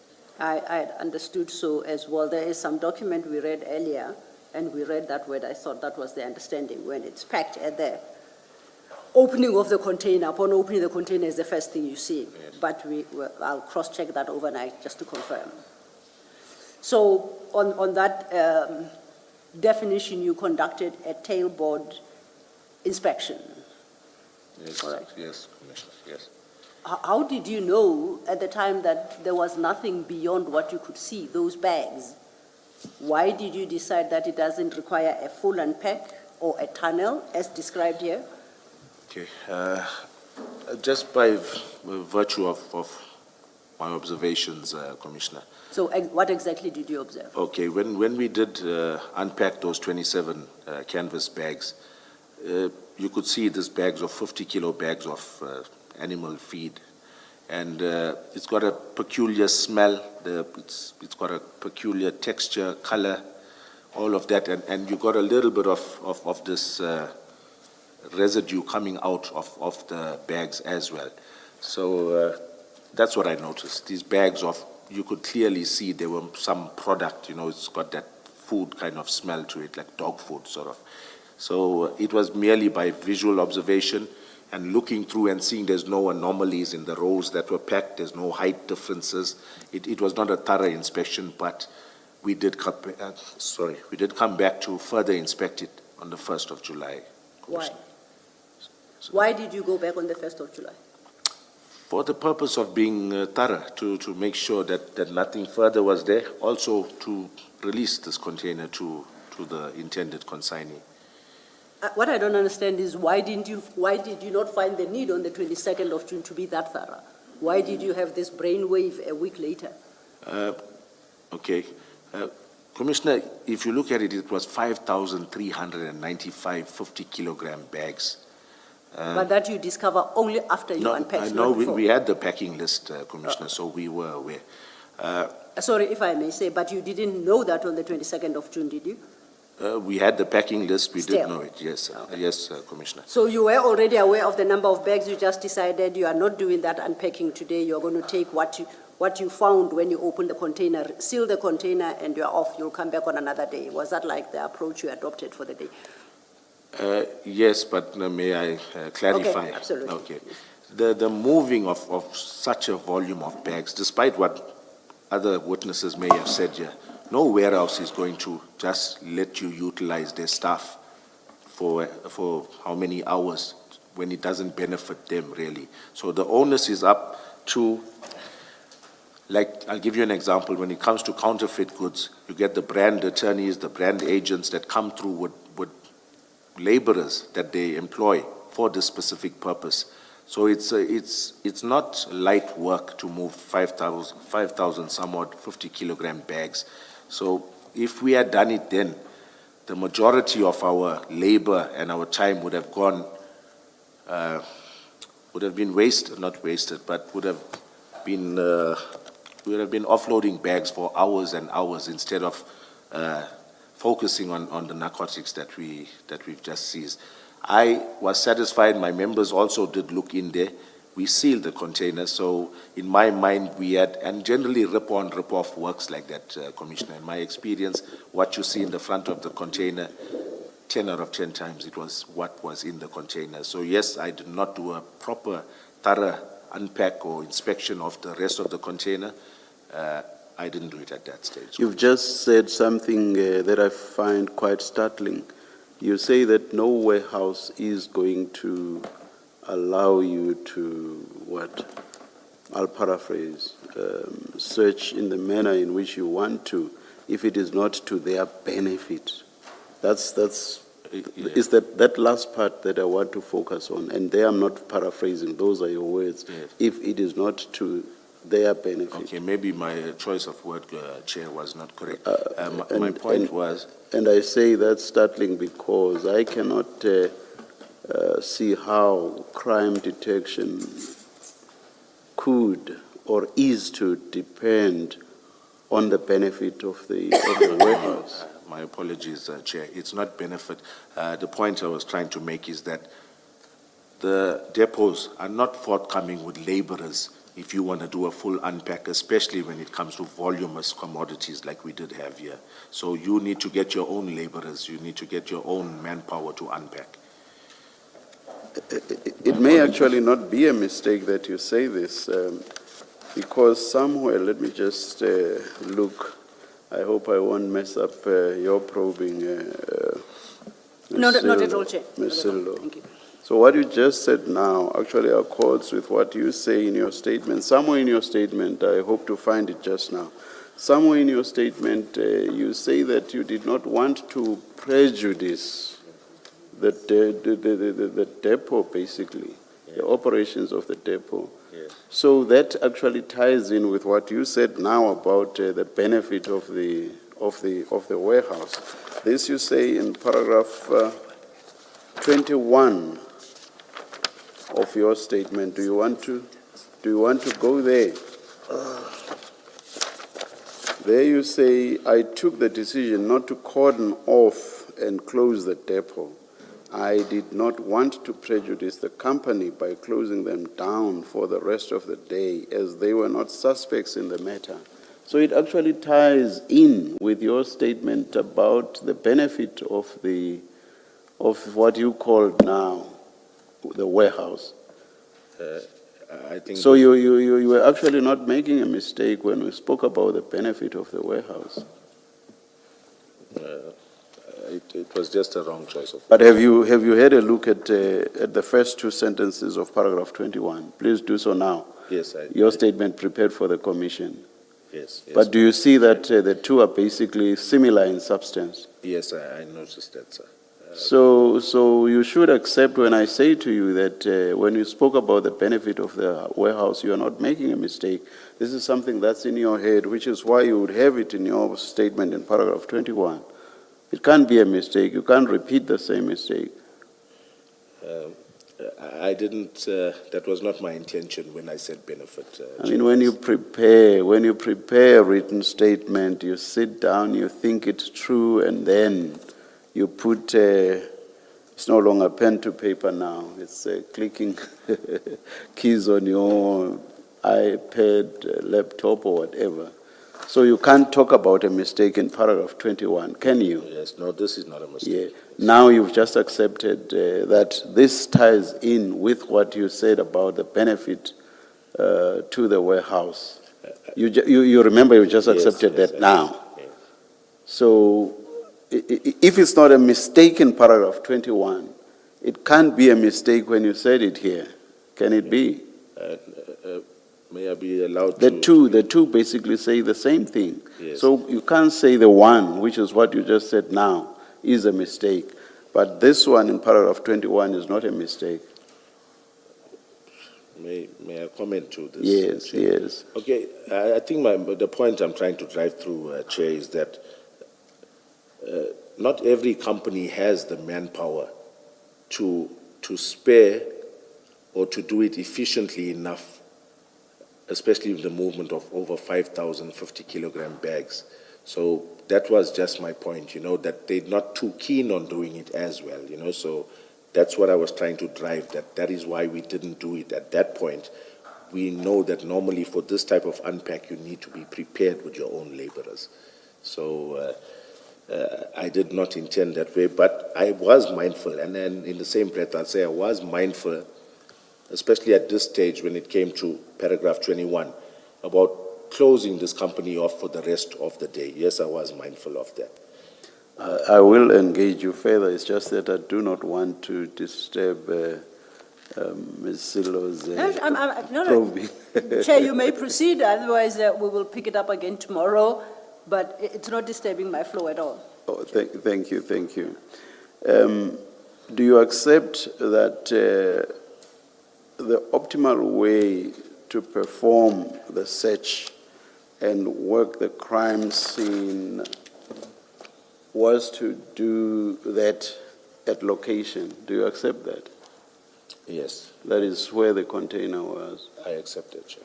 Or at the most, to just remove it where it was, because you say there was a container this side and another container this side. Maybe to just move it even before opening it to where there would be enough space for you to do a proper cordoning off, Yes. Correct? You are correct, Chair. And would you say there wasn't sufficient space for you to move the container in that manner? Yes, Chair. There was. No, there wasn't. There wasn't. So all the space that was available was the space where there were containers along each other and not any other space anywhere else within that entire precinct at the depot. Is that what you are saying? No, I'm not saying that, Chair. That's exactly what I'm asking you. Yes, So no, they was wouldn't. there space for you to move the container from where there were containers on either side Yes. within the precinct? I didn't fully inspect it, but I would. No. think they would have- No. I'm talking about space. Was there space for that? I would think so. So you could have moved the container. Yes. And Chair. then you would have had enough space to cordon off that area where you had moved it to. Yes. Not so. Yes. Now you've accepted that the optimal thing for you to do was to do it at location. And now you've just admitted or accepted also that you could have moved it to have enough space to cordon off so that you are not obstructed by containers on either side. So you've accepted that as well. And now you've said, or rather, And you inspect, search, conduct the operation on location, not for the sake of it. You do not do that for the sake of it. There are practical considerations for that, correct? Yes. And for example, there should be no tampering with fingerprints and DNA before the LCRC has checked for these. Is that correct? Yes, that's correct, Chair. Now, here you did not call LCRC. You've said that. Paragraph 7 of your statement of the 23rd of June 2022. Your statement of 22 June 2022. Paragraph 7. Page 648 of Exhibit File 2.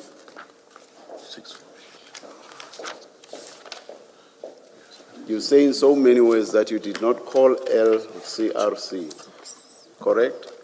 Yes, yes, Chair. Here's what you say: I did not request LCRC to attend the scene. The first sentence of paragraph 7. You see that? Page?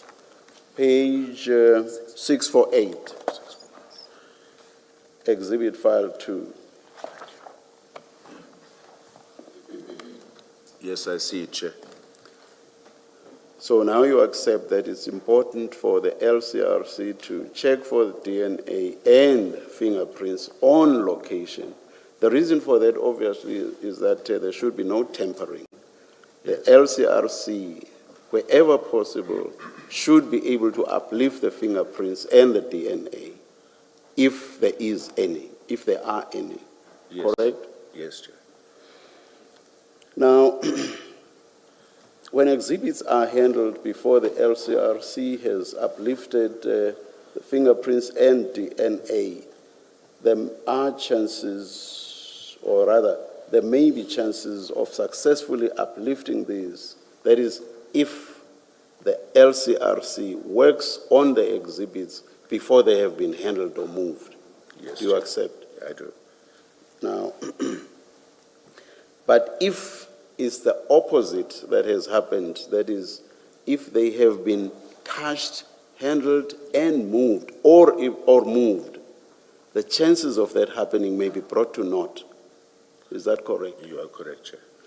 Now, at the time you did this, that is, choosing not to call LCRC, handling and moving these exhibits, what were you thinking about the utility of allowing LCRC to first check for fingerprints and DNA?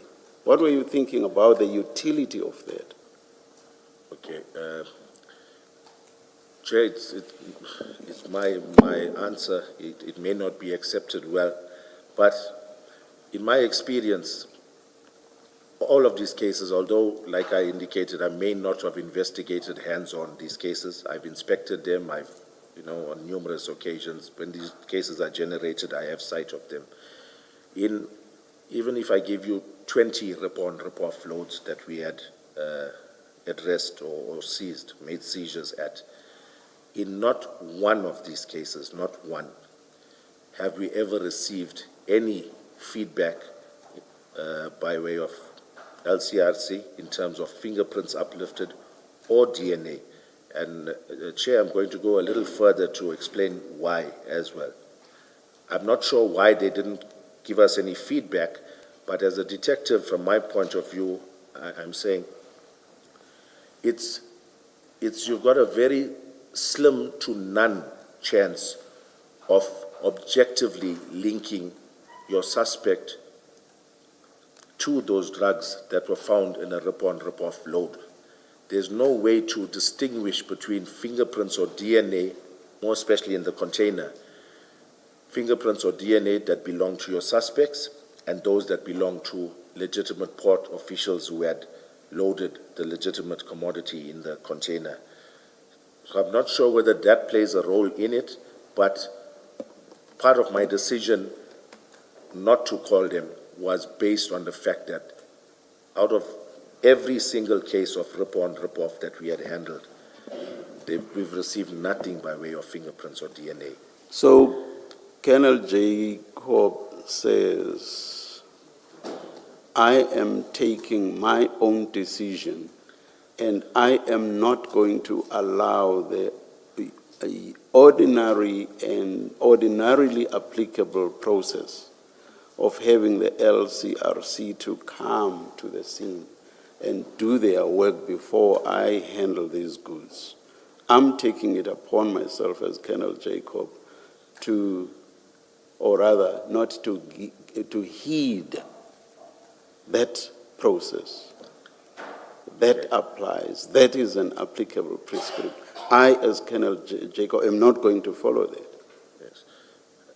Chair, that's one of those decisions that I said to you I will rule for the rest of my life. So, you see, the problem is, it may be easy for you to say that that's a decision you'll rule for the rest of your life. The problem is we want to get behind the why. There's a big why in all of this. yes. One, I engaged you earlier on the available storage spaces. There as well, oh, by the way, no, I'm talking about my notes. I've not done it yet.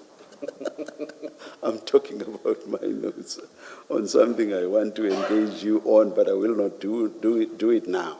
But it was quite plain when Ms. Sildo was engaging you that you did not inquire about the capacity of the other places. Oh, now I remember. What I engaged you on were the distances. And you accepted when I engaged you that the one police station within Durban was the furthest.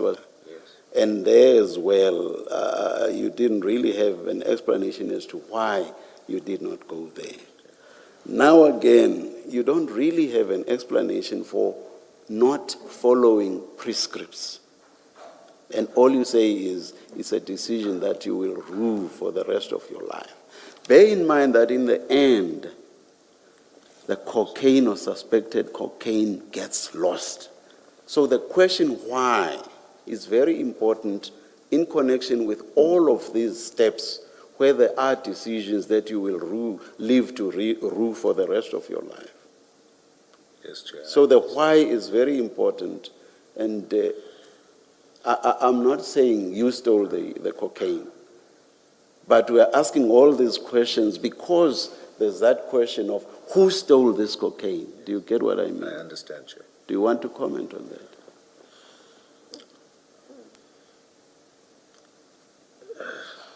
What can I say? I think I'll leave it at that, Chair. But just to say that it may have been a sense of complacency that set in, or familiarity with, I know this is how these cases go, and that's why I made that decision that I did.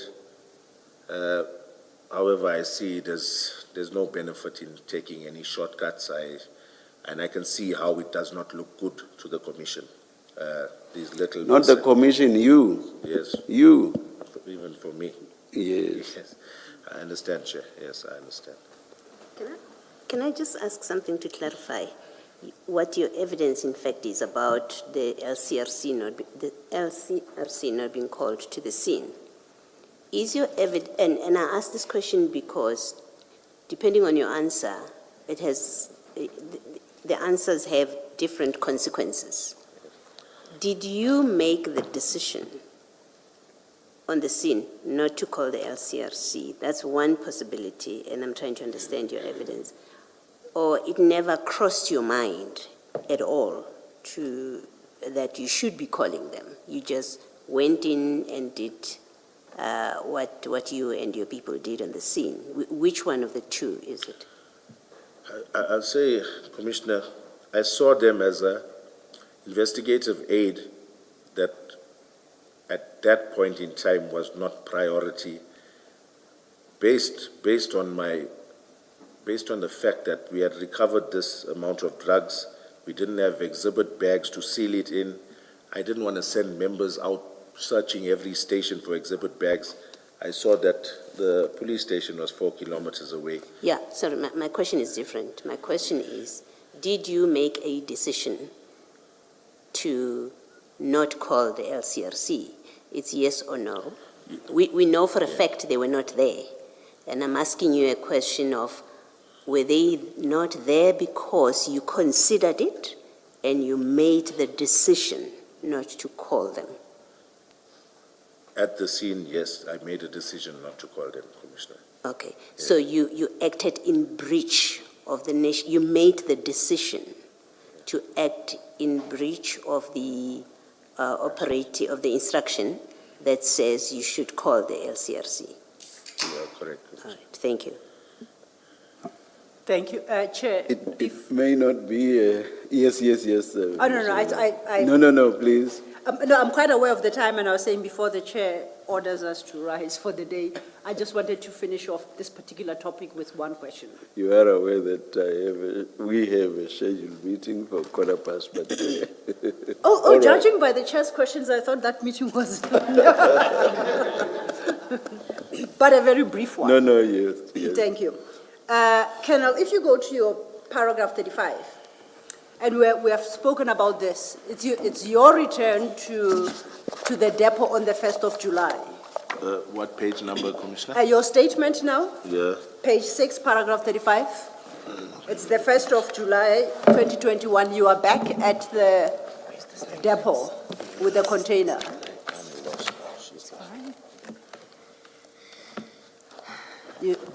Are you there? Your statement to the commission? Yeah, looks like, yeah. Statements. The original statement. Possibly this one. Page? Page 6 of his statement, paragraph 35. The statement is on what page, Commissioner? Tab 3 of the consolidated statements.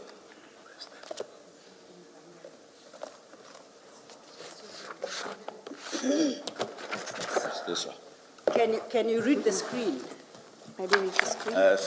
My eyesight. There's one closer to you. Okay, yes, I can. Yeah. Okay, and I read out some of it to you. You say, on my return from work, I took over the investigation. Mpangaze made it known that he was leaving. Then, third line, on 1st July 21, I proceeded to the CHC depot with Mpangaze and Sibia. I had arranged that the clearing agent, Megafreight, send a representative to unpack the container, and we conducted a count of 50 kg bags of animal feed. They amounted to 5395 bags, which corresponded with the packing list.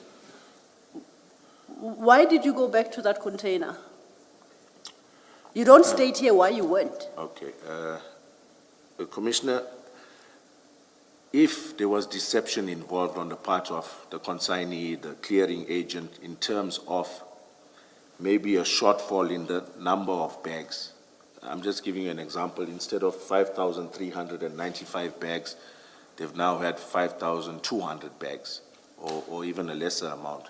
Then it would indicate to me that maybe they had made allowance for the carting of this cocaine to South Africa.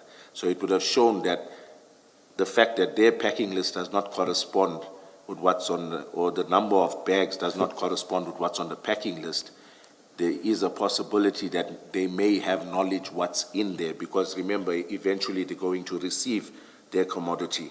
And if there's bags short, one would expect them to complain. And no cartel wants your consignee knowing that you used his container to cart drugs in. So that would have given me the impression that it's possible that our clearing agent or our consignee had knowledge about what was in the container. But the fact that their number of bags corresponded with the shipping documentation, the packing list, to me was an indicator that there was no deception on their part. Now, but then the consignee, it's the recipient of the goods. That's correct. But they don't even know, because they haven't had sight of the content of that container, remember? You opened the container in their absence and you resealed it. That's correct. Now, you are doing what sounds like customs work. Why are you busy counting animal feed bags? You mentioned to Commissioner Baloyi earlier about the SARS detention notice. You recall that? Yes. And it's a list of all those 10 containers. Yes. Why didn't you forward that inquiry to SARS to verify for you whether every container, because inter alia that they would check, corresponds to the shipping documents? Why must you go and count 5,000 bags? I think purely because, Commissioner, we were the ones who initially are responsible for that container by virtue of taking out the bag, canvas bags, resealing it. We were the one that, or I was the one that took that decision. So the actual releasing of the container and ensuring that there's nothing further in that container, and to ensure that this consignee was not doing it, or declared his goods accurately on the SAD 500 and the packing list, was my duty to ensure that there was no red flags with these entities. Okay. You did not detain that container, correct? No, I did not. It was never your responsibility to release it because you never detained it. If I'm not mistaken, Commissioner, I could be wrong, but SARS were done with their detention and I'm inspection. interested in your responsibility to that container. You never detained it, so I say you didn't have the responsibility to release it. By then, SARS had detained it. It then became SARS's responsibility. Why are you meddling in those issues? I was not, or SARS did not make us aware that they were still interested in it. I did have engagements with them, Commissioner. I'm sure if they still wanted to inspect it, I would have availed the container to them, but I think their interest had waned since we had found those drugs on it. Did you issue a release notice for this container as DPCI? I can tell you for free that it's not in the documents, in the docket or the inquiry file. Do you have a copy of that? Yes, I can confirm. Since there was no formal detention notice on it from our side, it was a voluntary search. We did not do any formalized release document. You know there is a release form for those containers, for this particular container, but not issued by DPCI? Yes, that release form is after detention notice is placed on a container. Yes, So I did not do it. Okay. I think it's your meeting perhaps in the time. I'm happy to stop here. Let's adjourn and resume at 9:30 tomorrow.